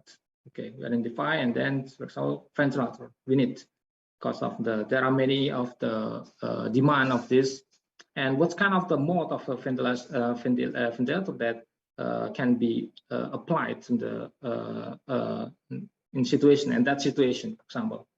And then we make like initial research and do okay, we understand, then we should make a clinical trial on something like that and use in real environment, something like that. So we realized it, and then we realized about the standard. The standard for manufacturing is ISO 13485, I think, and then for safety and electricity is IEC 60601. It's very we must know about the standard. Okay, the standard, how to manufacture the devices and how to test the devices. Also, the devices must be calibrated first before delivering, and then every year we should calibrate this to make sure that the performance is stable every year or something like this. So we know this. After that, we make a concept, right? The concept, and then we have like feedback from the, not feedback, yes, like a questionnaire from the users, something like that, and then we tended to use like this, and then we confirm that this is priorities of the product that we want to produce. We confirm that, and then we make a prototyping. This is short actually. We just, for example, we must have the capabilities of technology. I mean, we search with the expert of this, and then collect. We meet together and make a brainstorm and something like that, and then we confirm this is a good one. Then we make a prototyping cycle, then something like that every day, and then maybe it's reject, and then again, and we avoid to like freezing, yeah, about the design, because design is maybe cycling again. So we should make sure that the design is quite good. And then we simultaneously engage with the because we don't have a company. If we have a company, it's easy, right? But if we don't have company, we must make a partnership with the company. So simultaneously, when we are designing, prototyping, we make a network with the industry to support us. So the design and then can be produced. We can produce by ourselves, or we can, prototype by ourselves, or prototype by the industry. And after industry prototype or our prototyping, and then okay, we must meet with the standard. We test for the product. The ISO 13485, and then the IEC for electricity safety, something like that. We test it, and then we clinical trial. But in clinical trial, we need more. Yeah, we need more effort actually too, because this is the area of medical doctor. So we need medical doctor in this case. If the devices, the medical devices is risk area 1 and 2, we don't need to make clinical trial. We don't need to conduct a clinical trial. Actually, just benchmark to the existing product, and if we match, and then the product can be developed and we can go to the market. So depend on the class of the medical devices. If our product class is 2B, not 2A, 1, 2A, 2B, and 3. 3 is the highest risk. and the 2B and 3 is must be have a clinical trial. 1 and 2A is no mandatory to clinical trial, it's just benchmark. So that is if we focus on the 1 and 2A, so it's faster than the 2B or 3. Yeah. So it's mean we must after we product and going to market, we must going to make a feedback from the user, is good or not, etc. We make a questionnaire or something like that, and then simultaneously we make improvement. Now we are with my teams still going to improvement of the design of the ventilator, and that is I think a key point. So the feedback from the user is very important. Even this is already in post market. So in after market we must do again. We must do again feedback and improve so we can make another product. For example, this is the version 1, and we will going to version 2 something, and we develop to the in market again, something like that. Yeah. Okay, thank you very much, Dr. Basari. So we move to Associate Professor Lydia Wong for answering the questions. Okay, I want to make it short and sweet. Okay. So the most challenging problem to make truly clean hydrogen and hydrocarbon is the catalyst. Currently, we can make hydrocarbon, methanol, ethanol, etc. using copper catalyst, yeah. But the yield is very low. So the cost is high, the yield is low. So we need to find a better catalyst than copper. Hydrogen hydrogen generation can be done using expensive catalyst, noble metal catalyst like platinum, gold, etc. Can we use a cheap metal, transition metal catalyst, nickel, cobalt, etc. to replace platinum, but still make a high amount of hydrogen at low cost? This is the key problem. So the future of hydrogen vehicle, I think there are prototypes nowadays, but I think another key question is how do you ensure the safety of having hydrogen cylinder in your bank, in your not in your bank, in your back car, okay, at the back of your car. Because hydrogen is very explosive, right? So it's also very dangerous. You hear news about battery exploding when you charge your electric scooter. Many fire happening in Singapore because of this. You charge your electrical scooter and then the battery get heated up and then explode and then the whole house is burned. So it's very sad, and this can happen also with hydrogen fuel. So I think the safety aspect needs to be improved for mass production. Yeah. And actually, I just want to perhaps highlight one more message, that many of this research in catalysis, right, hydrogen and hydrocarbon catalysis requires very simple experiment setup.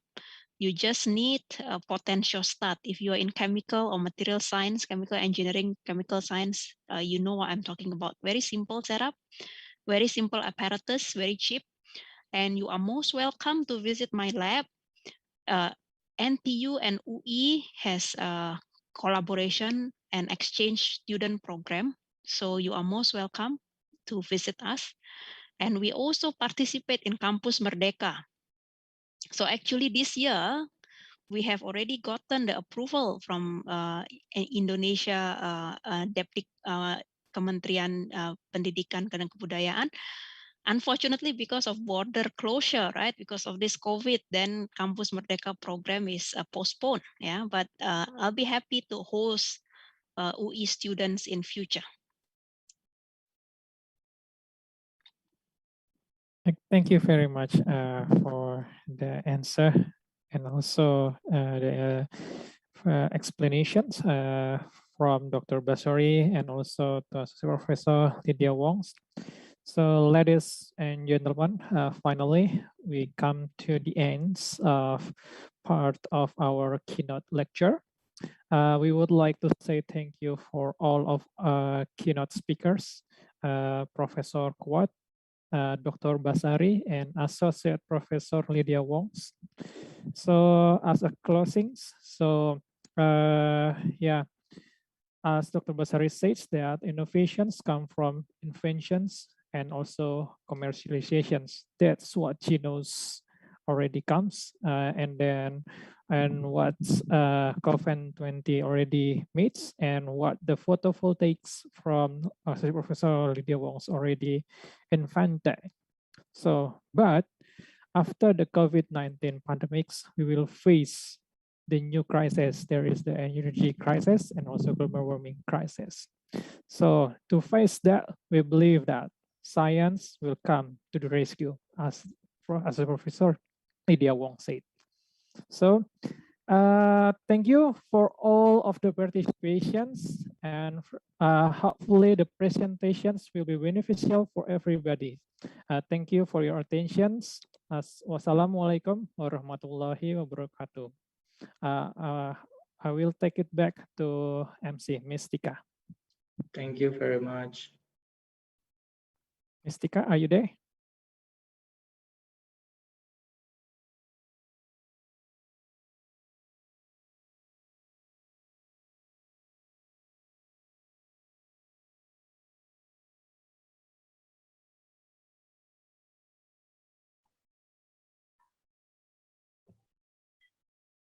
Thank you to our moderator, Dr. Kenny Lisher, and our keynote speakers, Dr. Basari, Professor Kuatriana, and Associate Professor Lydia Wong.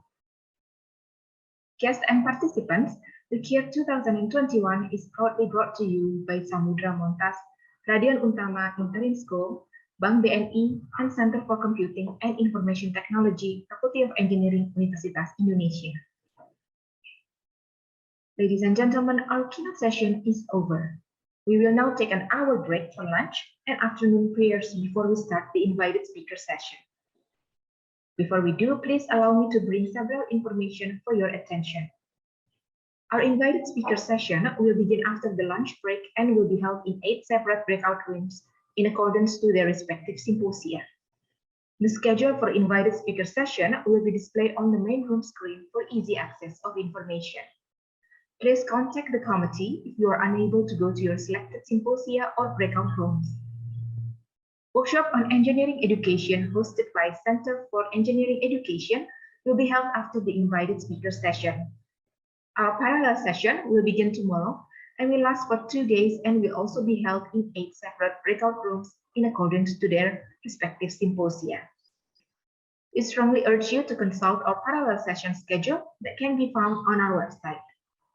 Participants will be able to self-download their certificate through a Google Drive link, which will be announced during the closing ceremony. The committee will also select best paper and best presenter, and the winners will be announced at the closing ceremony. We hope that all participants will be able to join the closing ceremony to celebrate the winners of the best paper and best presenter. Ladies and gentlemen, have a good symposia, and may you enjoy today's invited speaker session, workshop, and the parallel session that we have prepared for you. Good afternoon, stay safe, healthy, and take care.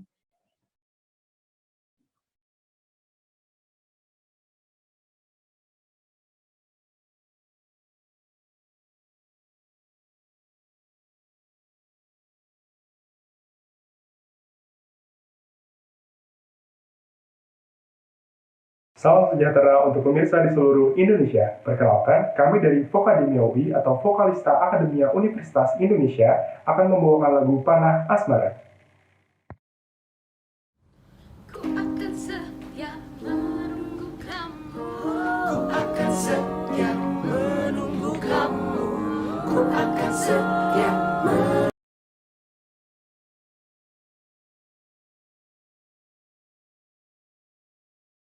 Salam sejahtera untuk pemirsa di seluruh Indonesia. Perkenalkan, kami dari Vokademia UI atau Vokalista Akademia Universitas Indonesia akan membawakan lagu Panah Asmara. Ku akan setia menunggu kamu. Ku akan setia menunggu kamu. Ku akan setia menunggu.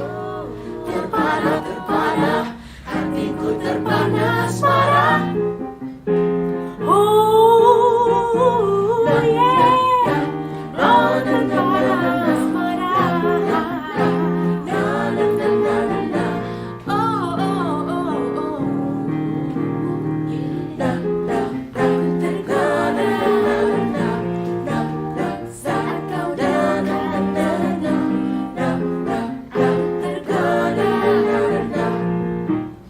Berdebar rasa di dada setiap kau tatap mataku.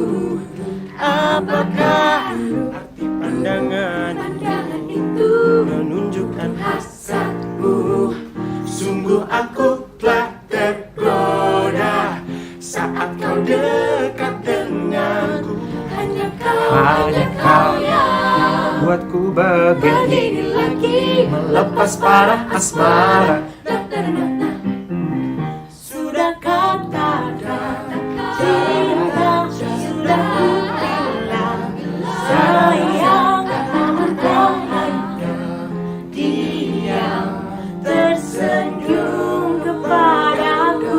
Kau buat aku bimbang, kau buat aku gelisah, ingin rasanya kau jadi milikku.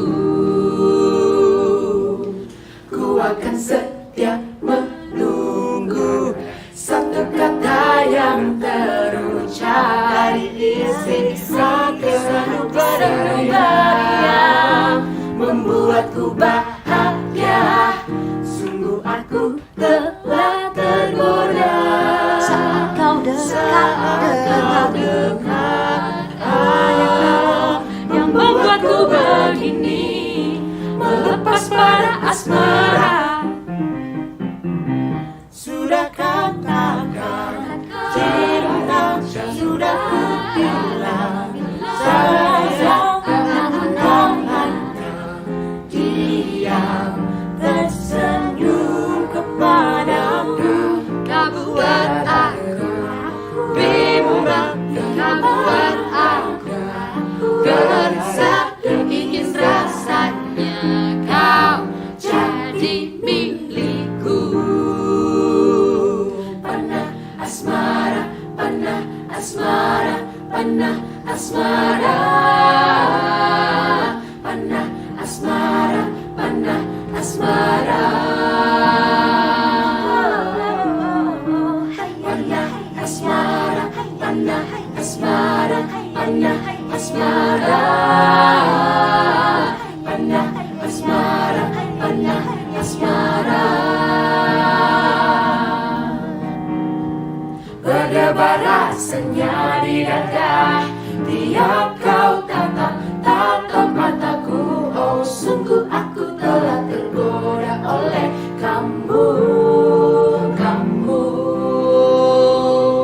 Sudah katakan sudah ku bilang, Namun kau hanya diam tersenyum kepadaku.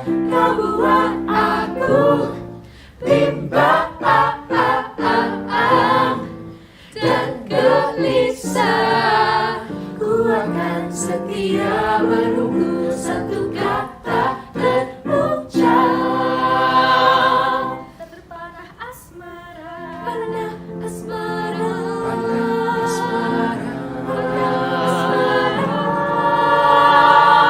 ku terpana kamu.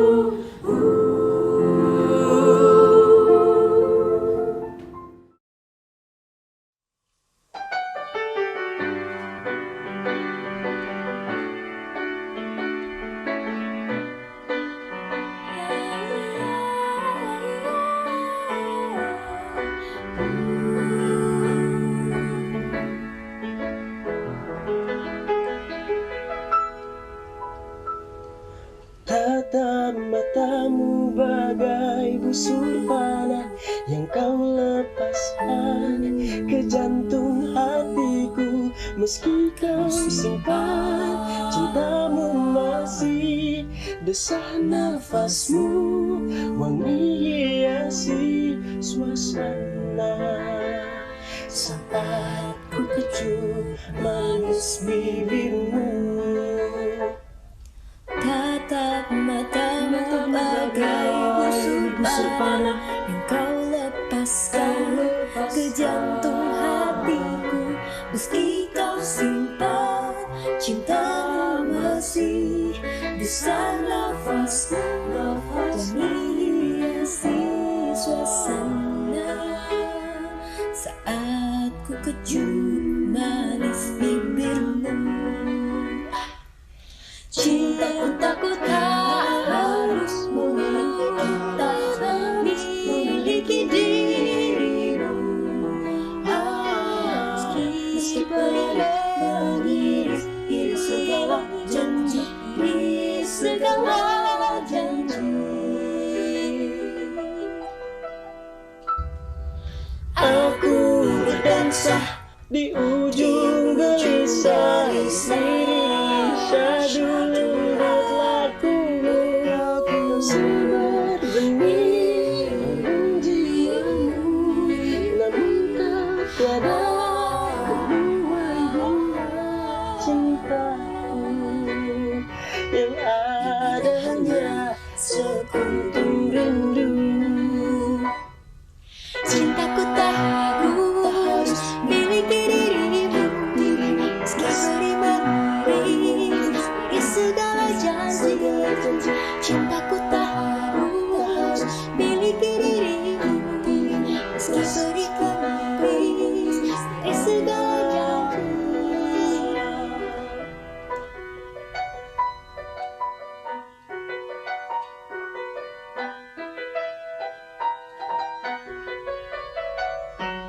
Malam, malam, malamku bagai malam, malam seribu bintang.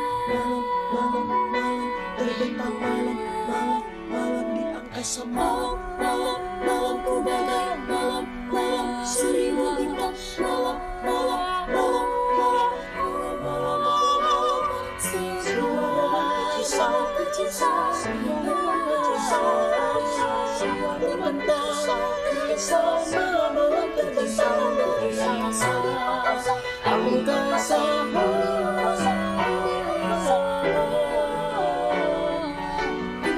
berdansa menghiasi angkasa. Malam, malamku bagai malam seribu bintang yang terbentang di angkasa. Bila kau di sini untuk sekedar menemani, untuk melintasi waktu yang selalu tersaji di satu sisi hati. Malam, malamku bagai malam seribu bintang yang terbentang di angkasa. Bila kau di sini untuk sekedar menemani, untuk melintasi waktu yang selalu tersaji di satu sisi hati.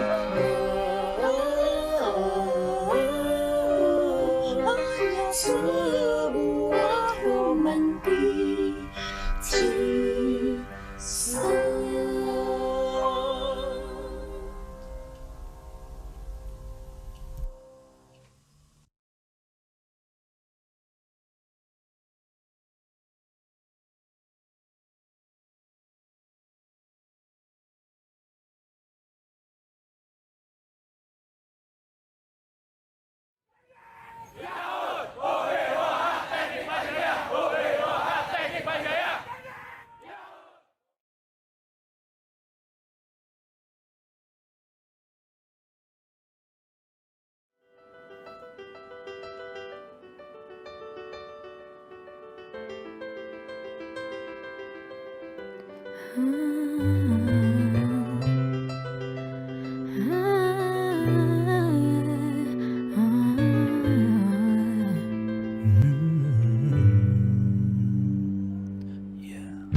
Some people live for the fortune.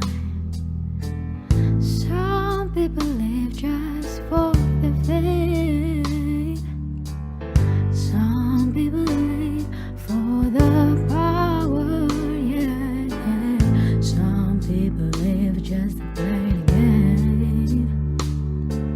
Some people think that if they say how things divide what's within. I've been there before, that lives are more so full of a superficial. Some people want it all, but I don't want nothing at all. If it ain't you, baby, if I got you, baby. Some people want diamond ring, some just want everything, but everything means nothing if I ain't got you. Some people search for the fountain, the promises forever young. Yeah. Some people eat with other roses, and that's the only way to prove you love them. Hand me the world with a silver platter and a white gold. No one to share, and no one who truly cares for me. Some people want it all, but I don't want nothing at all. If it ain't you, baby, if I got you, baby. Some people want diamond ring, some just want everything, but everything means nothing if I ain't got you. Some people want it all, but I don't want nothing at all. If it ain't you, baby, if I got you, baby. Some people want diamond ring, some just want everything, but everything means nothing if I ain't got you.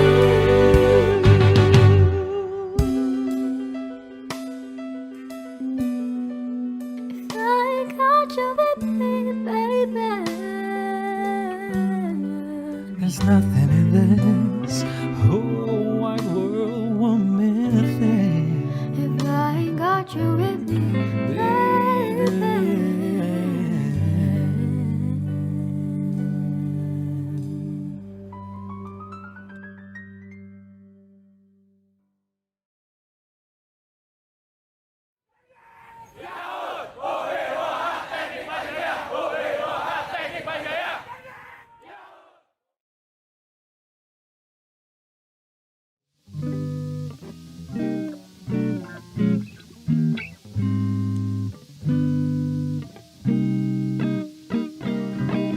I see the crystal raindrops fall, and the beauty of it all is when the sun comes shining through.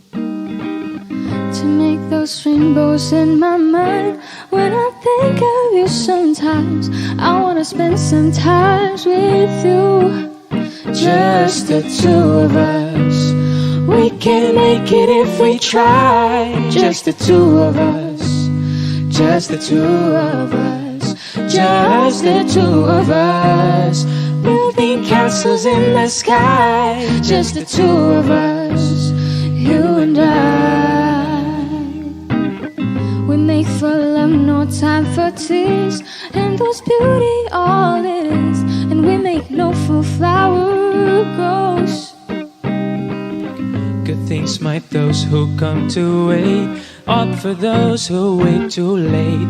We gotta go for all we know. Just the two of us, we can make it if we try. Just the two of us, just the two of us, just the two of us, building castles in the sky. Just the two of us, you and I. I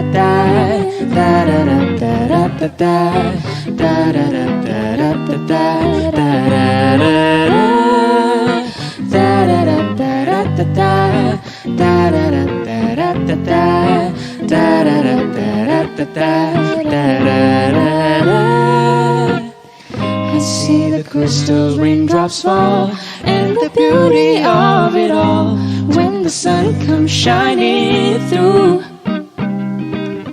to make those rainbows in my mind. When I think of you sometimes, I wanna spend some time with you, just the two of us. We can make it if we try, just the two of us, just the two of us, just the two of us, building castles in the sky, just the two of us, you and I. Da da da da da da da da da da da da da da da da da.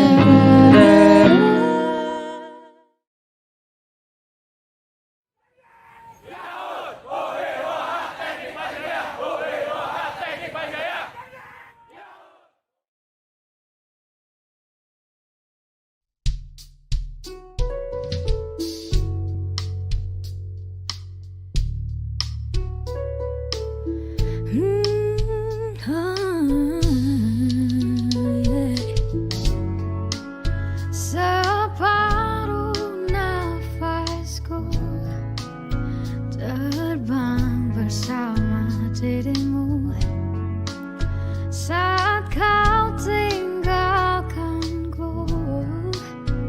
Salahkanku, salahkah aku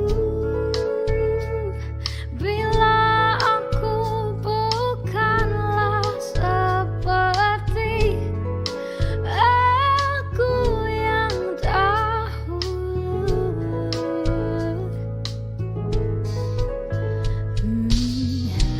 Ada makna terkali dari sini,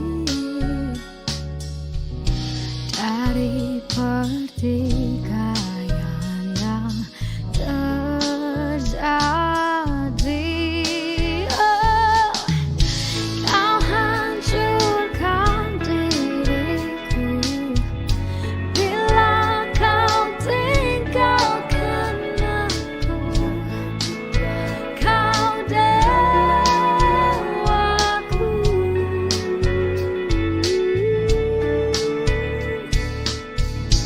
kembalilah padaku, bawa separuh nafasku.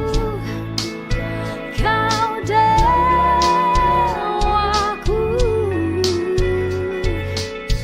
oh, kembalilah padaku, bawa separuh nafasku.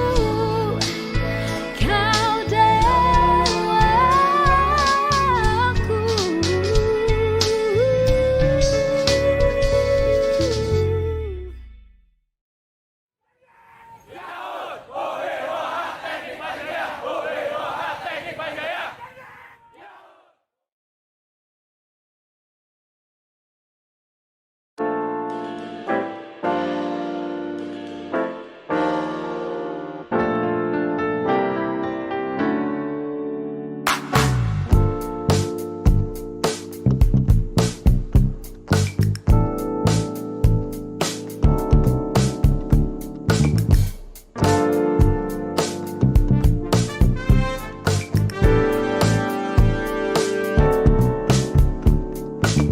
Totsuzen no kisuya,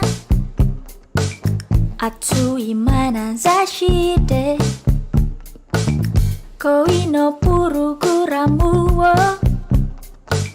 kuru wa sena idene deai to wakare yozu ni uchi konde ikanda kureba no waru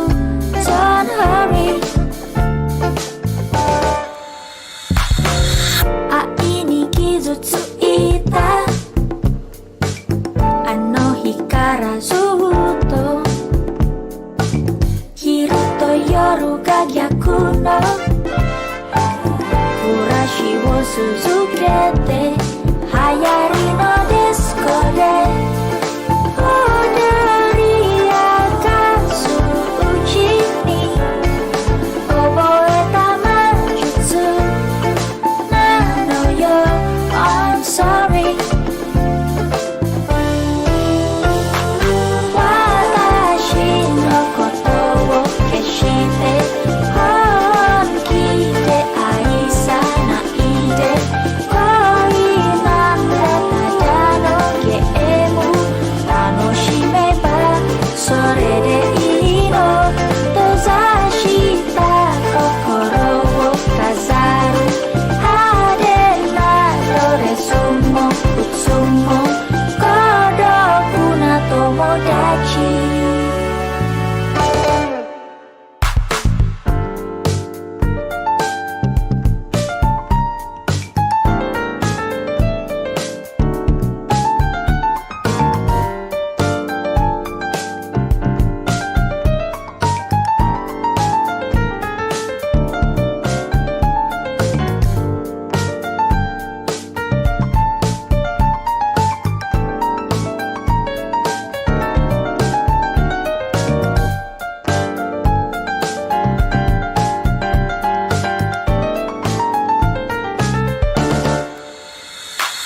I'm just playing games. I know that's plastic moon. Dance to the plastic beat. Another morning comes. I'm just playing games. I know that's plastic moon. Dance to the plastic beat. Another morning comes.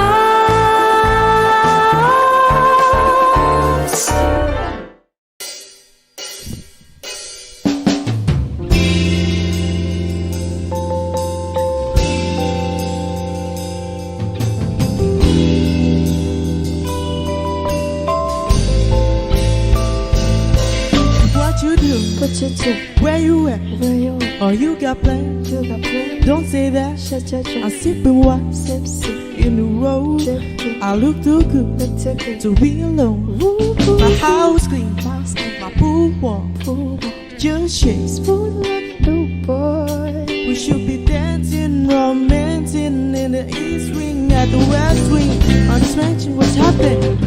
I'm playing no games. Every word that I say is coming straight from the heart. So if you try to believe this, I'ma leave the door open. I'ma leave the door open. I'ma leave the door open. I'ma leave the door open, open. That you feel the way I feel when you want me like I wanted tonight, baby. Tell me that you coming through.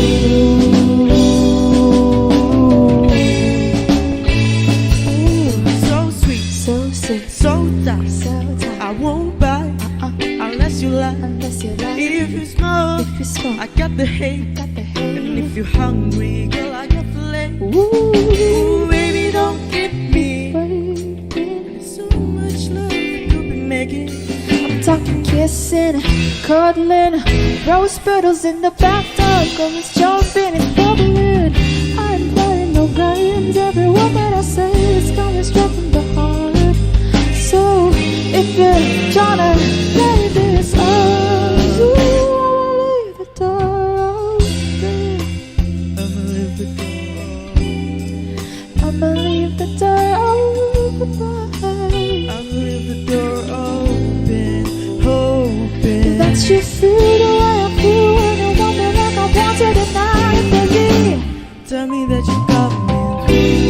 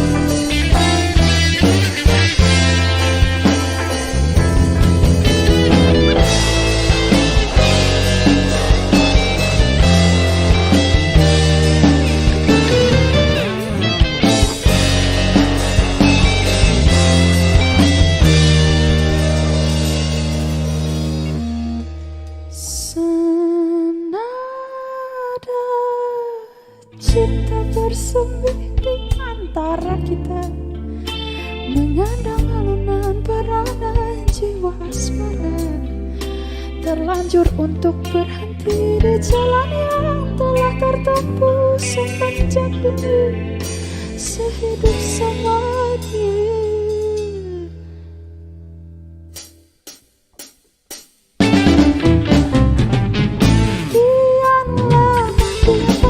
Ku rasakan dulu janji yang tak ucap tak mungkin terhapus saja.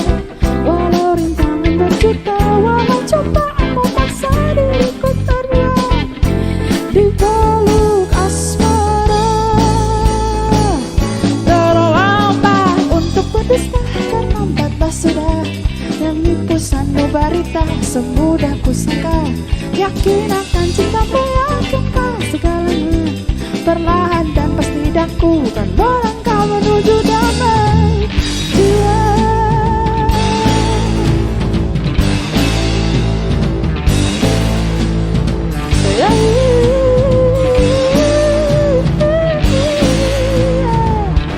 Bersama dirimu terbebas dari nestapa, dalam wangi bunga cita-cita dan bahagia.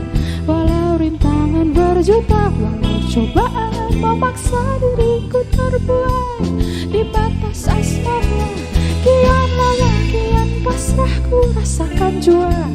Janji yang terucap tak mungkin terhapus saja. Walau rintangan berjuta, walau cobaan memaksa diriku terbuai di peluk asmara. Terlambat untuk berdusta, terlambatlah sudah. Menipu sanubari tak semudah kusangka.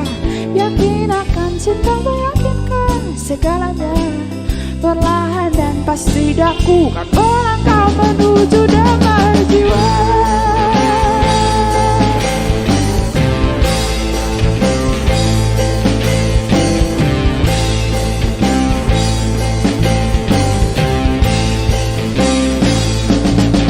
Terlambat untuk berdusta, terlambatlah sudah. Menipu sanubari tak semudah kusangka. Yakin akan cintamu, yakinkah segalanya. Perlahan dan pasti daku kan melangkah menuju damai jiwa.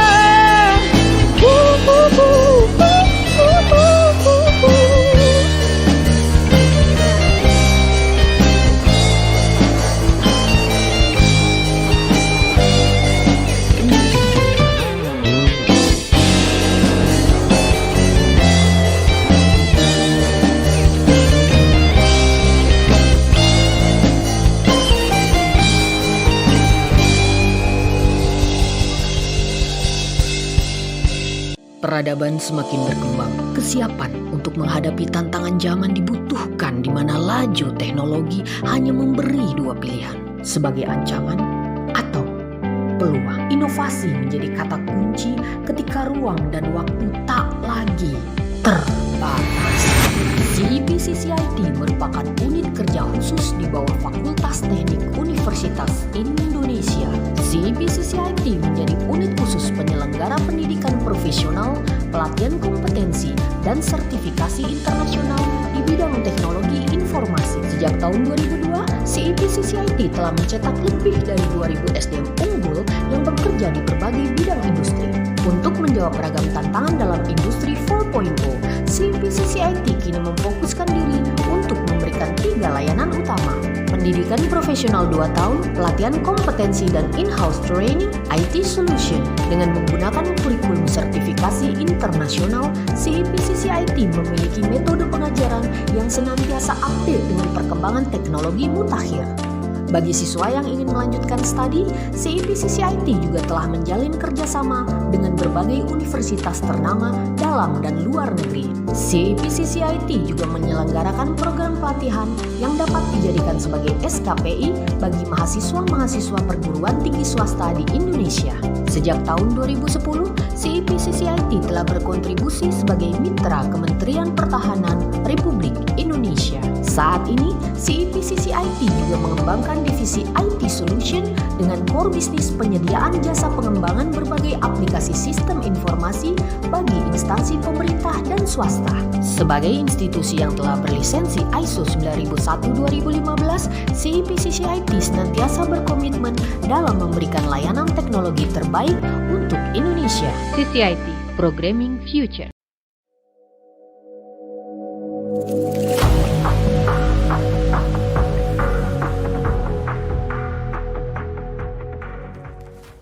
Starting as an inspection business unit in Radian Group, with specialization in non-destructive testing services in mid-1970s. On early stage of Radian Group business amidst the booming era of oil and gas exploration in Indonesia.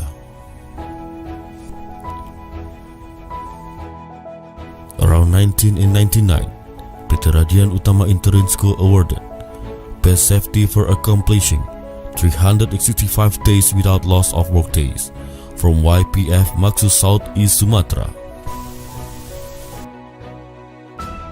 In 2006, Mobile Offshore Production Unit conversion and operating services contract in Malio Field, Madura Strait. We providing conversion, rental, operation, maintenance and development of MOPU at Malio Field for the supply of 40% of gas to the industries in East Java.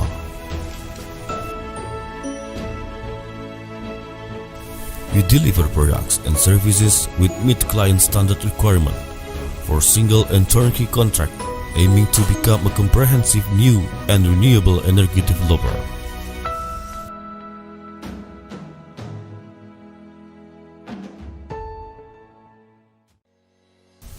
We continuously acquired offshore platform Malio Producer and deliverable of MOPU conversion and operating services for gas production in Malio and Peluang Field, Madura Strait.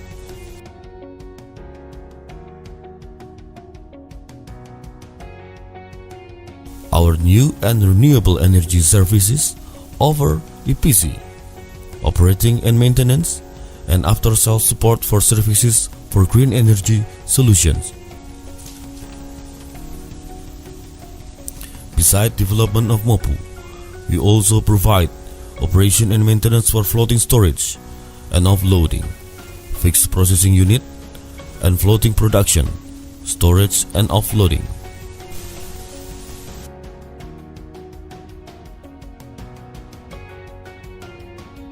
In 2019, we continuously supply a roof-mounted solar panel system to reduce dependency on the community power grid for electricity in residential area. The new and renewable portfolio of the company consists of numerous EPC, operation, maintenance including after-sales support services of solar photovoltaic, deliverable to government, educational institution, and industrial clients.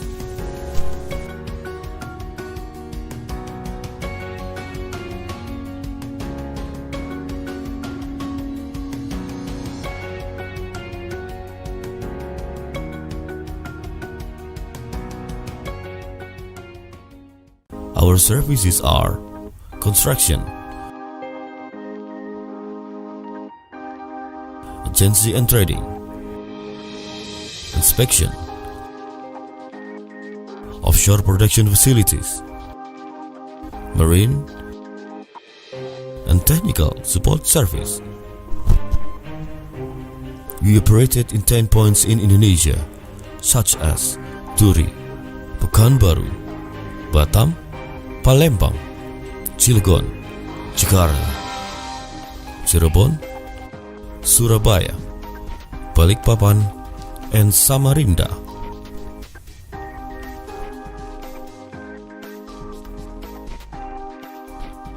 As a pioneer business activity since 1984, we offer a complete range of services to our clients by providing experienced personnel, reliable equipment to achieve standard quality expected, and we focus on customer satisfaction.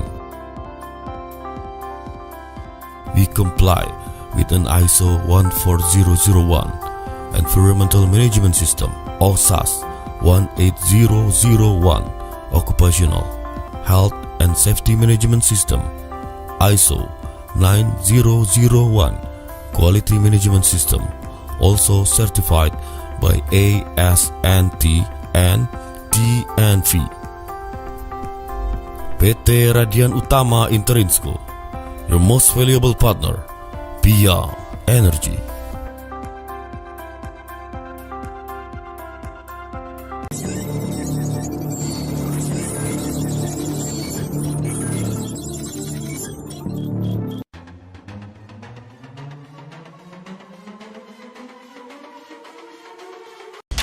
Siap, ya.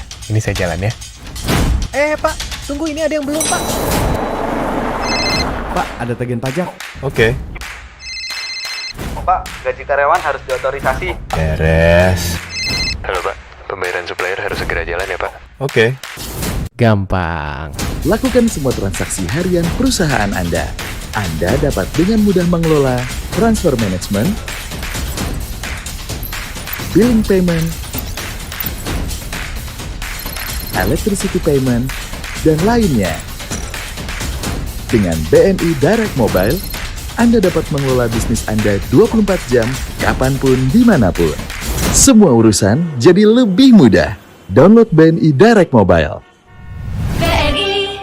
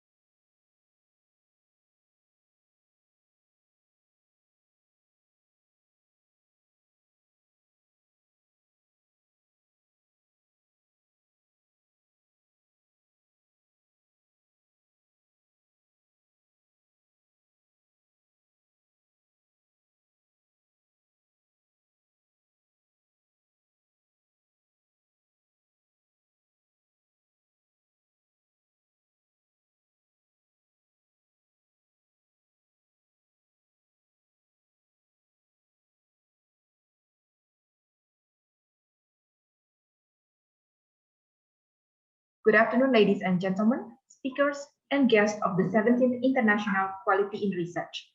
The QiR 2021 is proudly brought to you by Samudra Montas, Radian Utama Interinsco, Bank BNI, and Center for Computing and Information Technology, Faculty of Engineering, Universitas Indonesia.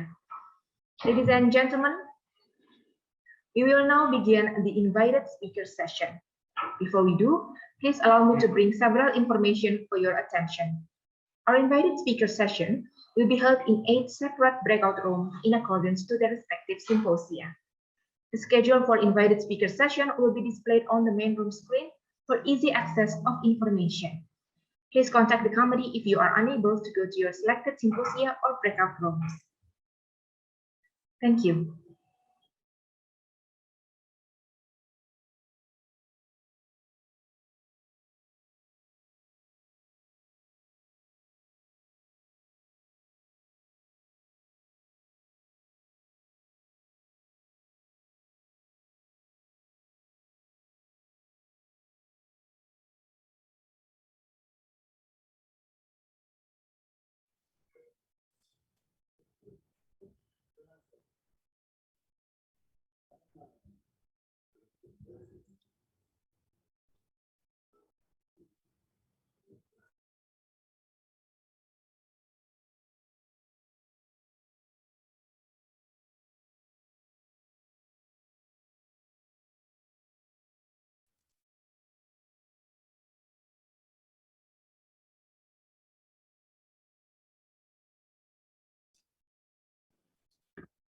Okay, it's MISIE. Hello all.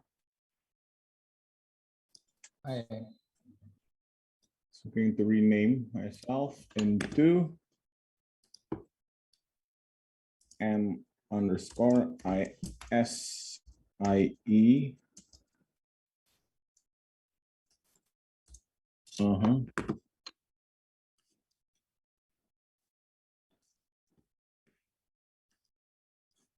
Okay.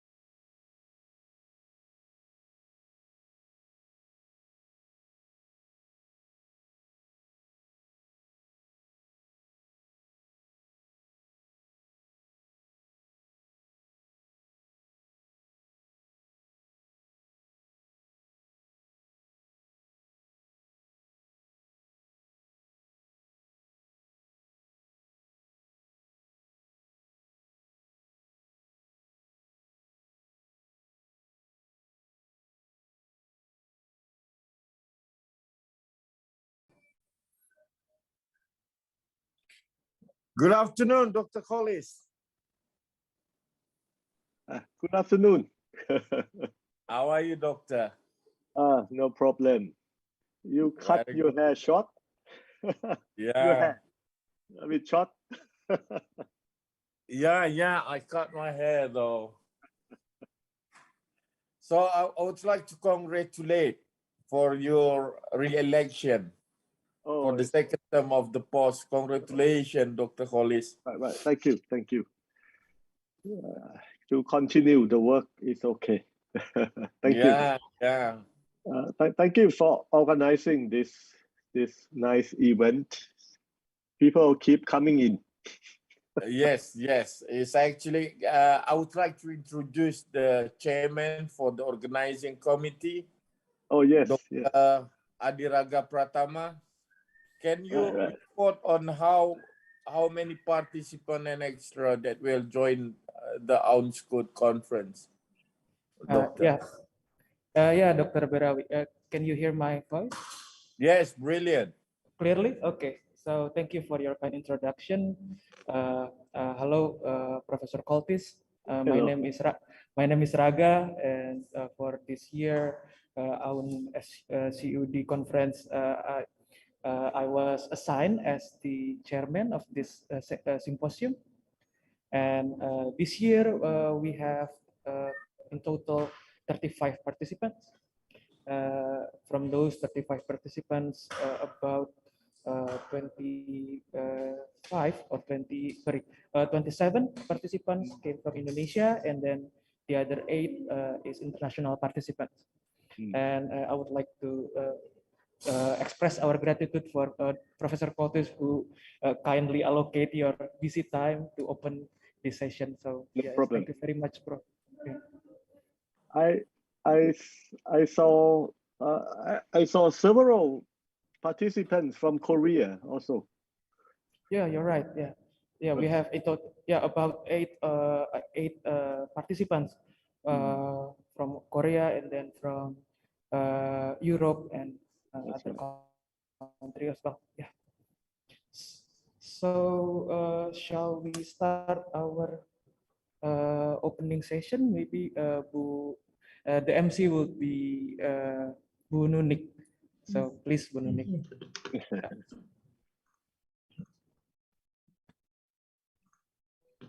Okay, ladies and gentlemen, I will read the code of conduct of this conference. Number 1, all participants turn off the mic during the event, unless for some reason they can turn on the mic. Number 2, all participants turn on the camera when the group photo session is held. Number 3, all participants, please do follow the format for your Zoom display name with following format: paper ID _ CAID SIUD, and then _ your full name.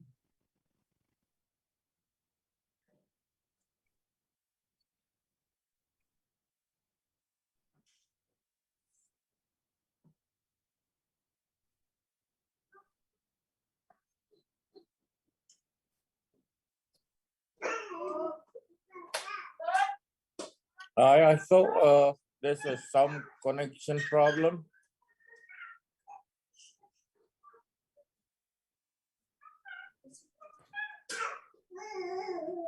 Yeah, I would like to apologize. I think there is a connection problem here. Let me please kindly give us about a minute.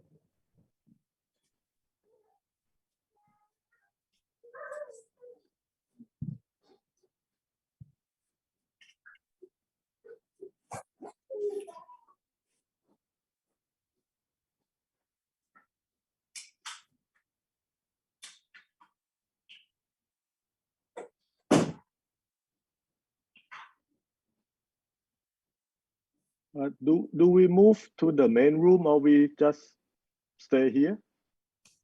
We are staying here, Professor Koltis. Yeah, because this is the room that is dedicated for our I see. Yeah. So,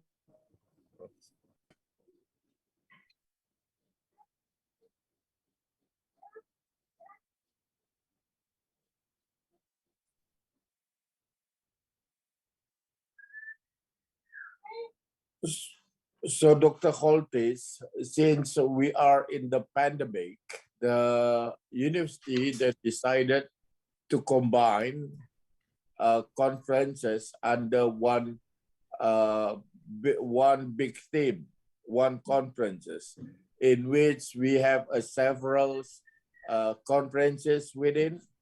Oh. So one of the supporting conferences is OUNSCOOT. So we are part of this one conference agenda in which recording in progress. Actually, when you're entering the room, then it will be split into the various conferences. Oh, I see. So as the host enter, we come into the a major conference access, and then it will be split into the various selected conferences. Right. I'm sorry for my technical problem here. Yes. Sorry. Okay, yes. The Honorable Rector of Universitas Indonesia, Professor Dr. Ari Kunchoro, the Honorable Executive Director of Asian University Network, Dr. Chaltis Sudatiti, the Honorable Head of International Office of Universitas Indonesia, Dr. Baiduri Wijanarko, the Honorable Dean of Faculty of Engineering, Universitas Indonesia, Dr. Henry D.S. Budiono, the Honorable Professor Dr. Pekka Levia Kangas, Universitas of Oulu, Finland, the Honorable Dr. Svetlana Gutman and Dr. Ritova Elena from St. Petersburg State Polytechnic University, the Honorable Associate Dean for Research and Community Engagement, Doctor of Engineering Muhammad Sahlan, the Honorable Director of Center for Sustainable Infrastructure Development, Faculty of Engineering, Universitas Indonesia, and Asian University Network Sustainable City and Urban Development, Dr. Muhammad Ali Barawi, and the Honorable all of the participants. Good afternoon. My name is Nuni Madiani Arum. It's a precious chance for me to be your master of ceremony on this very special occasion, the second CSID OUNSCOOT International Conference on Sustainable Infrastructure and Urban Development 2021. First of all, let's say thanks to God who has given us guidance, happiness, healthy, and mercy so we can attend and participate in this special event without any obstacle. Ladies and gentlemen, the first agenda is opening speech, and the speech will be delivered by Executive Director of Asian University Network, Dr. Chaltis Sudatiti. Dr. Chaltis, time is yours. Thank you very much. I hope you can hear me all right. Honorable Rector of Universitas Indonesia, Professor Ari Kunchoro, Vice Presidents, heads of the International Office, deans, vice deans, distinguished keynote speakers from Europe, and also the Dr. Muhammad Ali Barawi, Director of the Center for Sustainable Infrastructure Development, Faculty of Engineering, Universitas Indonesia, who is also the Executive Director of the ASEAN University Network, Sustainable City and Urban Development. Ladies and gentlemen, good afternoon from the ASEAN time. This second International Conference on the Sustainable Infrastructure and Urban Development has come at an opportune time. Not only that, smart city has been the main policy thrust in the ASEAN region even before the current pandemic hit us. But with the common experiences that we are all having at this time of crisis, digitalization is now our main concern, not only in the higher education sector, but also in the industry and in the development for the recovery of our countries and region. On behalf of the entire ASEAN University Network, I should like to express my appreciation to the Center for Sustainable Infrastructure Development, Faculty of Engineering, Universitas Indonesia, who is the Secretariat of the AUN Sustainable City and Urban Development, and also to the organizers of the International Conference on Quality in Research and the International Tropical Renewable Energy Conference for organizing this package of academic event. And I look forward to seeing the outcomes of this conference, particularly when it spreads out through our region. Thank you very much, ladies and gentlemen. Thank you, Dr. Coltes. Thank you. Thank you, Dr. Choltes, for the speech. Ladies and gentlemen, the next speech will be delivered by Dr. Baiduri Wijanarko. Dr. Baiduri Wijanarko, screen is yours.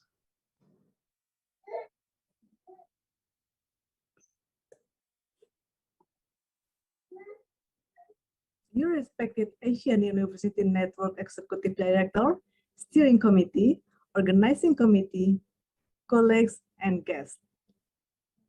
It is my pleasure to welcome you all, distinguished audience, to the second AUN SCUD International Conference on Sustainable Infrastructure and Urban Development.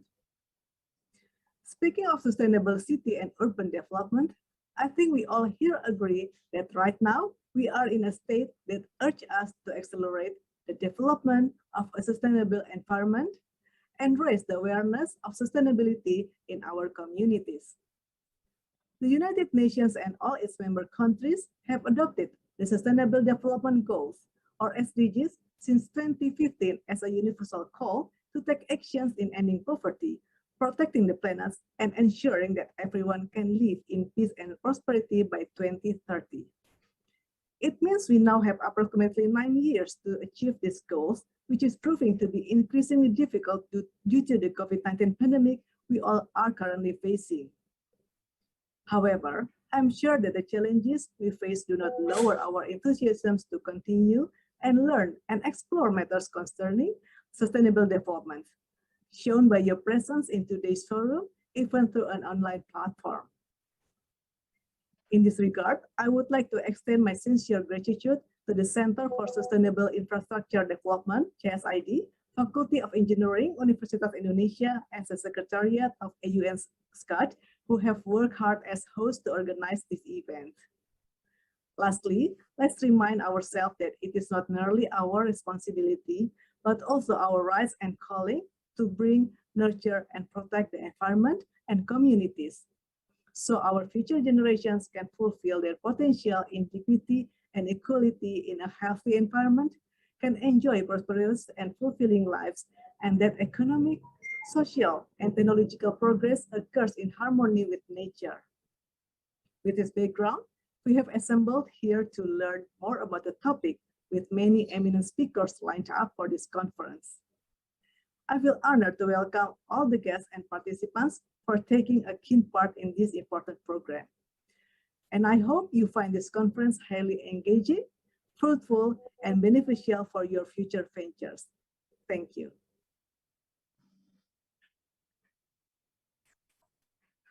Okay, thank you, Dr. Baduri, for the speech. Ladies and gentlemen, it's time to photo session. Please open your camera.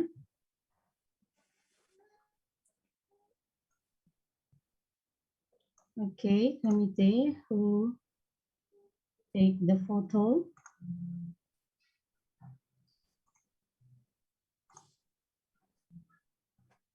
Okay, 1, 2, 3.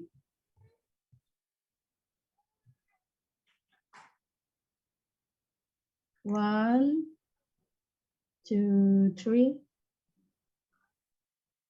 And the last 1, 2, 3. Okay, thank you. The next agenda is keynote lecture. The lecture will be delivered by Professor Dr. Pekka Leviangas, and the moderator of this session is Dr. Zulkarnain. Dr. Zulkarnain is Assistant Professor at the Department of Industrial Engineering, Faculty of Engineering, Universitas Indonesia, and he obtained PhD in Intelligent Transport and Logistics, Industrial Engineering, and Management from Universitas of Oulu, Finland. Dr. Zulkarnain, time is yours.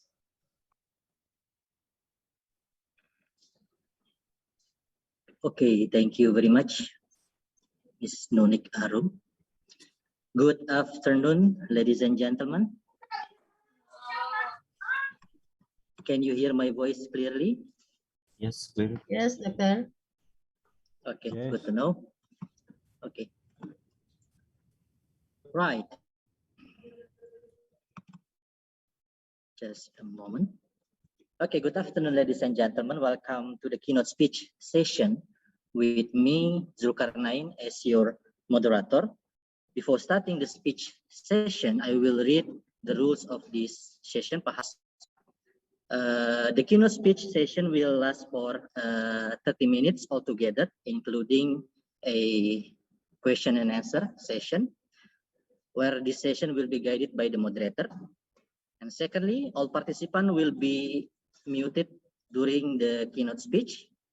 Third, participants who want to ask questions can press the raise hand button on the Zoom application after the speech session is finished. Or you can also simply write the question in the chat session. And then the moderators will choose probably as the starting 3 participants to ask, and incoming question will be answered directly by the keynote speaker. Okay, hopefully everyone has understood the technicalities of this seminar.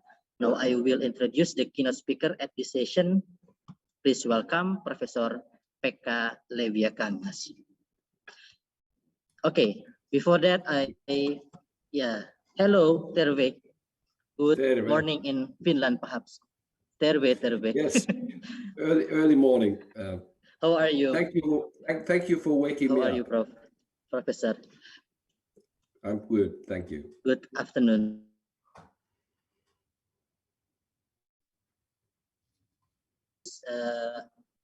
Professor Pekka Leviangas as our keynote speaker for this session. Okay, so he has a PhD in technology in 2007 and PhD in economics in 2019. He is the full professor of infrastructure and transport at the University of Oulu, Finland, right?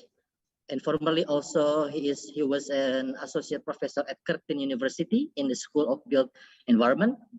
He's also a program director of the Australian Center for Building Information Modeling. He was formerly a principal scientist or team leader and customer manager at VTT, he was my supervisor, by the way. I was there from VTT as well at that time. Also, he was working with the Finnish Railway, R&D manager in Finnish National Road Administration, Southeastern region, and also he was an adjunct professor of Tampere University of Technology in Department of Logistics and Business Information back then in 2008 to 2004. Also, covers several aspects, for example, the public-private partnerships, business ecosystem, digitalization, servitization, innovation management, impact analysis, financial and investment, and socio-economic analysis. And his primary research area is in the transport sector. Activities have extended to other fields such as healthcare, bioeconomy, climate change, meteorology, education, construction, and of course, infrastructure management. Hopefully this information is accurate enough, and please correct me if I'm wrong or it's there is something not correct as the introduction for our Professor Dr. Pekka Leviakangas. So please welcome Professor Dr. Pekka Leviakangas. You have 20 minutes altogether to deliver your speech. Time and place, time and screen is yours. Thank you, Dr. Zulkarnain. It's a great pleasure to see you alive, and also a great pleasure to see Ali Berawi there alive, and obviously well. And it's just too bad I'm not able to be there in person. And thank you, Zul, for waking me up. It's early in the morning here in this country. I do have a presentation, and it's a recording that I made yesterday. And I think I'm able to share my screen and launch the recording from my end. Is that correct?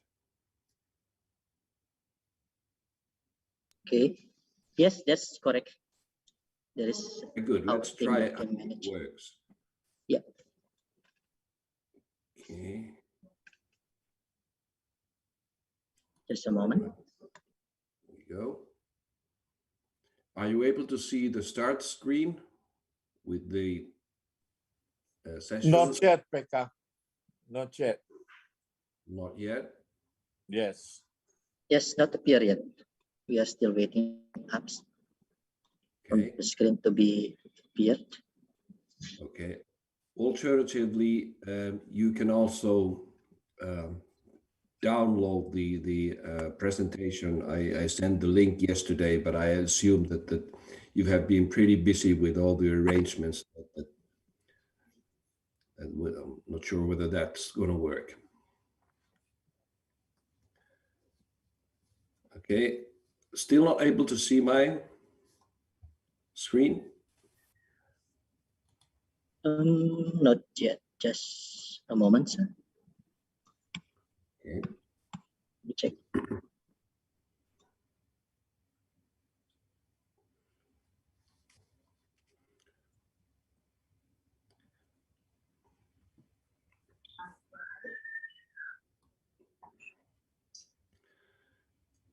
Oh, can committee turn the videos from Pekka? Is it possible?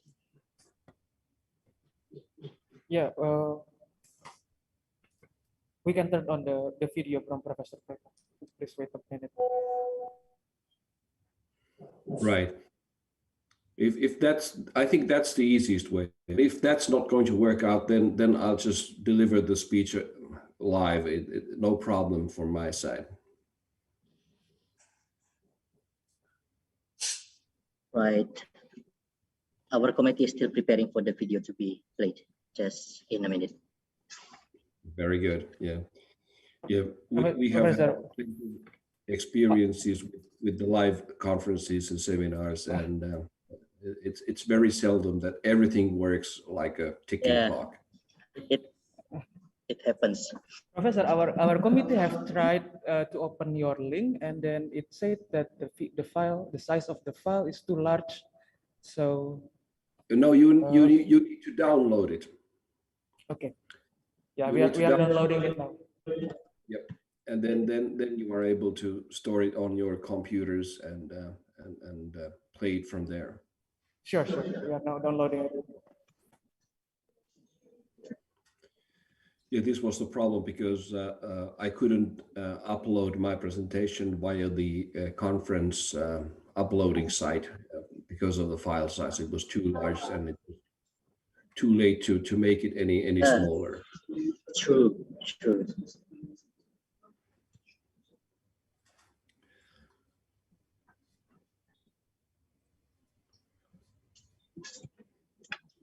All right.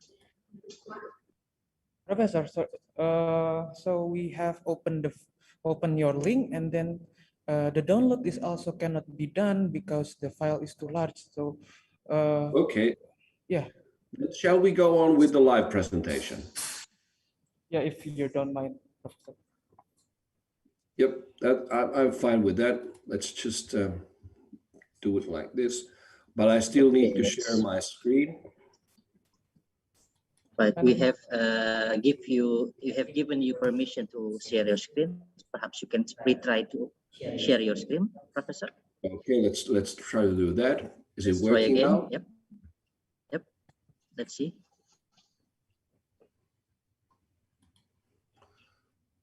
Not yet. Not yet.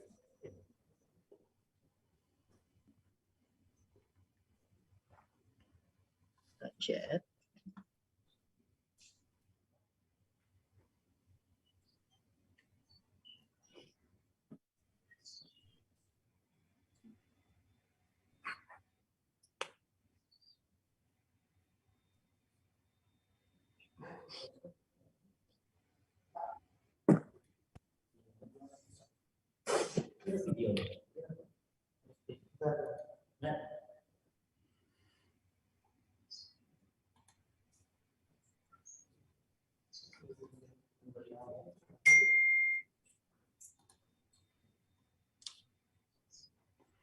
Okay, I'll do one more thing. I'll use the first screen only, like this, and then I'll need to hold on a sec. Well, we got the information from the committee. Actually, we have been given you permission to share the presentation, but it seems that the presentation doesn't appear.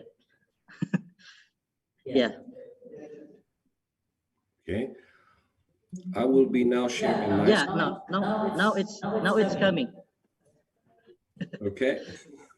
Good. Right. Good. Okay. Sorry for the inconvenience. So,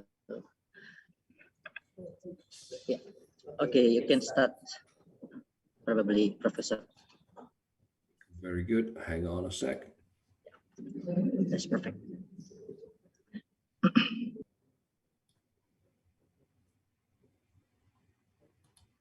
Because I need to exit the full screen and then start my presentation here. Are you still able to see my screen? Yes, we are. Very good. And now the show starts. If this doesn't work, then I will be doing it live, okay? All right. Very good. Okay, go ahead. So thank you all for your patience. I hope you enjoy this presentation. I hope we will have a good discussion afterwards. But here's the recording from last evening. Selamat siang, dear colleagues. I am Pekka Leviakangas, Professor of Infrastructure and Transport here at the University of Oulu, Finland. And I have the pleasure of making a keynote speech on intelligent transportation systems in smart cities. It is just too bad I cannot be there today in person.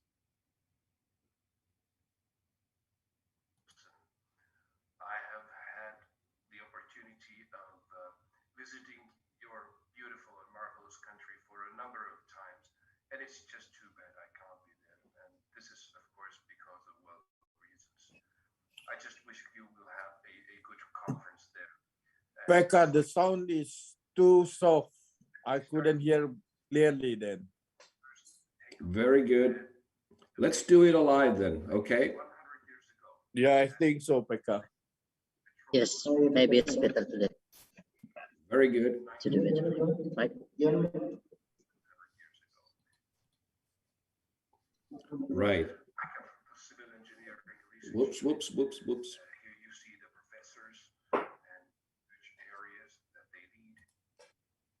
Right. Okay. So it's too soft. I'll do it live then, okay?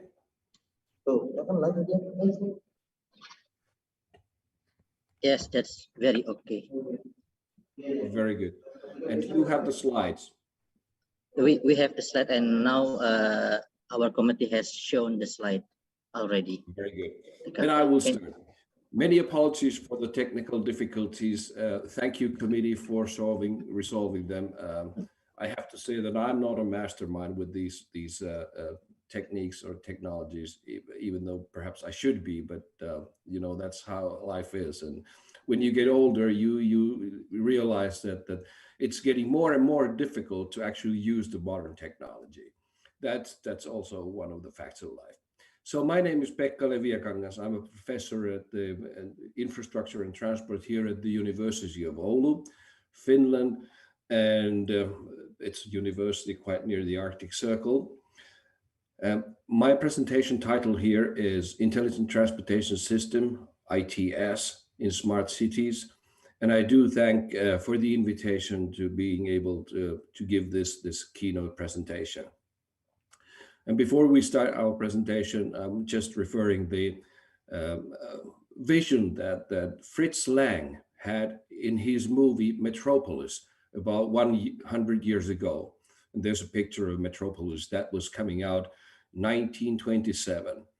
And it was a pretty good vision, in my opinion. I mean, we can say that his vision of a metropolis was not that far from the reality, what we see today in large cities.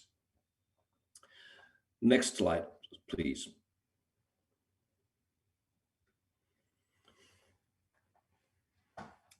So I come from the University of Oulu, and we have the slogan Science with Arctic Attitude.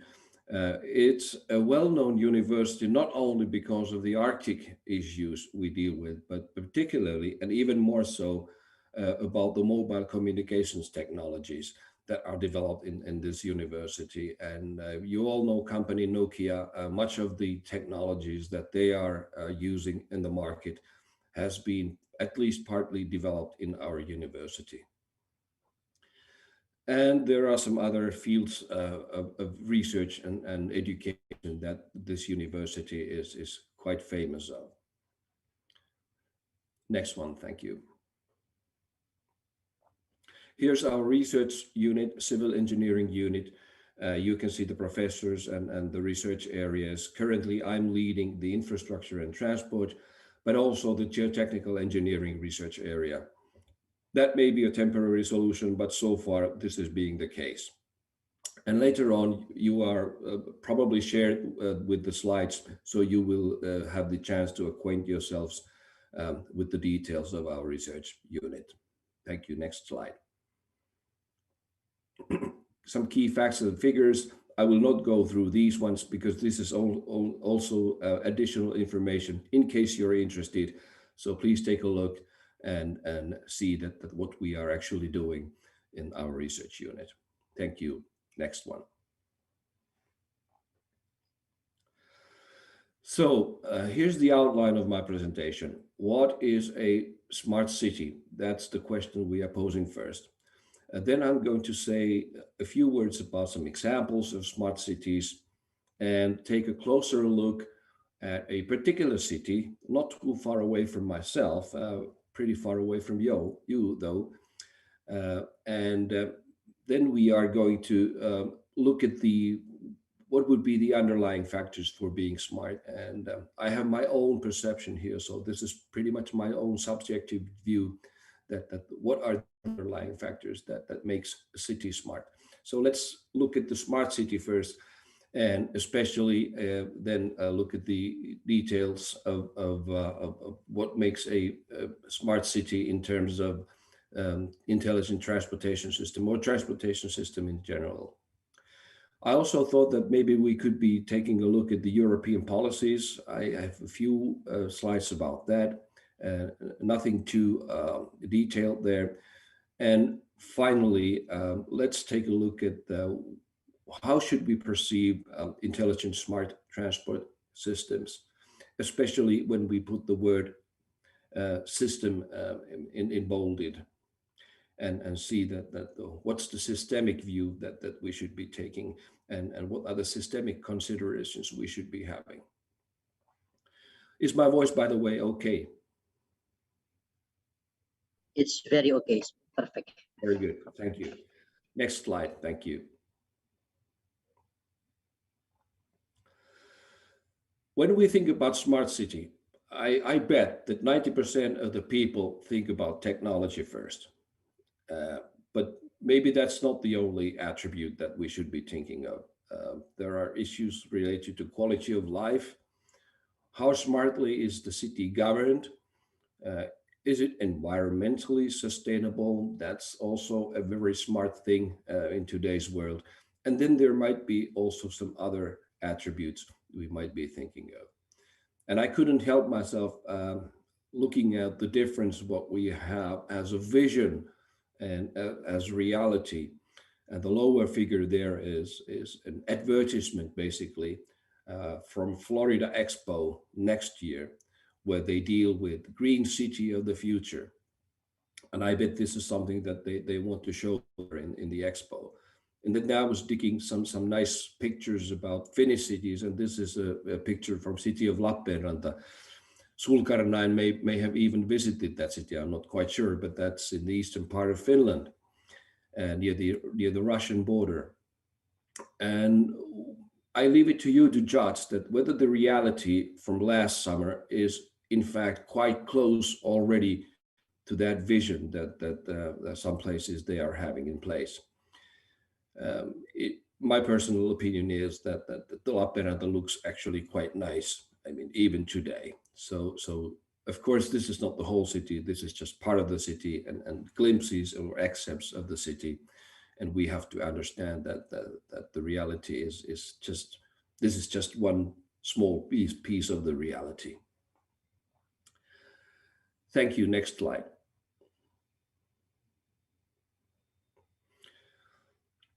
There are a number of these rankings about what are the smart cities in the world. I mean, top 10 cities, top 7 cities. This is one of the rankings that I picked up. And there's an organization called Earth who did the ranking. And they listed 7 smartest cities in the world. They had Singapore, Helsinki, to my positive surprise, Zurich, Oslo, Amsterdam, New York, and Seoul.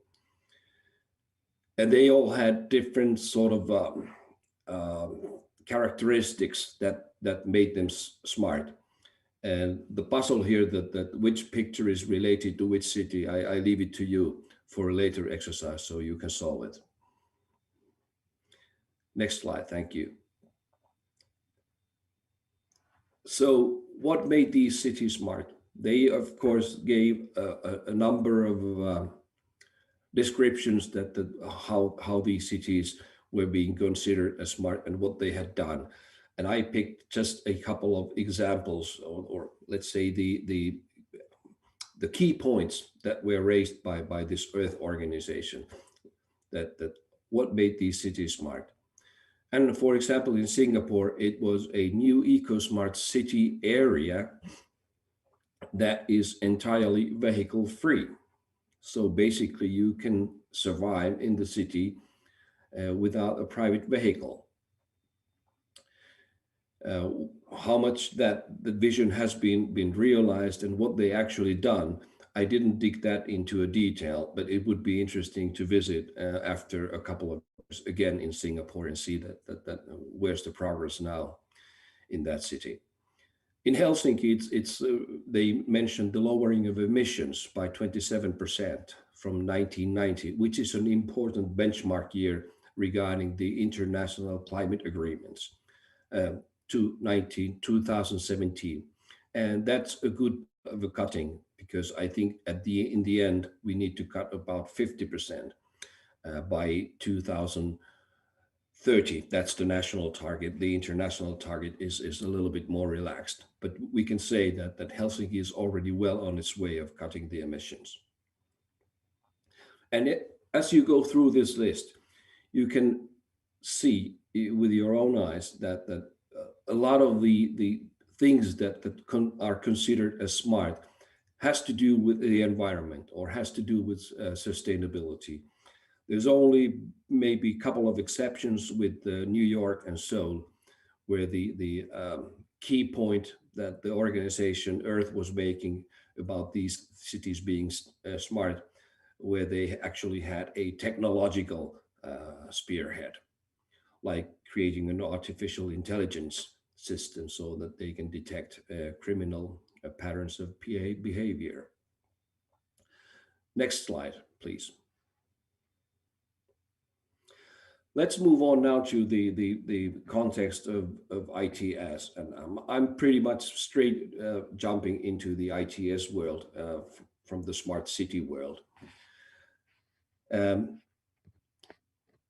What makes Helsinki smart, and particularly in terms of transportation or mobility? And here's a very subjective view. These are my own conclusions and my own opinions, in a way that they are not listed in any report. They're not analyzed in detail. It's just my personal opinion, pretty much. First, and perhaps the most important thing that I would like to underline here is the single regional public transport ticketing system. And that means that Helsinki and the capital region, with its neighboring cities, has been successful in introducing a single ticketing system so that you can use bus, tram, train, metro, water bus, and probably also in the future, the city bikes with a single ticket. So you don't have to toggle with tickets. You don't have to toggle with changing the mode of transportation in terms of ticketing.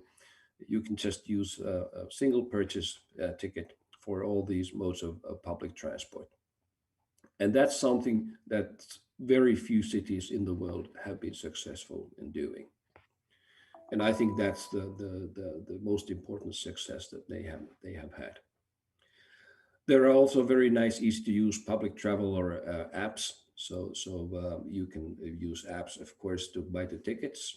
And this is something that is very familiar to you in Indonesia, because you use, for example, GrabGo and Grab apps. And Helsinki has been really successful with its neighboring cities to provide such apps for the citizens. They also introduced electric buses and trials for automated feeder buses. And in the middle of the slide, you see the small gray bus right over here. I'm not sure whether you are able to see, probably I'm not able to point it out, but the gray small bus is this kind of automated feeder bus, which is used in regular transport already in some dedicated lines. Excuse me.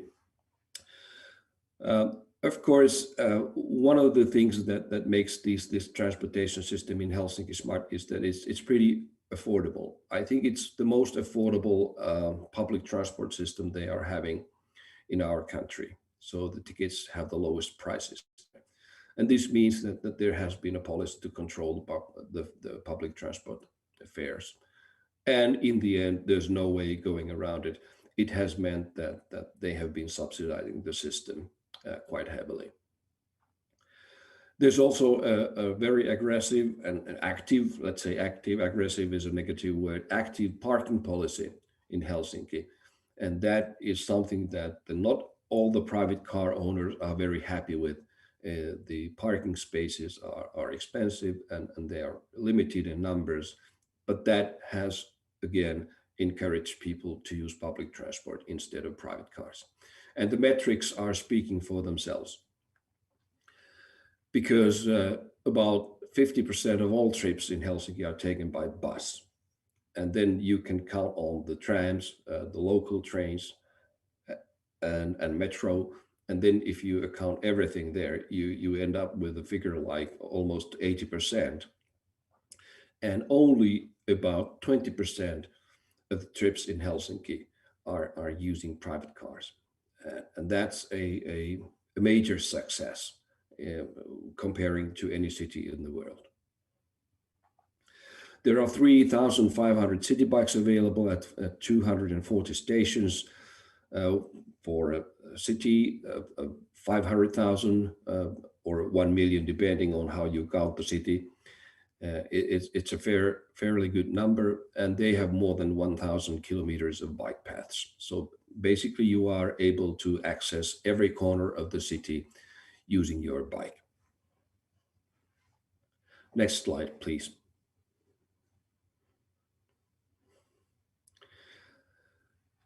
So here were the smart city examples and success factors, success metrics of City of Helsinki in terms of transportation. And let's look at what made it possible. And again, this is my very subjective opinion and perspective. I think the most important thing was that there was a political will and consensus in the city politics, city councils. And especially the important thing was that Helsinki and the neighboring cities, Espoo, Vantaa, and Kauniainen, were collaborating, and they built a governance structure where the public transportation issues were solved on a regional basis and not on a city-by-city basis. So I think that's probably the most important key success factor. Of course, there needs to be a city management vision in place, and there you can see a picture, a very recent picture, new mayor and the deputy mayors, and each of them are representing different political parties. They don't agree on everything, but they do agree on transportation issues, obviously, and they have been able to agree on transportation issues between the political front lines. And then there's this last, but perhaps not least thing about the innovation. We in Finland, we consider ourselves as a country for innovation, where there's a very active innovation policy, and we highly value new ideas, new experiments, and innovation in general. And I think that has built the mentality that you know, it's not forbidden to experiment, it's not forbidden to try new things, and you can fail. That's also an important lesson, and this is probably also one of the facts that has been successful of creating the Helsinki ITS. Of course, Helsinki ITS is also about many other things, but I think this public transportation side was something that would probably be most interesting for you. Next slide, please.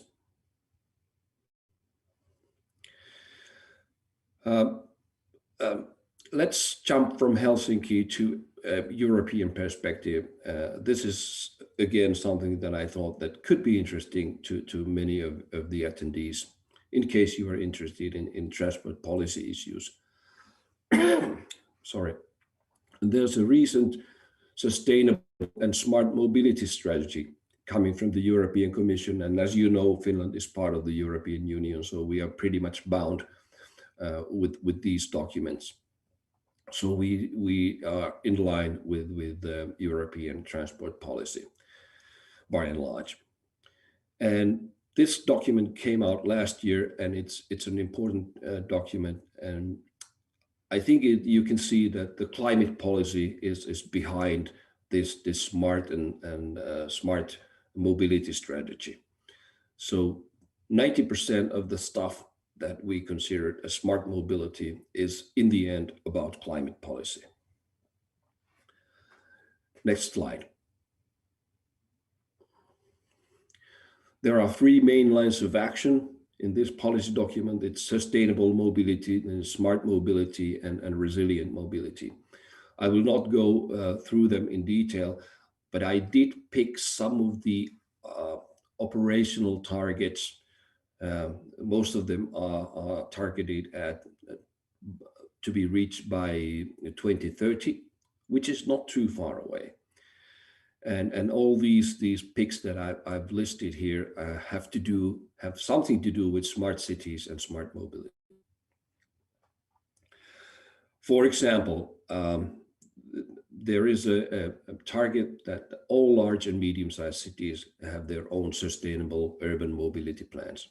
So far, only the most advanced cities do have these SUMPs, Sustainable Urban Mobility Plan, but not nearly all of them. Helsinki is having one, and my hometown, Oulu, is about to have one. We can actually go to the next slide. Well, these targets, they require some dedicated actions, concrete actions, because you can list the main lines of action, then you can list the targets, and you can do all kinds of nice papers and presentations about it. But in the end, you have to do something concretely. And here are my picks about what does it mean in the Finnish context, at least, but also probably in the European context. What does it mean if we are to reach these targets? First of all, it does mean that we have to speed up the electrification of city traffic. And this is not without any problems, because you have to create the charging infrastructure in case you are actually using plug-in electric vehicles and rechargeable electric vehicles, and not just the light versions of hybrid vehicles. So something needs to be done there, concrete things, and we are only in the beginning, and 2030 is really close by. What we also need to do is that we need to encourage bicycling and walking, and in many European countries this is already being done. I would say the Nordic countries, Finland, Denmark, Sweden, have gone a long way with this target, even if we have a somewhat harsh climate part of the year, thinking about cycling and walking. But still, we have done, in my opinion, a pretty good job. But there's plenty of work to be done, especially in the mainland Europe. And this requires probably also investments in dedicated bicycling and walking infrastructure. Again, something that is not free of charge. It does cost some money. It's not enough to electrify the system. We also need to think about that what is the type of electricity we are using in our traffic system, and the production system needs to be renewed as well, so that we abandon fossil fuels in energy production and move on to a more sustainable forms of production. Wind power, solar power, and wind power is particularly strong here in Europe.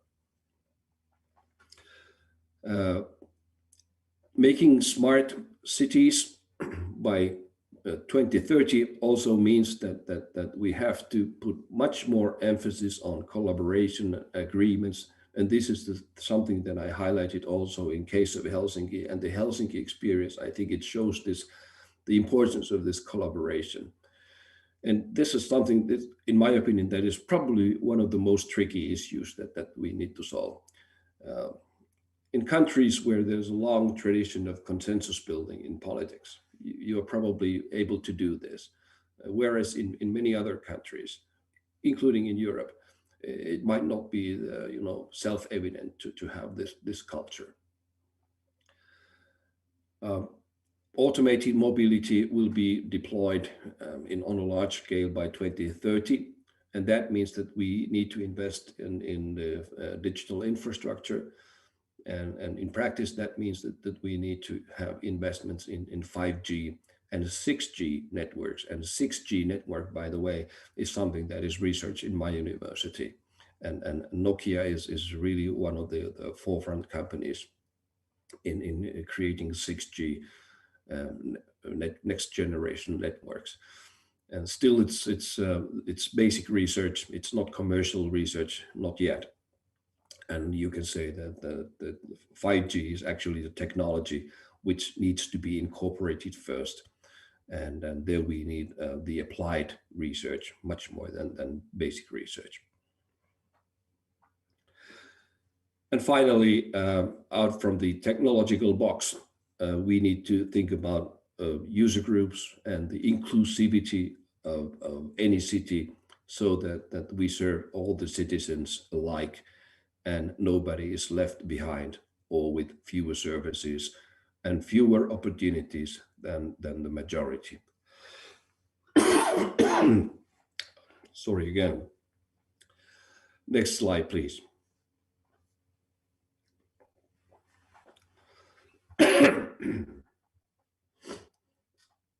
So now let's conclude about the presentation about thinking of taking the systemic view. And I have a couple of examples about that how does system thinking actually work out in a fairly simple manner in the end. Here I have the first example about electrification. And Volvo made a nice analysis last year, and they studied the life cycle emissions of one particular vehicle, and this is an XC40 SUV, a very popular car here in Finland, very popular car in Northern Europe. Probably you have some of those in Indonesia, but it's not probably the market leader there. But anyway, something that is widely used in our continent. And we have a petrol version, and then we have a full electric version. And the petrol version, thinking about all the raw materials, logistics related to those, refinement processes, the assembly processes of the cars, all the logistics related to that, and then the use phase of the car, and then finally the recycling phase. And making a calculus that what are the life cycle emissions of CO2 equivalents for a petrol version of this car? It's 58 tons for the entire life cycle. And if we use the electric version of the same vehicle, exactly same model, otherwise, but it's electric, and you use the global energy production portfolio, meaning that much of the electricity is produced by oil, fossil fuels, oil, gas, coal. You can say that the life cycle emissions are not actually drastically dropping from 58 only to 54 tons. If you use the European Union average energy production portfolio, you get a little bit more reduction, but only after when you have a fully green energy production like wind energy, solar energy, you are able to make 50%, about 50% cut in the CO2 emissions. And this is the target, for example, that in Finland and Europe we are having. Okay. Are you still able to hear me? Yes, sir. Very good. So understanding the system, electrification is nothing unless you also renew the electric production system, which is the key factor. You have to do that first. Very good. Next slide, please. The other example about systemic thinking is the cycling economy, so the benefits of cycling. And this is a report from European Cyclist Federation, and they estimated a few years back that the benefits of cycling in Europe is about 500 billion, more than 500 billion euros every year. And these benefits actually come from the health impacts. So people who cycle are healthier, they are in better fit, they need less medical attention, they need less healthcare services, and these benefits are actually building the lion's share of the total benefits of cycling. So every time we are able to replace a motorist, car driver with a cyclist, we gain a lot of health benefits. And it's not just health. there's also the space and infrastructure issue. I mean, a car is taking a lot more space. It's requiring a lot heavier infrastructure than a bicycle. And this infrastructure is quite expensive. So you are able to release some space if you are able to get rid part of the cars and replace them with bicycles. And there's, again, then the opportunity value in land use values if you are able to release some space there. And this is not a small value in large cities. And of course, on top of these two, there is the environmental and climate benefit, depending on how you count it. But I think the emission trading schemes are coming in place, and that means that there's going to be a higher price for emissions. And I guess that in this report, these environmental and climate benefits have been slightly underestimated. But that gives you the systemic idea of how we should perceive cycling. So it's not only about the emission. There are a number of other things there that really must be taken into account. Thank you. Next slide. That concludes my presentation, in fact. Terima kasih. Thank you. It was a great pleasure. And I hope we will have time for some discussions, questions and answers. Kita samoin. Tikus. Thank you very much, Professor Pekka Levikanes, for your insightful presentation. It's about the smart city and intelligent transport system. Right. I'm looking at the timeline at the moment. Perhaps we can spare. We are pretty much tight on the schedule actually at the moment, but maybe just one question from the participant, if there is any question or comment or feedback. Do we have? Or I think it's pretty much clear enough from your presentation. Very good. Okay, Dr. Zul. Okay, Dr. Ali Brawi, go ahead. Yeah, please welcome. Professor Pekka, how you see our effort to tackling the climate change in the future? What do you think about that? Do you mean our act? You mean us as humankind, or Indonesia or Finland, or? Yeah, in general, then you see how we can do an effort to tackle the issues of climate change, disaster, and etc.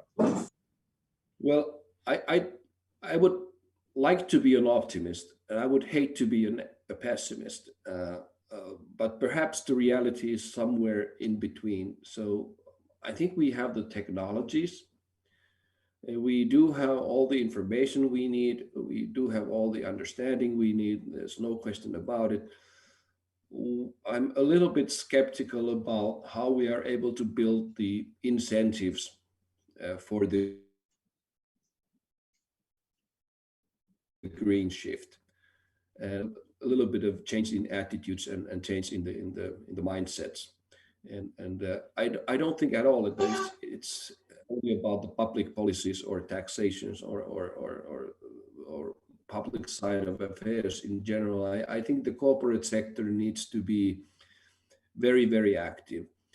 And we also know that the corporate sector is pretty much operating on a profit basis. And we need to create an environment that makes it for them not extremely profitable, but somewhat profitable, so that it becomes acceptable. Otherwise, I think we will be encountering really bad problems and issues.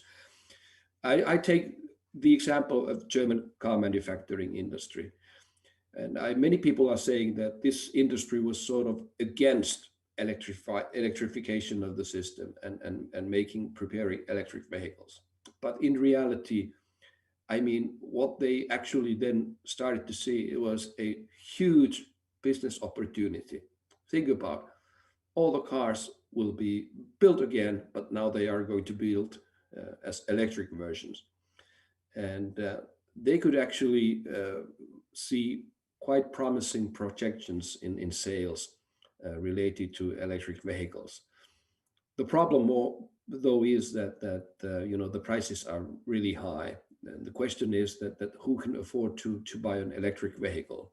I would be hesitant, personally, to buy one because the price in Finland is about 50% higher than with the petrol version.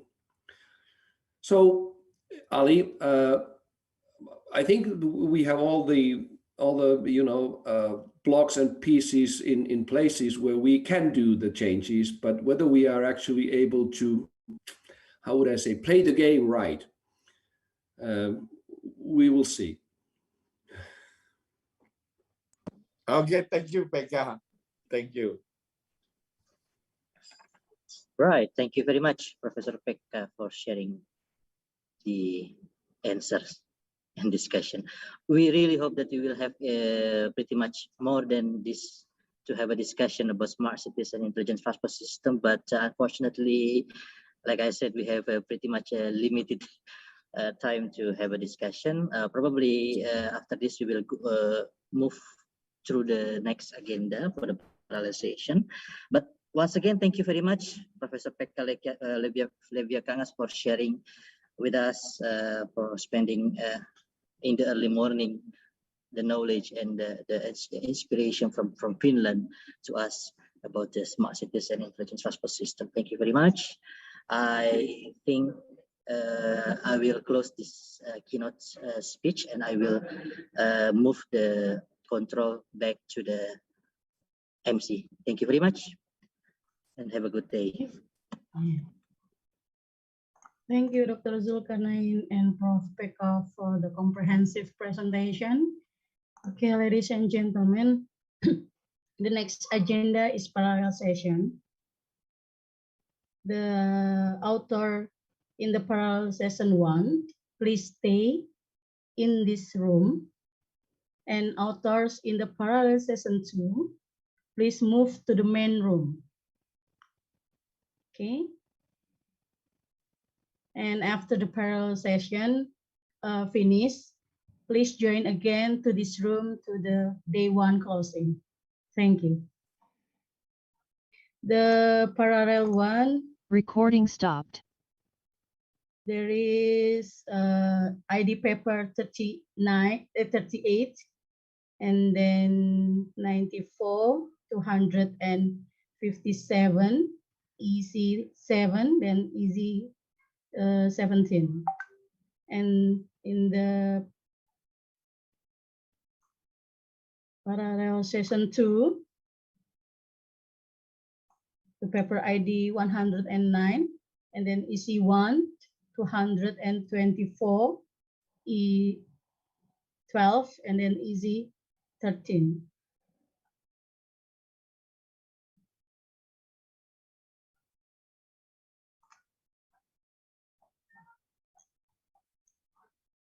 Please, I will share the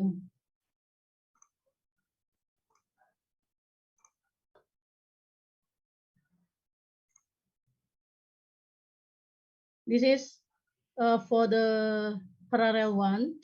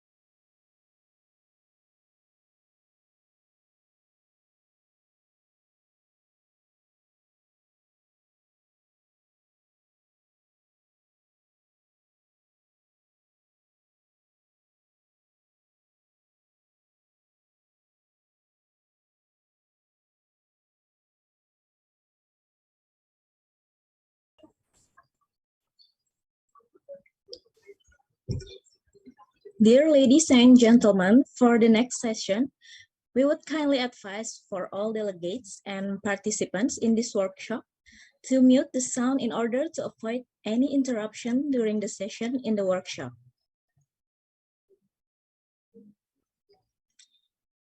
Excellencies, distinguished guest participants, ladies and gentlemen, Assalamualaikum warahmatullahi wabarakatuh. Good afternoon, and we are delighted to welcome you to the workshop on engineering education organized by Center for Engineering Education with themes engaging and thriving students and lecturers in a disruptive era, the future of online and independent learning in education. Before we proceed the program today, we would like to express our sincere gratitude to Honorable Vice Dean for Academic Research and Student Affairs, Faculty of Engineering, Universitas Indonesia, Dr. Insinyur Muhammad Asfial M.Eng. Honorable Dean of College of Engineering, National Taiwan University of Science and Technology Indonesia, Technology Professor Ming Ji Chern. Honorable Chair of Indonesian Faculty of Engineering Deans Forum, Professor Insinyur Nizam MSc, PhD IPM Asian Eng. Honorable Professor from Civil and Environmental Engineering Department, Faculty of Engineering Universitas Indonesia, Professor Insinyur Wijoyo Adiprakoso,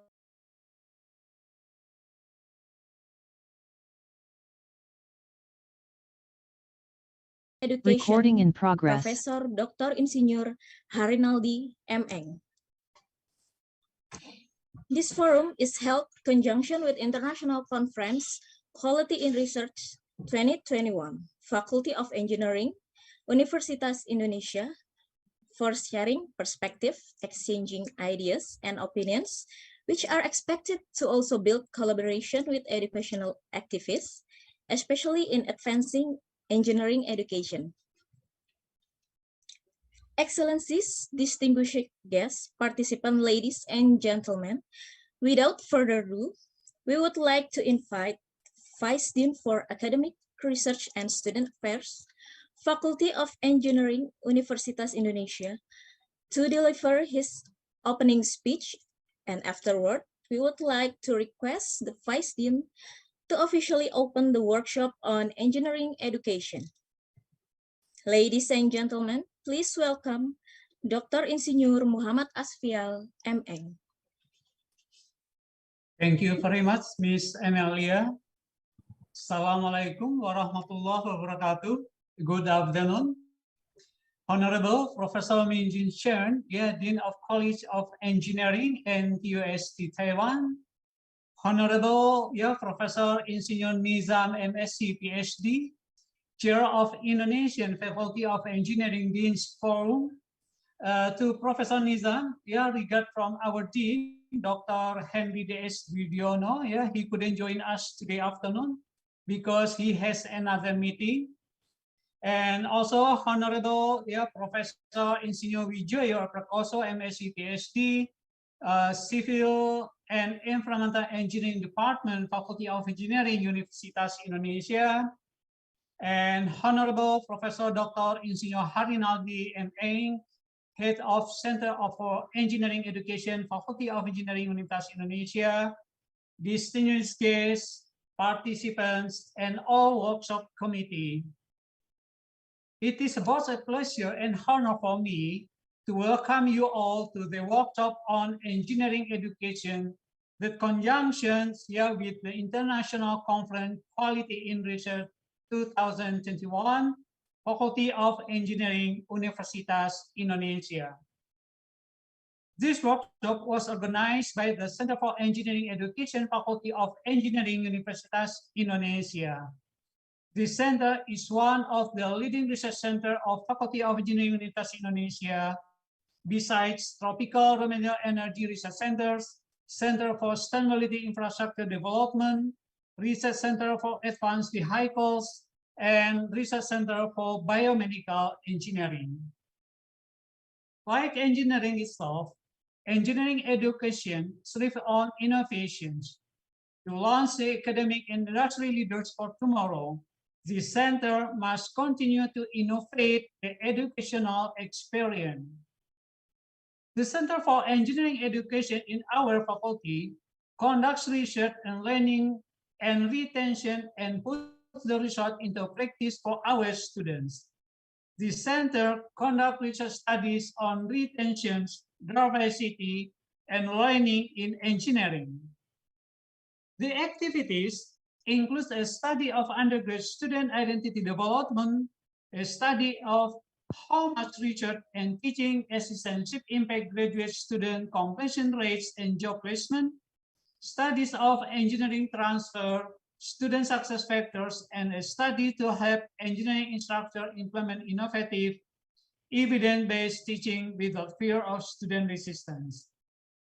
The center also assists with engineering educational initiative by providing expertise and evaluation services.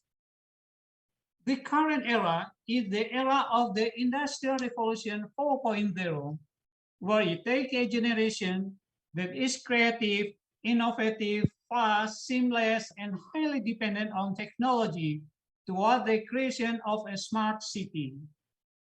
The Industrial Revolution 4.0 adapts to technology advances in various fields, such as artificial intelligence, robotics, blockchain, nanotechnology, quantum computers, biotechnology, Internet of Things, 3D printing, and unmanned vehicles. The Industrial Revolution 4.0 prioritizes the skill of workers who have higher order of thinking and complex problem solving, social skills, critical thinking, and cognitive abilities, both cognitive flexibility, creativity, and logical reasoning. And during the last decade, and also with the occurrence of the COVID-19 pandemic, online education has become a component of higher education that is worthy of being implemented during the pandemic and post-COVID-19 pandemic. The workshop today is Engineering and Thriving Students and Lecturers in Disruptive Era, the future of online and independent learning in engineering education.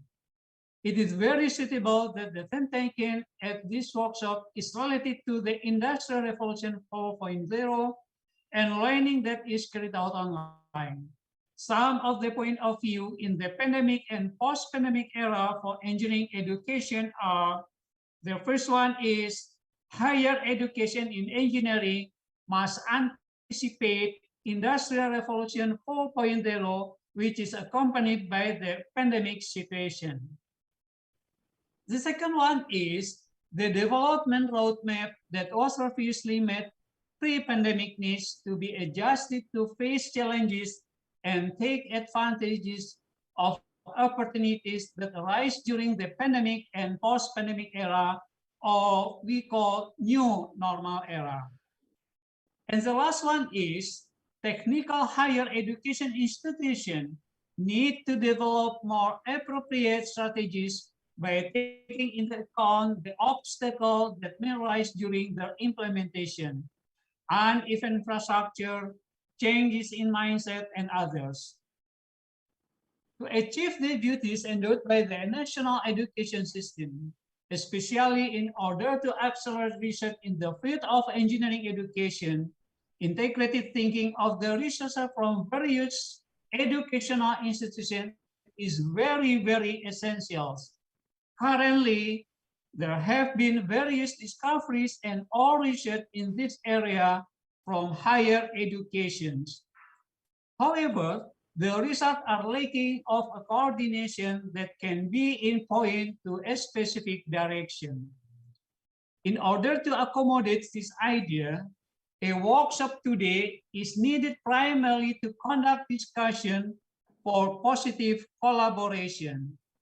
This forum is held for sharing perspective, exchanging ideas or opinions, which are expected to also build collaboration with educational activities, especially in advancing technical education. I hope that in this workshop, all of you will get the chance to discuss, argue, and exchange ideas, or even from networking link for future research collaboration in developing engineering education, both national and international levels. We at the Faculty of Engineering Universitas Indonesia would welcome you with arms wide open for any future collaborations.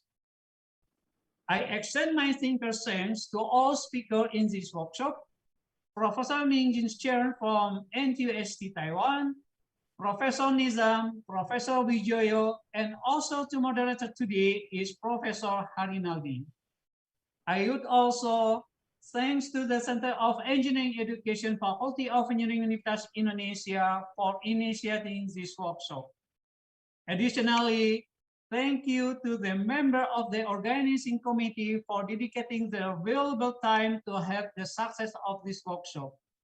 May we have a successful, motivating, fruitful, and rewarding workshop. Bismillahirrahmanirrahim. Officially, this workshop is open. Wassalamualaikum warahmatullahi wabarakatuh. Go back to the moderators. To Miss Amelia. Please, Amelia. Yes, thank you, Dr. Insinyur Muhammad Asfial M.Eng. And now we will hold a photo session. Ladies and gentlemen, please activate the video. We are now start with slide 1 until the last slide. Okay, please, Miss Aisyah.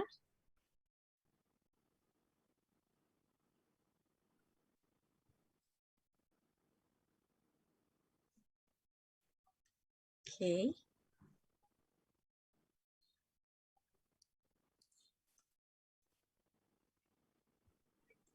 Is it a wrap, Miss Aisyah? Okay. I look at the page. And 3, 2, 1, smile. Next page. Okay. 3, 2, 1, smile. Okay, next page. 3, 2, 1, smile. Okay.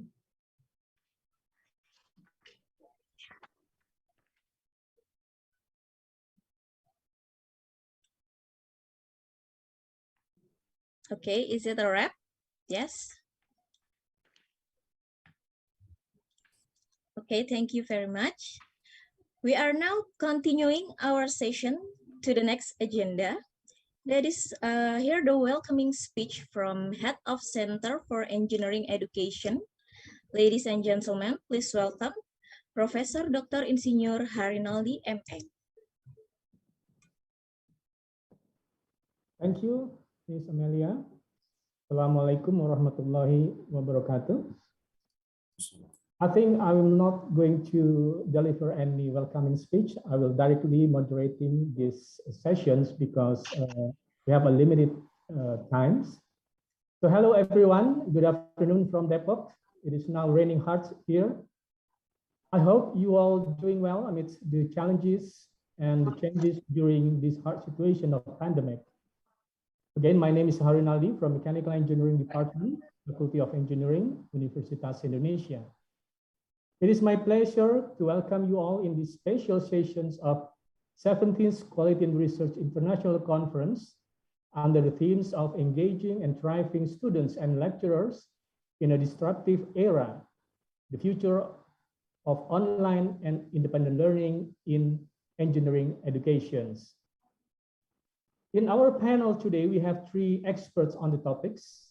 A very warm welcome to my colleagues, old colleagues, Professor Mingjin Chen. Hello, Cherns. Hello, hello. Professor Nizam and Professor Wijoyo. Thank you for being with us today. So before we dive into the discussions, I will briefly walk through the format of the sessions. All the panelists will give the presentations for about 15 to 20 minutes each, and then followed by a QA sessions, and then completed by some final remarks from each speakers. In the QA sessions, the participants can directly raise the questions or type it in chat box. Please kindly state your name and where are you from and whom the question is for. Distinguished participants, as mentioned earlier, today's session is about the future of engineering education in this disruptive era. Training the next generation of engineers is a constant challenge for academia, given the rapid changes in technology and Industry 4.0. The COVID-19 pandemics may have profound implications for future educations, engineering skills, as well as professional diversity.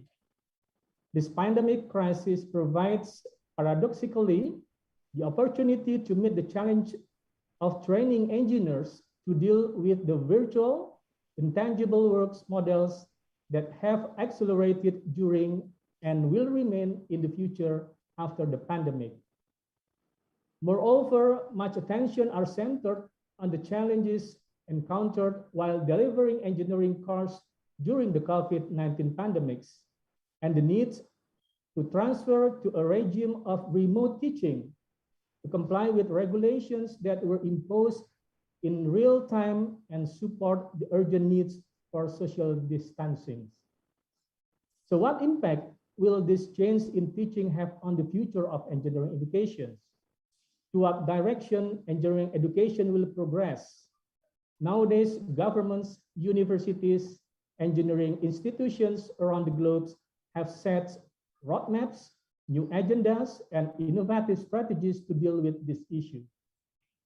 So without further ado, please allow me to introduce our first speakers on the panel, Professor Ming-Ji Chern.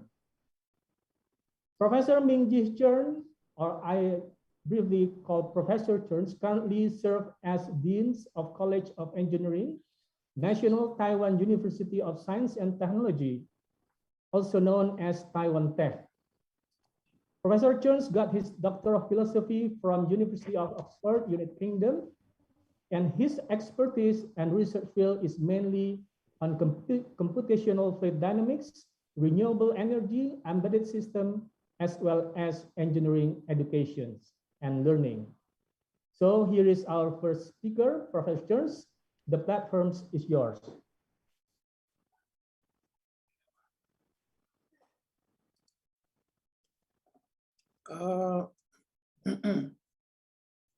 So I need to, I'm not sure if you can see my screen because I'm trying to, sorry, I tried to share my screen with you.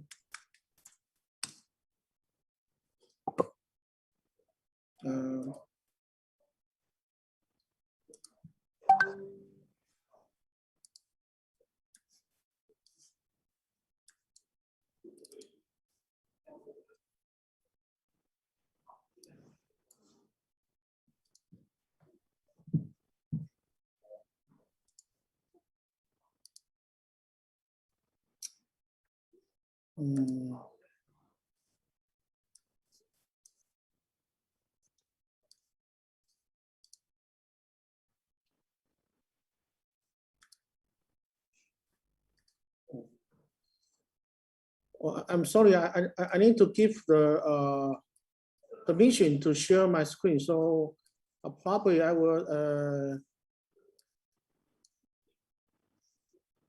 I'm sorry. Oh, yes, yeah, okay. This one.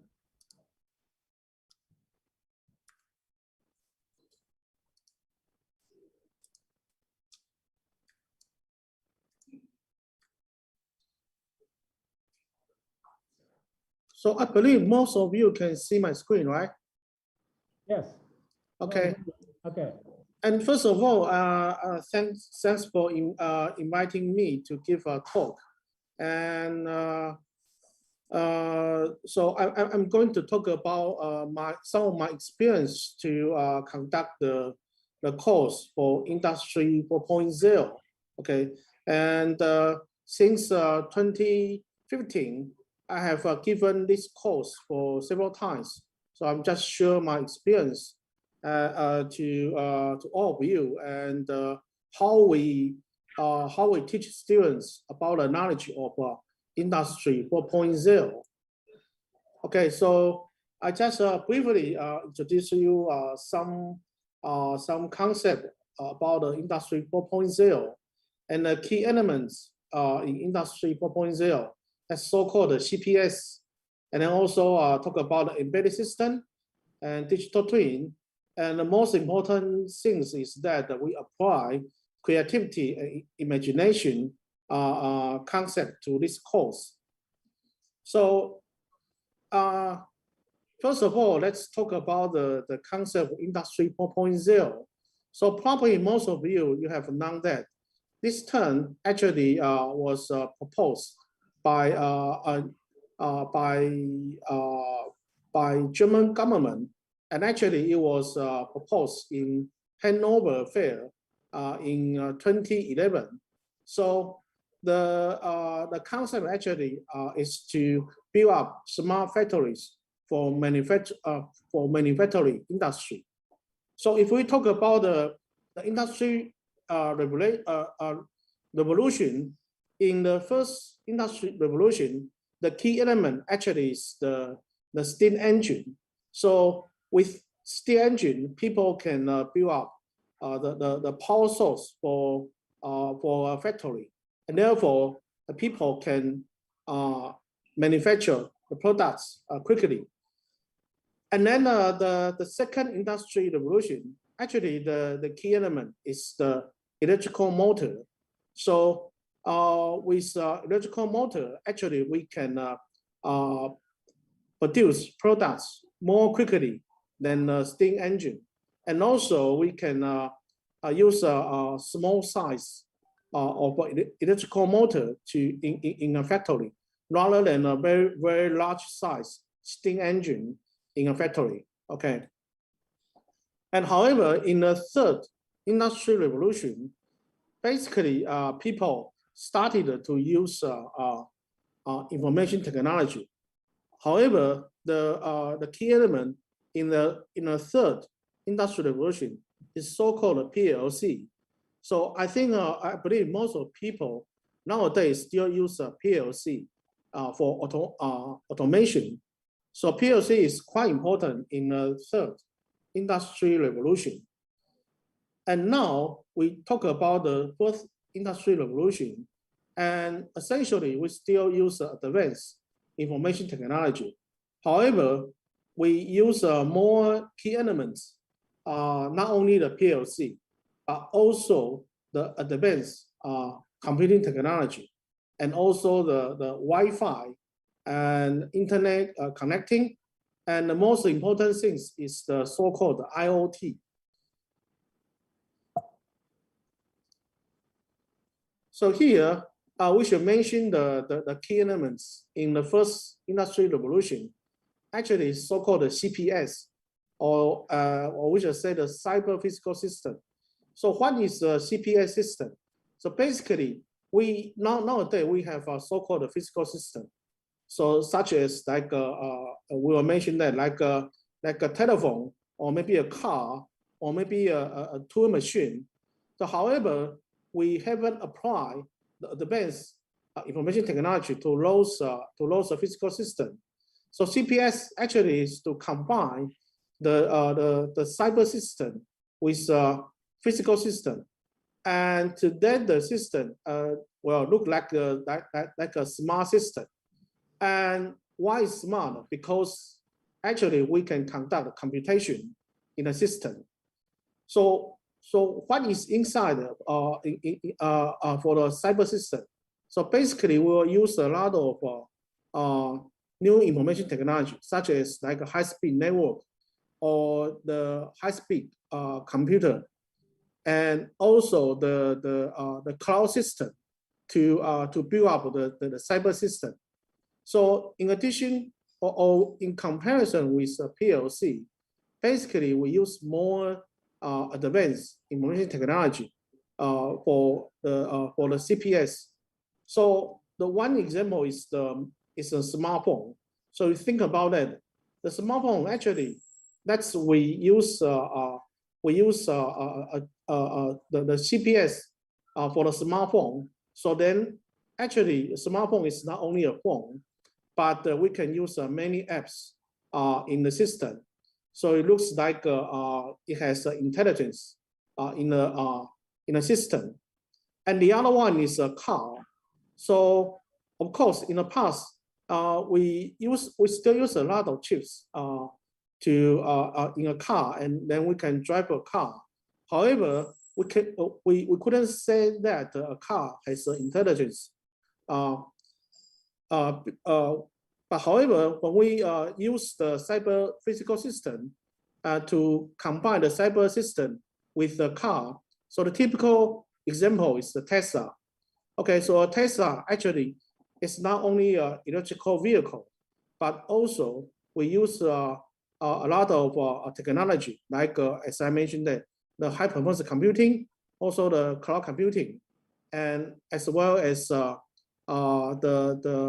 high-speed network to let the Tesla connected with the cloud, and also every moment the car can calculate its path and also the next action with computational results.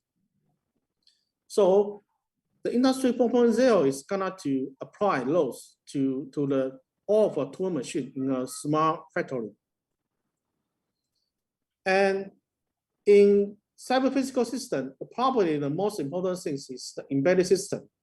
Embedded system is based on the so-called system on chip. So system on chip can integrate a lot of functions of a computer to a small chip. So therefore, we can install this kind of device to different physical systems, such as a mobile phone or a car. And that's because the size of computer can be reduced to a small chip. So a typical example is a Raspberry Pi, like this one. So in this system, we use this kind of system on chip. Sorry, probably I should use laser pointer here. We use system on chip for this system, and therefore we can do the computation in this system. And also we can use this GPIO to connect the system with some sensors and also actuators. And therefore we can control the physical system by this embedded system. So when we teach students to design a cyber physical system, and that's quite common, we use a Raspberry Pi, or maybe you can also use Arduino to build up a cyber physical system. And one important thing is that we need to teach students to use cloud computing. And one useful and free system is so-called a ThinkSpeak system. So I recommend you, if you want to teach students about the Internet of Things, and you can use both this kind of Raspberry Pi board and also together with ThinkSpeak system. It's a free website. You can connect your system like this one with the cloud system. So if you can see my my screen, and you can see this is the website. So I'm not gonna to tell the details, but it's a very good website for everyone if you want to teach students about the IoT, and also to connect your IoT with the internet.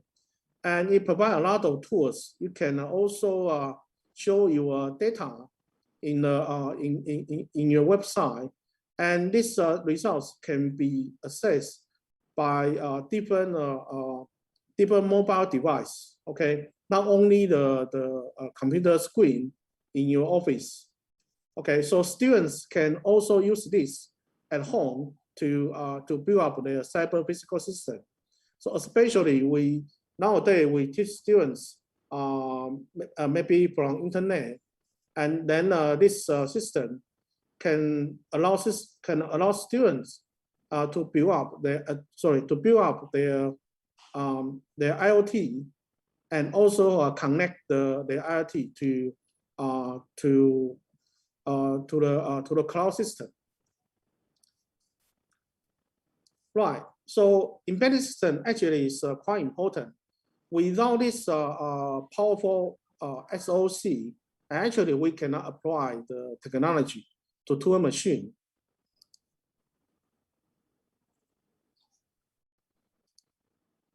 And also the other important things for us to teach students about the Industry 4.0 is so-called the digital twin. So digital twin actually is a software model that mimics a real-world system, taking data from the actual system, simulating how the process will behave using those inputs, and then producing predictive data about how the system will perform.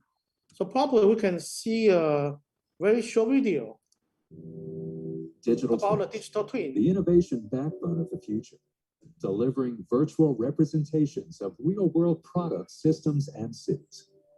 So in Industry 4.0, the digital simulation twin is of an quite electric important. motor not only showcases form, but also analyzes functions, from the rotation of the shaft to thermal conductivity to data from sensors and beyond. What's more, the digital twin continuously evolves thanks to the flow of data, user experience feedback, and new input, and it's greatly impacting development, production, and operation.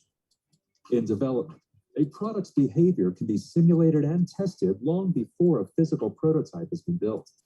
Siemens utilized the digital twin to develop a world record-setting electric aircraft motor that not only weighs 50 kilograms, but is also 5 times more powerful than comparable electric motors. But it doesn't stop there.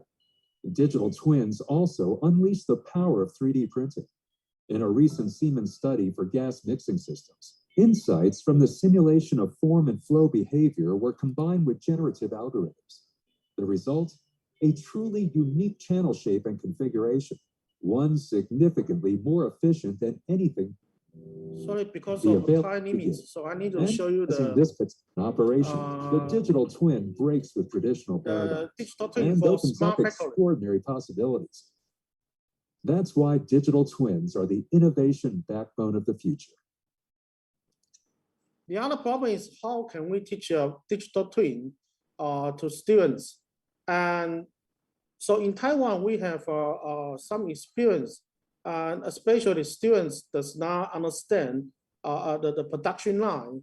So especially we use the software called Flexing to let the students simulate a production line. And you can think about that. If a student does not understand production line, then it's impossible for him to simulate all of a tool machine in a smart factory. So the Flexing actually is another software we use to teach students. So students can simulate a production line like this, and also calculate all of a cost in a production line.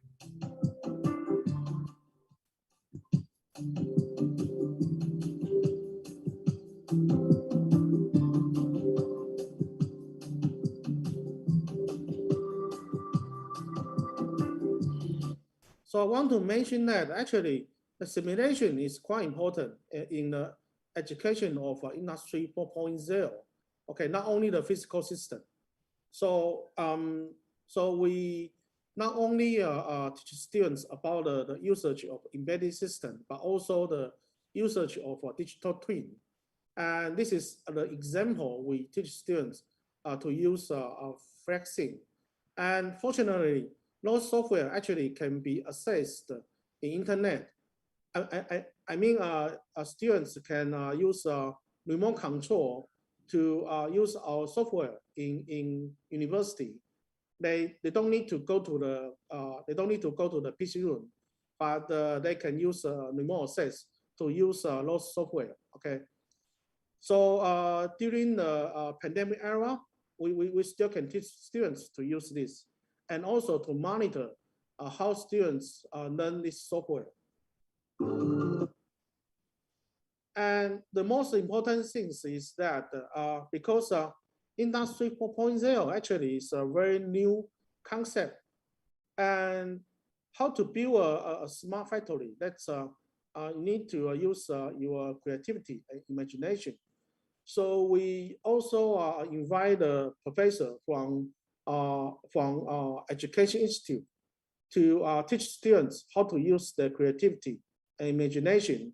So one of the methods is to use, of course, to use brainstorming, and the other method is to use so-called 6 hats, and to train our students use their creativity and imagination to design different kind of CPS, a cyber physical system. And of course, you know that actually it's difficult to let the students to build a smart factory. And therefore we use this kind of activity and to let students to propose some small cyber physical system, such as like a system to manufacture a drink, something like that, okay? And still we can use a production line, and also together with the advanced information technology to build up that kind of small cyber physical system. And I just show you some of our results in our class. Sorry, probably there are some Chinese inside, but I'm just going to show you some important things. So of course we have a lecture for our course, and then we in the past we use some activity to train our students to do the brainstorming and also a 6 hats activity. And then we can build up this kind of AGV or this kind of smart drinking machine to simulate a CPS or this kind of sport CPS. So students can use a mobile phone to control the system. And this is a production line and using a Lego, okay. And also we invite some experts from industry to comment our students' results. I mean their design CPS.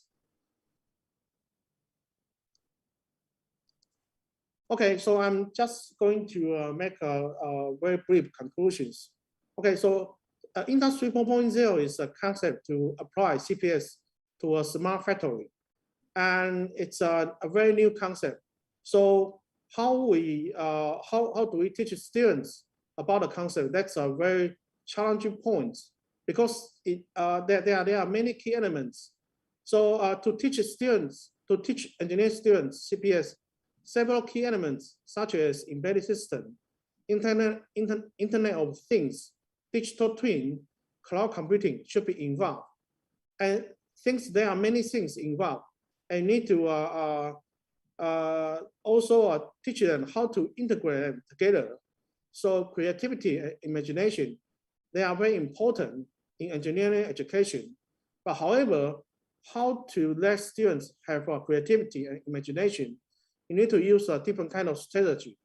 So in our experience, we use brainstorming and also the so-called 6 hat thinking way to let students to apply their creativity and imagination in their design of a small CPS. Okay, so that's all my conclusion, and thank you for listening.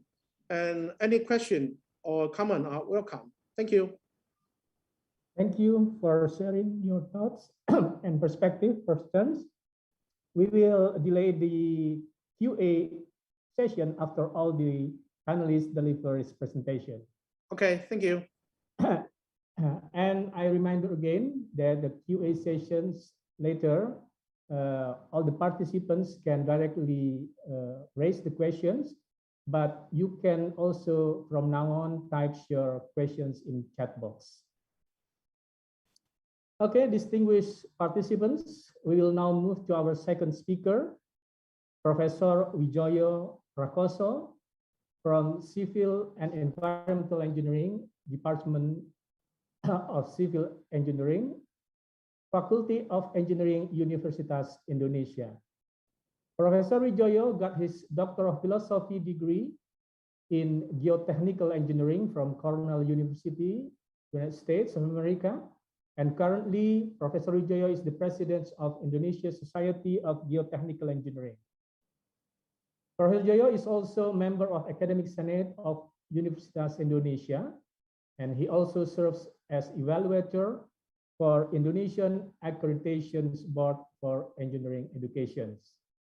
So here is our second speaker, Professor Wijoyo. The screen is yours. Thank you, Prof. Rinaldi, for the opportunity and for the kind introduction.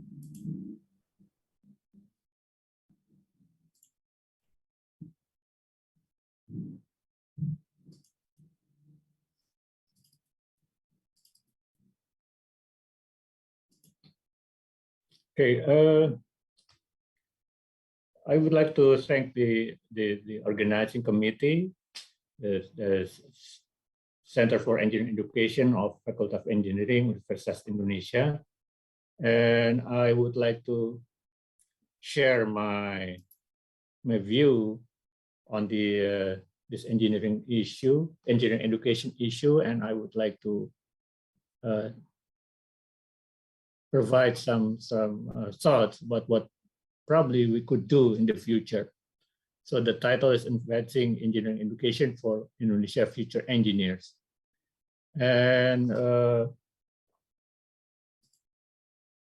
I would like to acknowledge the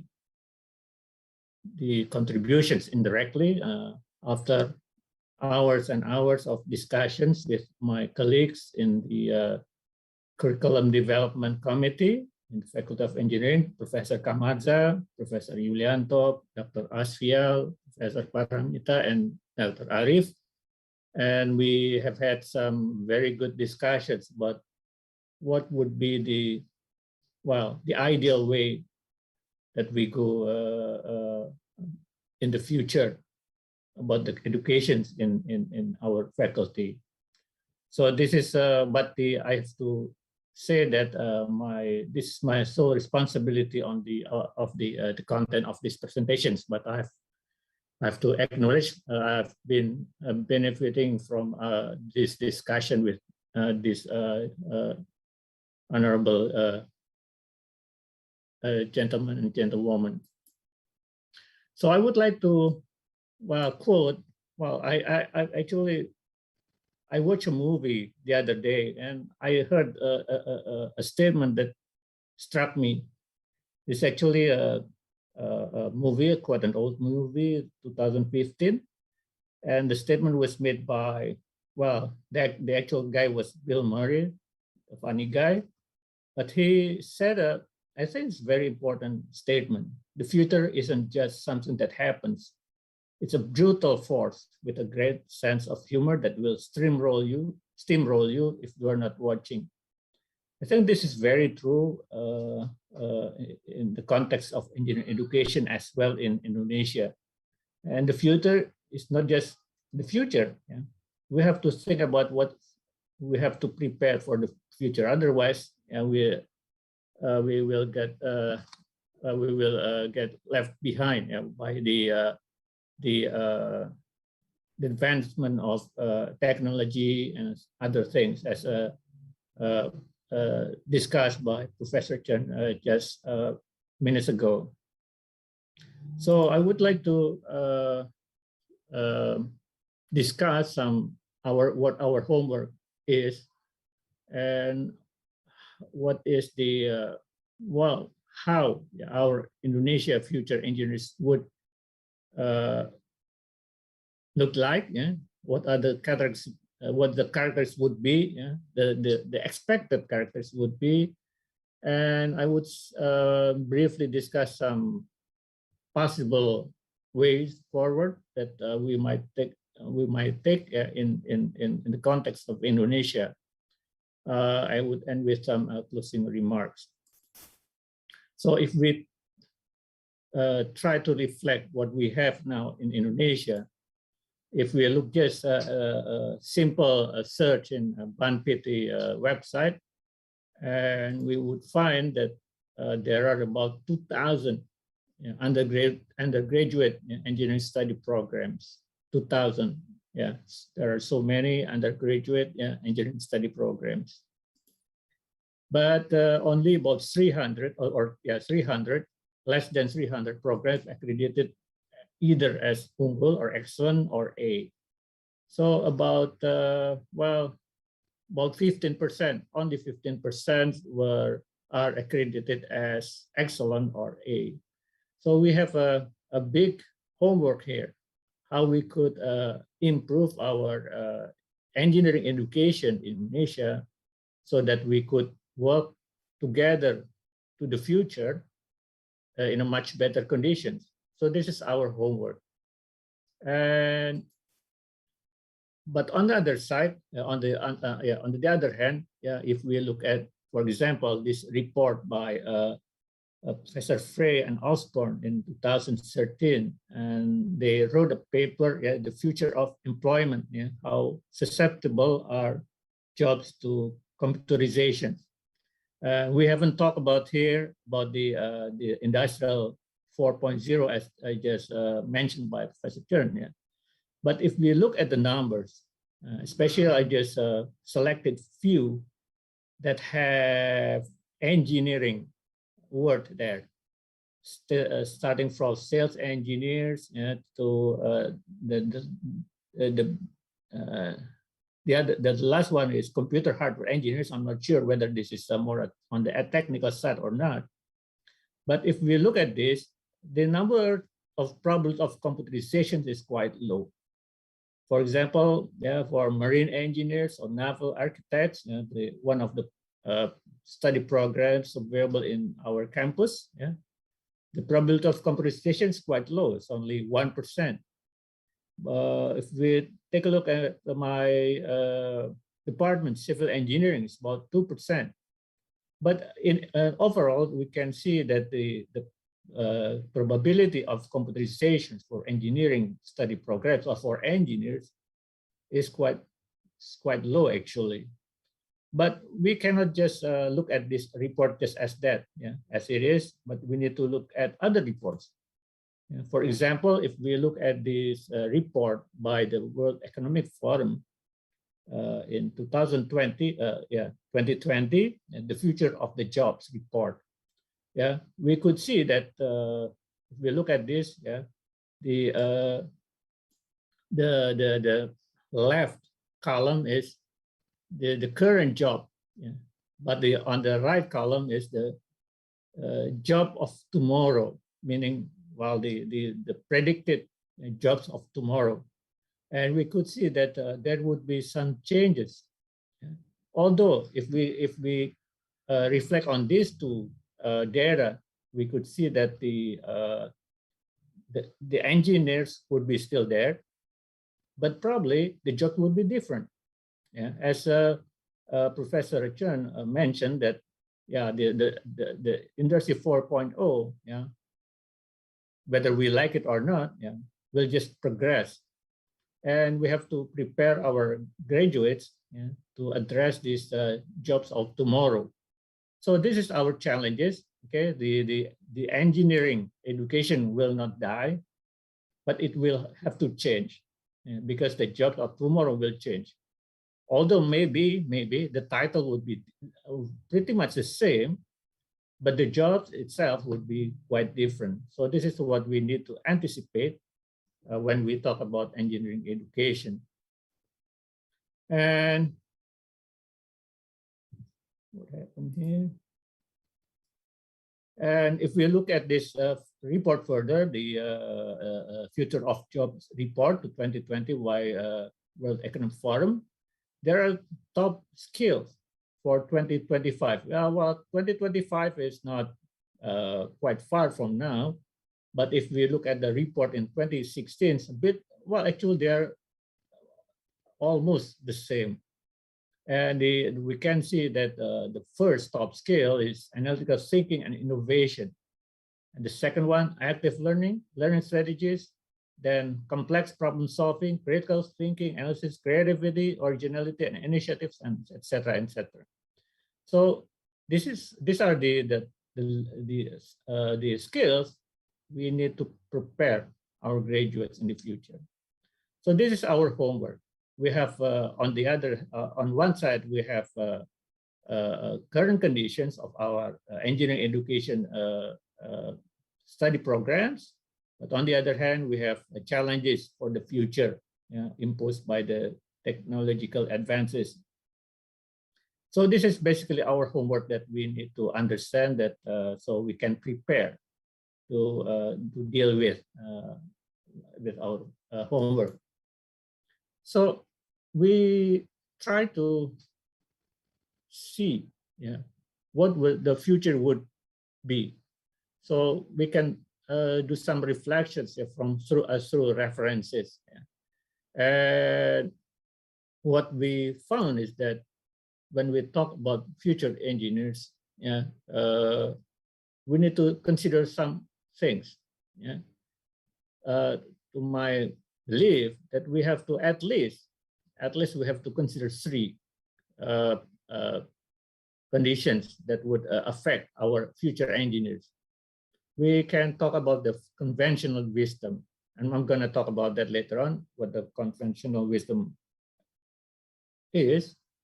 And as I mentioned just now, we need to talk about, well, quote unquote, the future, how the future would look like, or what is the expected future would be.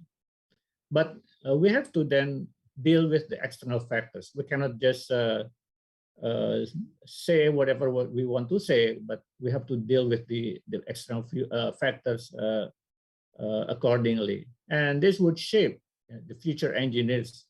That's my belief. So if we look at this conventional wisdom, what I mean by conventional wisdom is this so-called Washington Accord. Yeah, I think this is like a accepted platform for engineering educations in many parts of this world. But I do think this is just a conventional wisdom. It is a necessary, but it is not the only solutions that we need to think of. We need to consider different things. So I would put this Washington Accord as a conventional wisdom. There are a lot of good things in Washington Accords that we could use to develop or to advance our engineering educations. For example, if you don't know what Washington Accord is, it was signed by 6 institutions from 6 different countries, English-speaking countries, and it was signed in 1989. And if you read the actual documents, this was primarily to provide a platform for mobility. So this was like the beginning of globalization. So they were talking about how they could provide a platform for mobility. So while this is still in their document that they need to provide provide a platform for mobility, but I think that's not only the thing that we could make use of this platform. Again, there are a lot of good things that we could adopt to improve our engineering educations. And in Indonesia itself, the Indonesian Accreditation Board for Engineering Education has got the provisional status approved in 2019. And when I check their website, we can find that there are currently 58 study programs accredited. So it's a good thing for Indonesia that we adopt an international, quote unquote standard, for engineering education. Okay, but again, this is to me, it's just a conventional wisdom that we can use, but we cannot just rely on that forever. So there are some good things that we can highlight here. For example, if we look at the Washington Accord, there's WH3.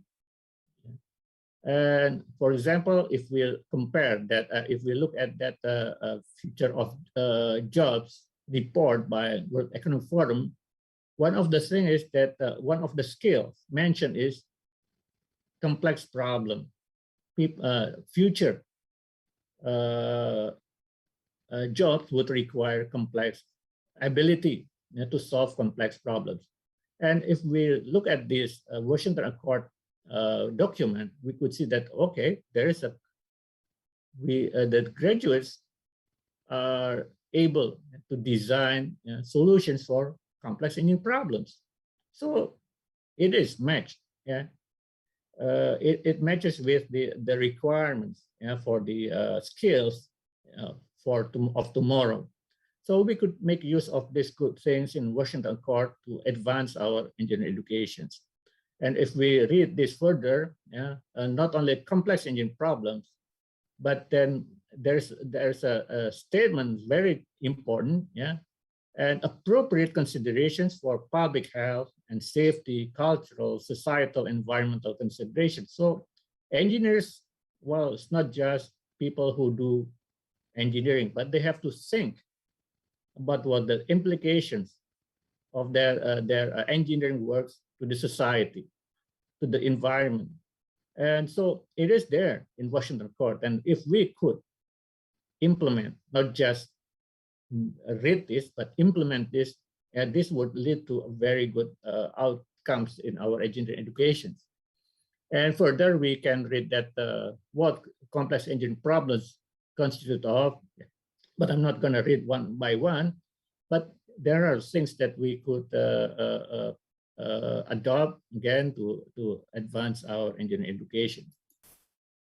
And there are other things in Washington Accord that we could adopt. For example, when we talk about this, when we just heard about the Industrial 4.0 by Professor Chen, we could just put that into perspective of engineering education in this techniques and sources or modern engineering and IT tools.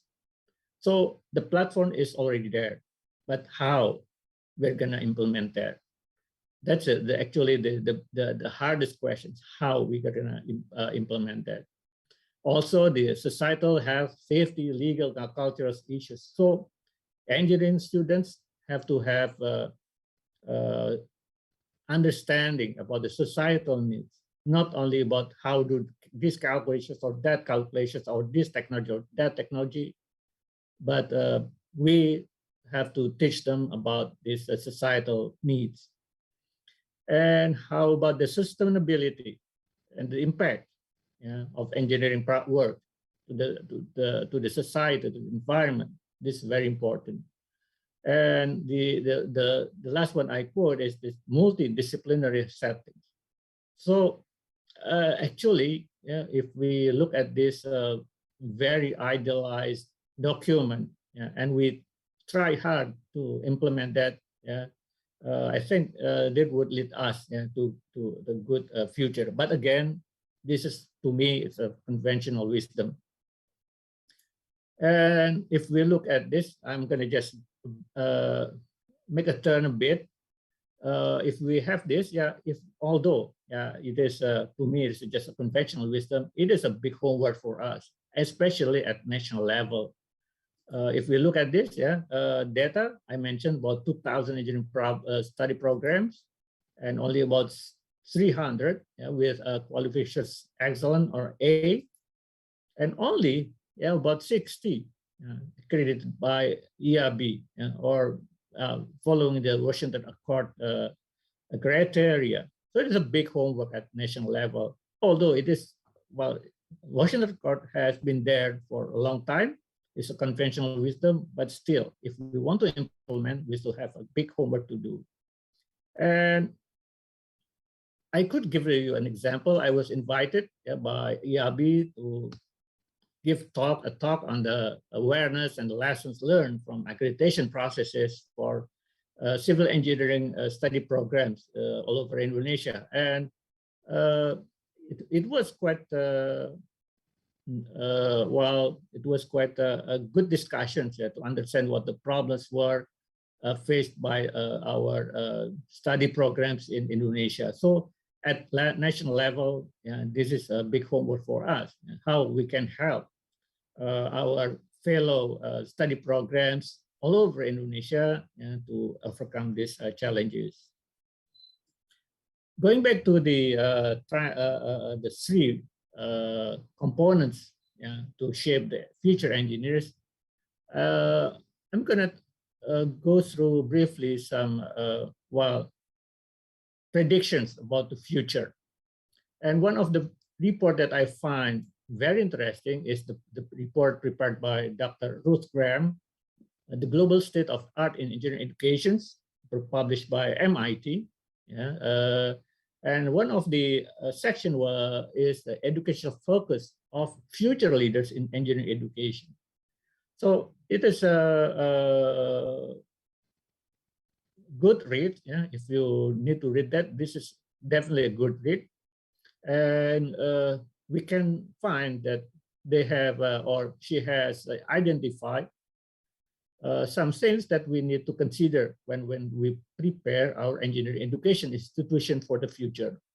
Some of the things that she mentioned are user-centered design, technology-driven entrepreneurship, active project-based learning, and a focus on rigor in engineering fundamentals. Because when we talk about technological lead, we have to talk about the fundamentals. We are not just talking about how to calculate this or that, but we need to talk about the fundamentals.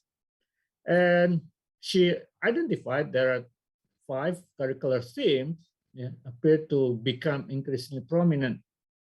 And she stated, first is student choice and flexibility, multidisciplinary learning, and the role and responsibilities and ethics of engineers in society, global outlook and experiences, breadth of student experience. And so there are things that we need to pay attention when we prepare our engineering educations to prepare our future engineers. But I'm not going to talk all these points because I thought that I would talk after Professor Nizam. So I just choose 2 points. The first one is multidisciplinary learning. This I think we as a study program tend to be more like comfortable in our silo, and then we need to think. I think we have to break down those silos. We need to go more into the multidisciplinary learning. If we look at this report, multidisciplinary learning, I quote some of the sentence, ability to integrate knowledge and to work effectively across disciplines, both within and beyond engineering. So not only like we as a lecturers in engineering, we just teach the engineering, but we have to think about other things to the students, how they could learn about these multidisciplinary subjects. The second one is the role and responsibilities and ethics of engineering in society, and key role that engineers will increasingly play in tackling challenges facing society, and the emphasis would be on the greater focus on solving human challenges and problems facing society. That's a very deep point. Greater focus on solving human challenges and problems facing society. Not only like, again, we teach students to do this, that calculations, but we need to talk about how we could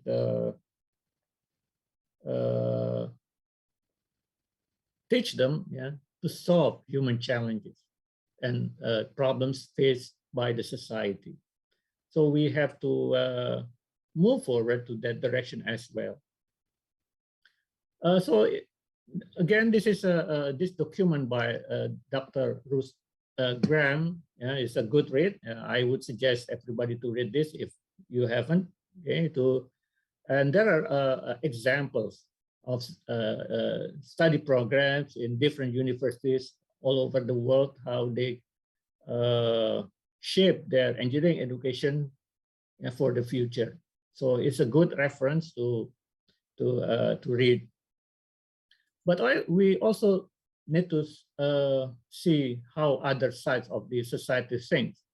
And one of the read that I could that I find very interesting is some series of writings by people in IDEO, and they push for the idea of design thinking. Well, this is not their like original idea, but they push further this idea of design thinking, and they have published several books and articles. And I took this from HBR, Harvard Business Review, in design thinking. So actually quite old article, and they this Tim Brown listed some of the some of his observations that we need to teach empathy, we need to think teach integrative thinking, optimism, experimentalism, as well as collaborations. And you could read that all this, we have our experience through during our lifetime. These things are important. I think this we need to convey this message to our students as well, how our engineering educations could push forward this design thinking as well. So not only like the from academic perspective, but we need to think also from the practitioners' viewpoint to be able to get a more comprehensive viewpoint how we should proceed to prepare our engineering education institutions. So we could read a lot of things. We could then summarize these things. For example, we review the World Economic Forum documents, and we review the Royal Academy of Engineering, UK. There are good documents that we could learn from, some articles from IDEO people, and from other universities. For example, this is CFG, Center for Future Ready Graduates. That's from NUS. The name itself is very interesting, Future Ready Graduates, how they would proceed with their educations at NUS. And they identified several things that they need to prepare for their graduates. More or less, they talk about, well, similar themes. And I think these are some points that we could take to prepare the future of our engineering education. So how we then go about to merge the conventional wisdom as well as the prediction of the future. So that's our homework that we need to think through in the near future to be able to prepare our graduates. So I would suggest then we move to what the way forward. And if we look at this, there's another document prepared by TU Delft. It's very interesting. They have come up with, well, to me, it's quite a big change in engineering education. There's a report by Klassen et al., Engineer of the Future, Envisioning Higher Education in 2035. And they put this interesting figure, and they said that our current framework is so-called technology hub. So the university or the engineering educations could efficiently transferring engineering knowledge. So let's say, okay, I'm in civil engineering, so I will transfer knowledge in civil engineering to the students or to the graduates. And Professor Harinaldi would eventually transfer knowledge, engineering knowledge, to the graduates in mechanical engineering department, and so forth. And so at this point, we could transfer knowledge, engineering knowledge, to the graduates efficiently using this current scheme. But the TU Delft team has come up with, they call personology arena. And what they mean that is that, well, let the students, let the graduate steer themselves, steering self-development in technology. So it's not like the purpose of this study program to efficiently transfer the engineering knowledge, but to create an arena so the students could learn many different things. I think in that perspective, that would be very interesting if we talk about the so-called Merdeka Belajar, Kampus Merdeka, MBKM. Yeah, well, that's very interesting. And if we look at these figures, they're completely different. We still think about the conventional wisdom. We still think about well, we hold that dearly, but then we need to think about the future as well. So are we going to change our engineering education from the technology hub, using the terms coined by the TU Delft team, or to the personology arena? That would require massive change in our engineering education. But personally, although this idea is very, very interesting, but I think we have to face the dilemma. We have to open about this. And when we go back to that this chart, when we develop that idea of future engineers, we need to talk about the conventional wisdom. We need to talk about future, but we then need to talk about external factors, especially in Indonesia. This is a big dilemma for myself, because these external factors, we cannot just let it go. Otherwise, it's like we're gonna live in ivory tower, and everything we do would be out of sync. And if we look at this diagram, probably it would tell you better. If our engineering education is out of sync with the job structure, that would be a problem for the whole society. So who's going to be the synchronizer? That's a big question. How we're going to match this engineering educations with the job structures? We can make a dream of everything, but then we have to face the reality, the external factors that are still not there yet. So we need to develop this, how to synchronize this, and who will be the synchronizer. For example, I happen to be a president of an engineering society. And for example, I was given this recently, just like a week ago, from the Ministry of Public Works, subclasses for civil engineers. And there are a lot of subclasses. And if we look at this, for example, in this public works sphere, there are more than 20 subclasses. This is just in one part. If we talk about the Ministry of Transportation, if we talk about the oil and gas industry, if we talk about the power and industry, we will talk about many different subclasses. So how we're gonna deal with this? So to change, like what TU Delft people suggested, that would be, well, a mess for us. So I would suggest that we go also if we talk about that, if we talk about this future of jobs as predicted by people at the World Economic Forum, so how, when, who, where, we could ask different questions. how this gonna happen, when, who, where.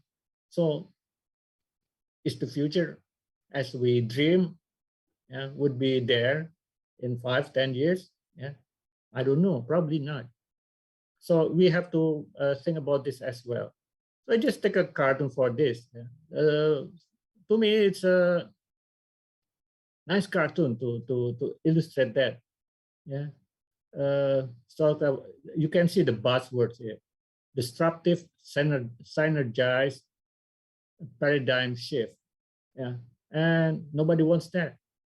Are we sure that the industry would answer our call for change in our engineering education openly? Yeah, I'm not so sure. Yeah, so we need to think about the reality of the external factors in engineering education as well. So what I suggest, at least for engineering education in Universitas Indonesia, is we take that incremental way forward, not like a massive paradigm shift as suggested by the TU Delft people. So I would suggest that step-by-step change in our system, starting to really introduce the complex engineering problems in our education. We could start from year 1, from semester 1, from the earliest, by introducing cornerstone courses.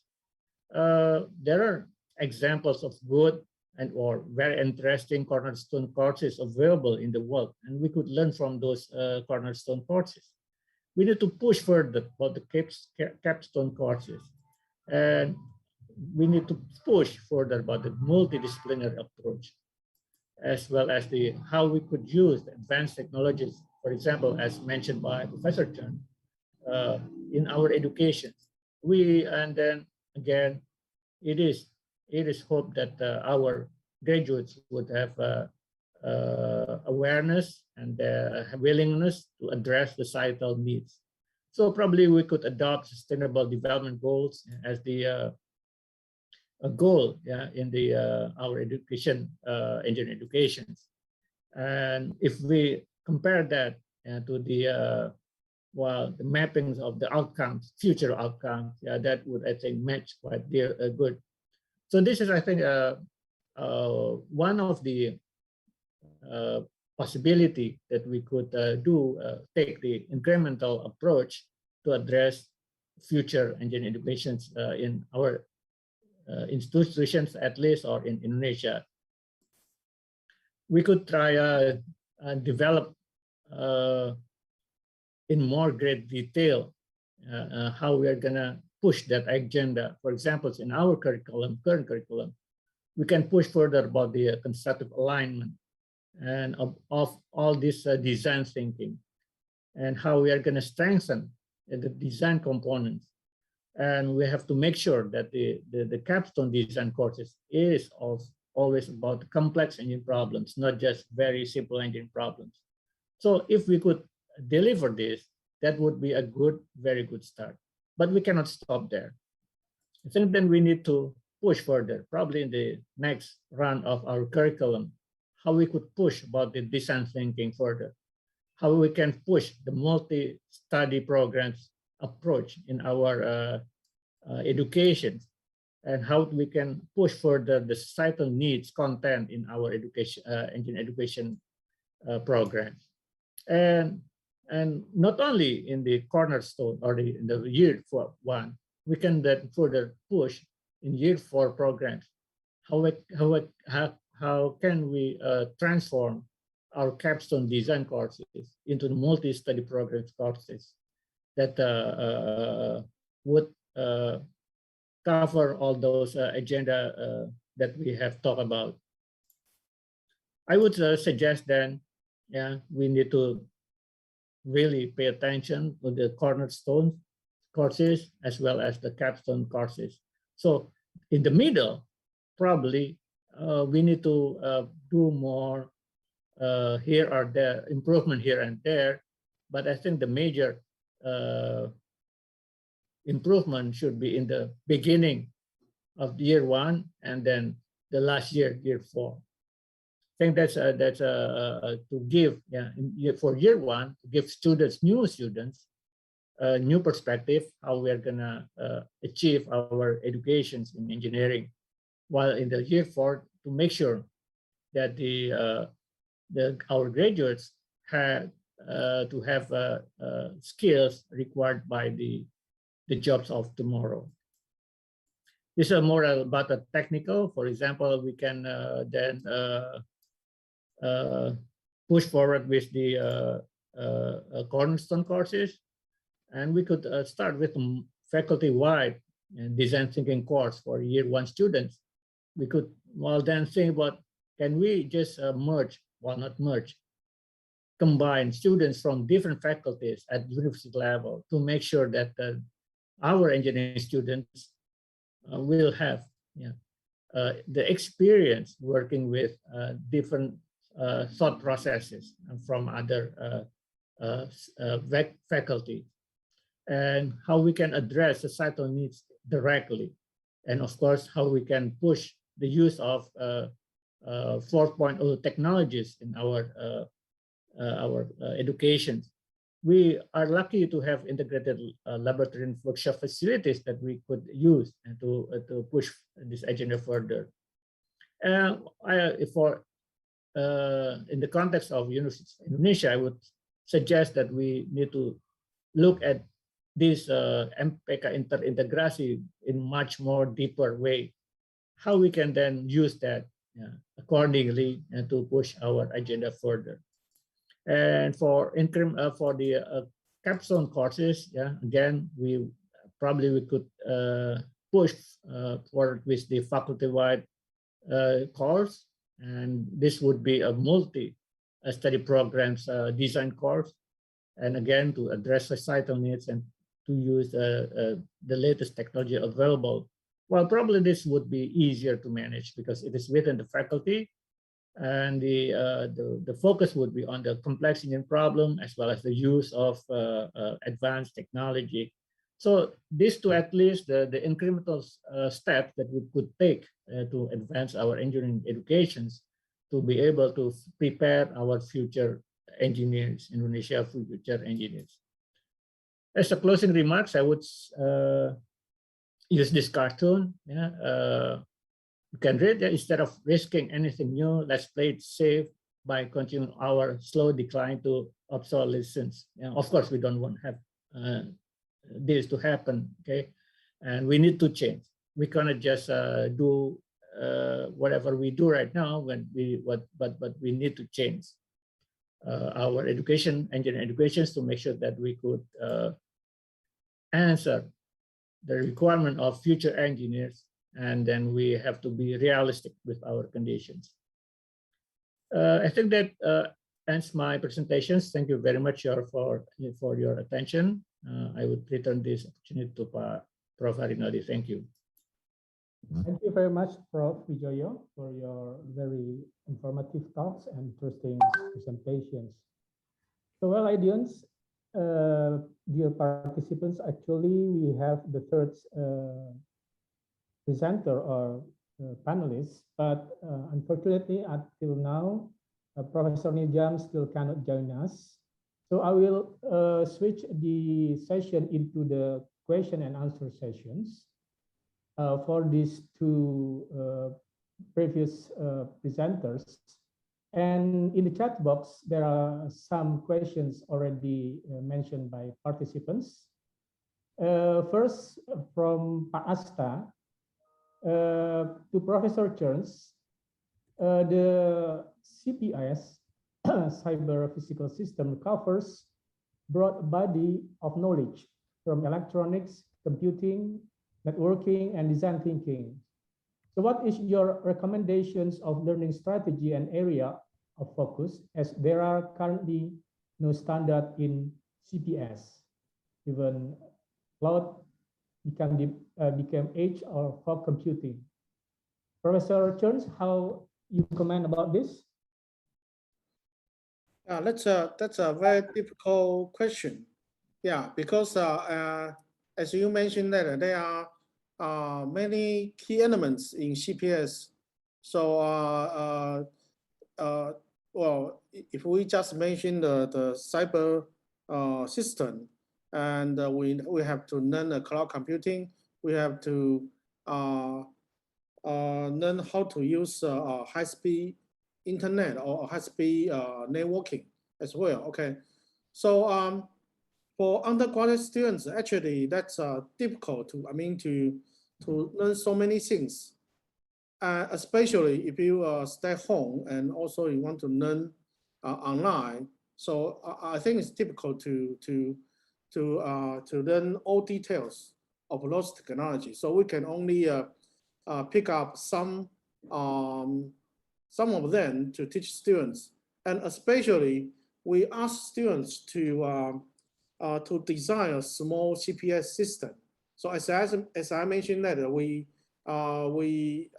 as I showed on a video, some of students they design like the drinking vendor system.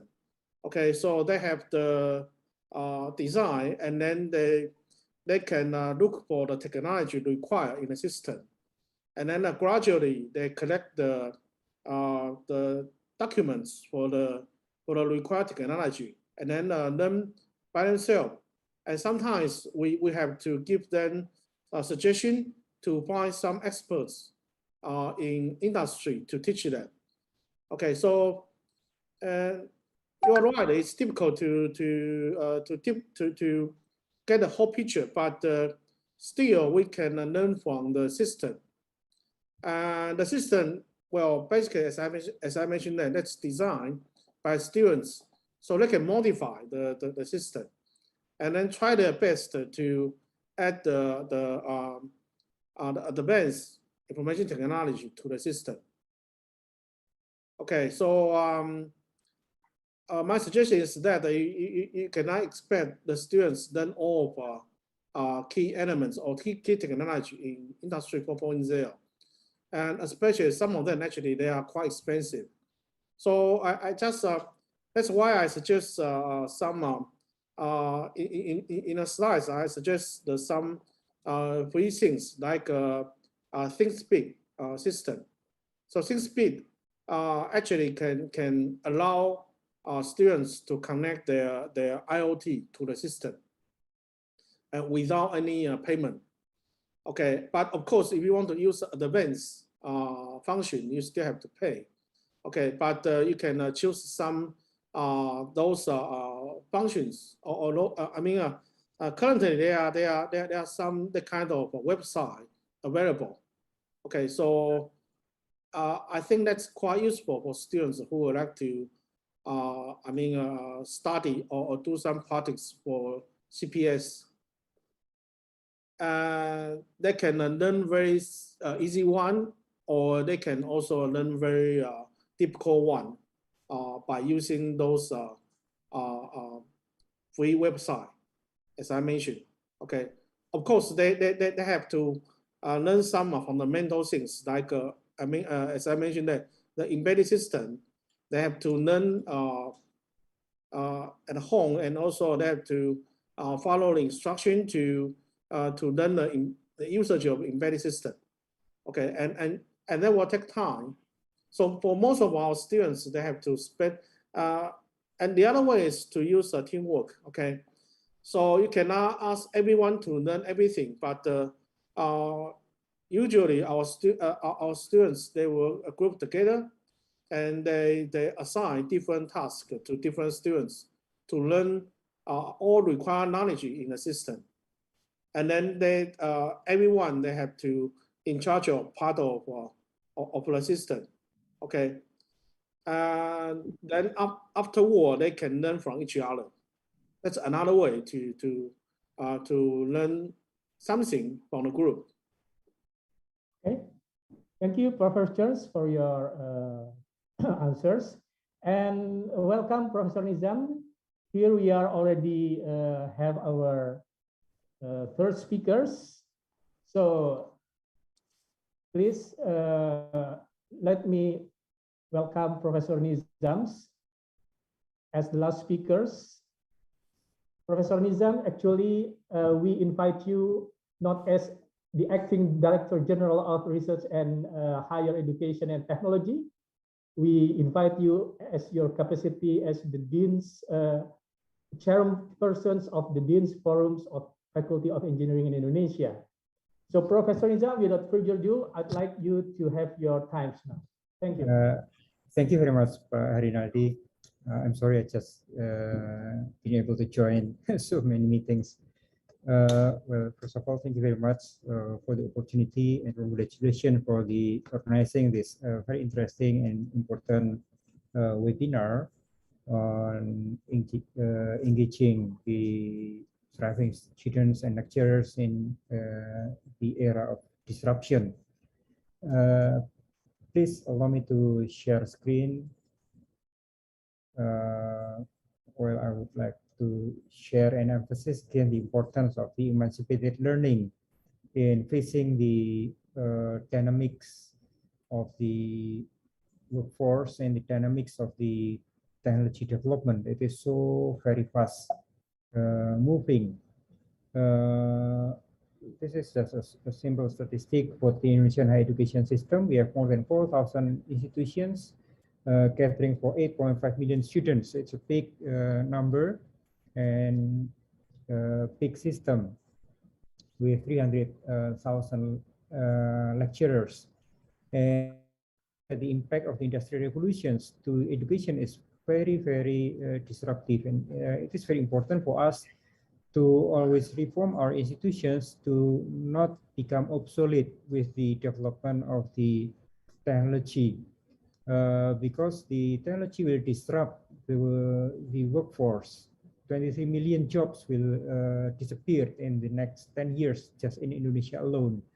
While new jobs are potentially created with new competencies unknown before, competencies that we don't even dream about. In the next 5 years, when our students graduate, the workforce will be, the demand for workforce will be different from what it is now. So it's a big challenge for university to prepare for new skills not yet known, for jobs that did not yet exist. So we have to prepare graduates that will be more agile, self-directed, entrepreneurial, as well as adaptive to the dynamics of the workforce with new literacies, which sometimes we haven't put emphasis on. We do not want to have a broken link between competencies that we develop in the university and the world of work that move very fast and leave us behind. So we want to make sure that there are links between what we are doing and the world of work. The only way to make sure that the link is there is to marry between the educations and the professional world. So that is the spirit of the Campus Merdeka, the emancipated learning, where we marry between the educations and the professional world by providing our students with opportunities to not only learn from the classroom, from laboratory, but also immersive, intensive, engaging learning through their professional work. So by giving this opportunity up to 40 credits out of 145 credits they can take during the bachelor program. So this can be part of their experiential learning in making sure that what they learn, competencies they develop, fit into the need of the workforce. And the off-campus activities can be categorized into 9 off-campus activities. From student exchange, student can take courses not only from their own university, but can take from other university, nationally as well as internationally, globally.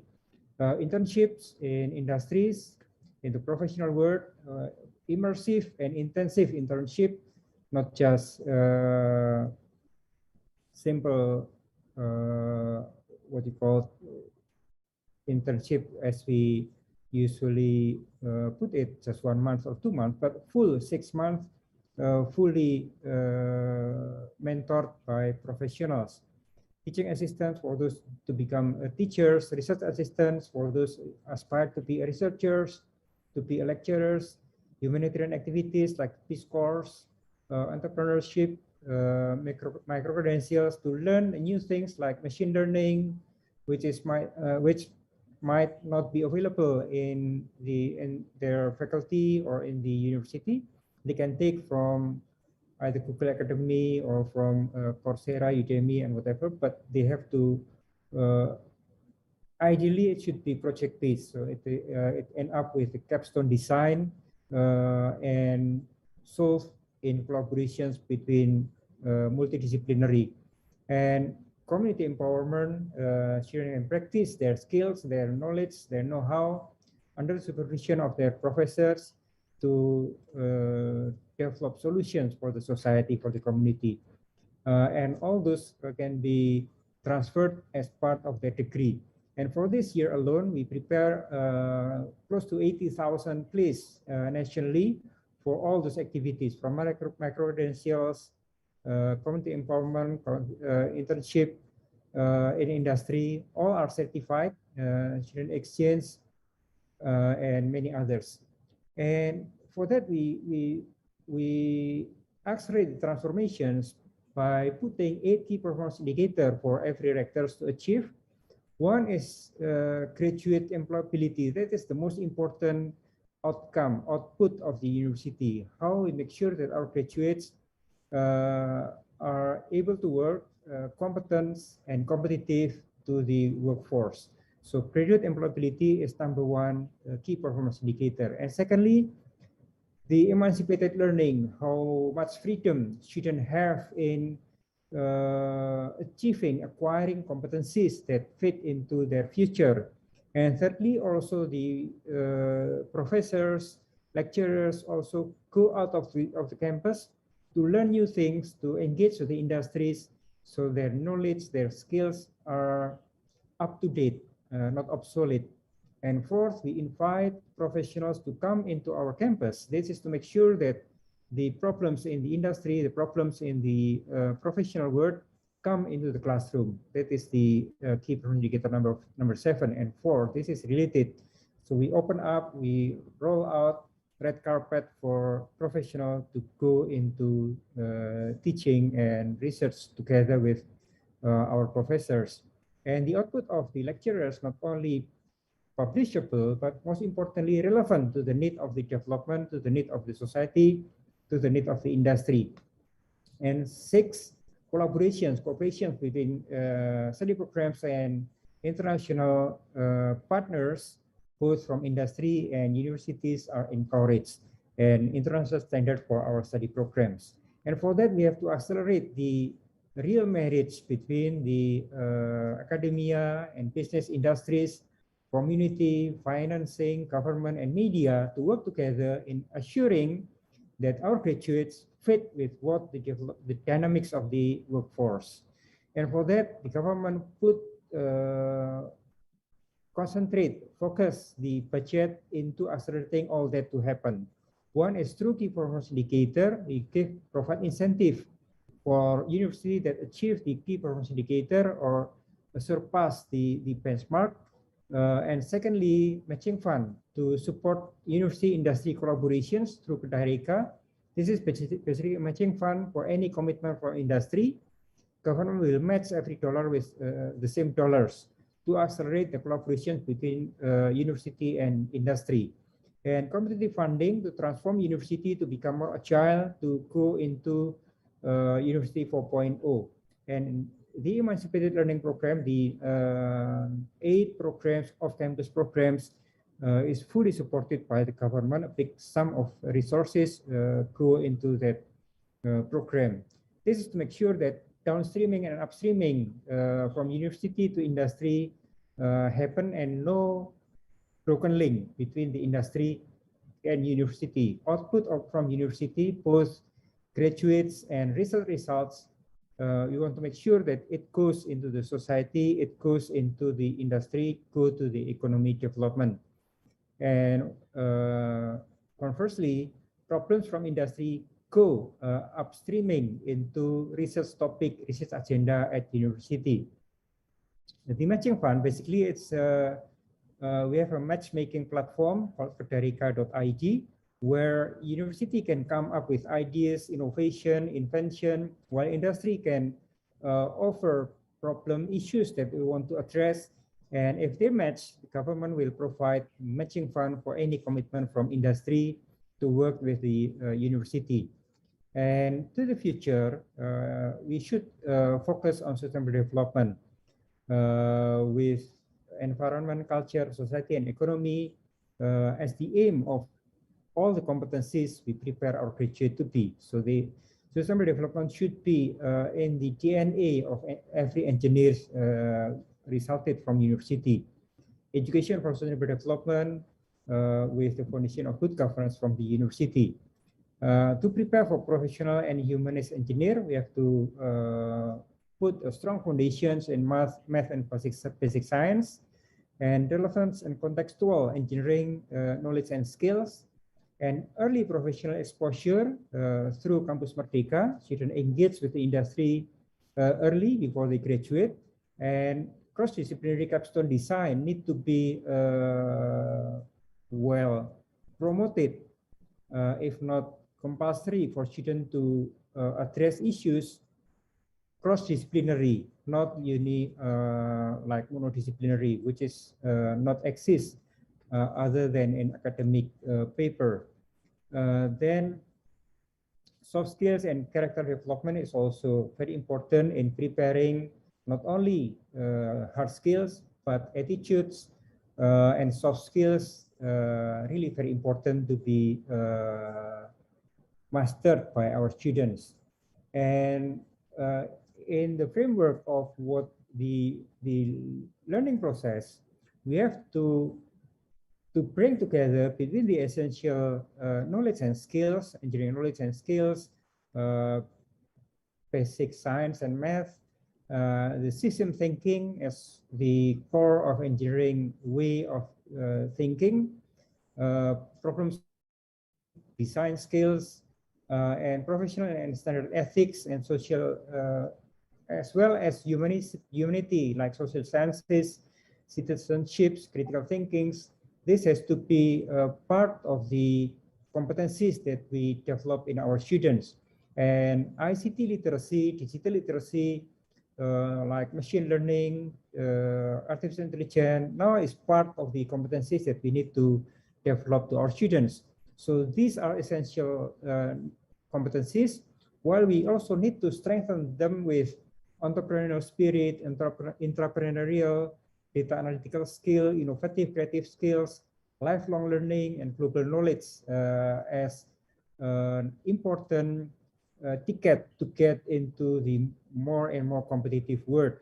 And through many ways in doing that, through project management, business, finance, entrepreneurship, leadership, and project-based learning, case-based learning, experiential learning, and also independent studies and global learning. And thank you very much for the opportunity and for your attention. I give back my time to Pak Harinaldi. Thank you very much. Wassalamualaikum warahmatullahi wabarakatuh. Thank you very much, Prof. Nizam, for your informative talks and nice presentations. However, we have still 5 minutes to go. Yeah, maybe we can respond to several questions, maybe 1 to 2 questions before I close these sessions. Actually, the questions is for all speakers said here. First, there is a question from Nova Christians about how MOOCs, massive open online courses that many top universities now in the world has been started. Is it applicable for engineering educations to go with that? Since we know that in Indonesia, engineering renowned by hands-on learning, or you cannot learn without dirty your hands. Maybe Prof. Wijoyo, can you make any comments on these questions? Thank you, Prof. Harinaldi. I do think that MOOCs could contribute to engineering education, but then we need to rethink about the structures of our curriculum first, whether we're going to stick with our standard structures of our curriculum, or we want to change that. We can then break down the courses into modules and things like that. And I think MOOCs would fit in that setup quite nicely, actually. But then, yeah, it's a long way to go. But I think, yeah, we could work on that step by step to adopt that MOOCs into our engineering education framework. Thank you. Okay, thank you, Prof. Wijoyo. Now, another questions, maybe I will direct it to Prof. Nizam. Learning by experience policy has been now more pronounced in engineering educations to encourage students to develop their soft and practical skills. One of the main objectives is to develop students' project-based learning capabilities by involving them in real-world oriented tasks and projects during each course, and over time by linking projects in different courses. I would like to know what is your opinion or suggestion or tips in order that this policy facilitates the interaction between the faculty's laboratories for operating an integrated cluster of educational and research laboratories. Yes, for engineering, like Prof. Joyo mentioned, competencies is not only on the knowledge, but on the skills, not only brain, but also hands, not only science, but the application of science. So experiential learning is very core part of the engineering education, of course. And when we talk about experience, so there are many, I mean, it is not only limited by, for instance, laboratory works, not only limited on a project in campus, but also experiential learning is also part of the competencies development. For instance, if we look at the APET learning outcomes, the first is the ability of students of engineers to formulate complex engineering problems. Just that competencies would not be completed within the purview of campus. Complex engineering problems comes from the real world. When students go into industry and see the problems of boilers, for instance, it is not well defined. The real problem is not well defined. While in the classroom, everything is well defined. It is known, the question has been formulated by the professors, and student has to answer the questions. The real problem is how to formulate the questions. That's come on the first place. And that competencies could not be developed if we just use classroom, laboratory, and the way we used to teach our students. So that is the emancipated learning that we promote and accelerate nationally. Student has to go, especially engineering student, has to go to the real world. This universe is their fields of learning. So we should not limit with the walls of our campus, but the space is so open. Thank you. Yeah, thank you, Prof. Nizam. Well, dear participants, actually there are still a lot of questions to go. However, unfortunately, this is all the time that we have for today. I believe now we gain some understanding and insights that these changes generated by COVID pandemic, Industrial Revolution 4.0 have posed significant challenges for society in general and industry in particular. University, especially in facing Industrial Revolution 4.0, must consider these new challenges quickly. And that's what we are having today. And maybe now times to leave our discussion. It was a very interesting session. And once again, thank you very much to all the panelists and all the participants who have participated in these sessions. We appreciated you being here, and we hope to see you again next time. So I will hand it back again the screen to our MC. Goodbye. Assalamualaikum warahmatullahi wabarakatuh. Waalaikumsalam. Bye. Terima kasih. Thank you very much for the speakers for informative and insightful presentation. Finally, we come to the end of this workshop. May that we have conducted will be useful for us, and let us all be guided by all the things we have learned and heard throughout the workshop. Thank you very much for all speakers, participants, and organizing committees. Till we meet again in the next event. Stay safe and stay healthy. Have a good day. Assalamualaikum warahmatullahi wabarakatuh. Waalaikumsalam.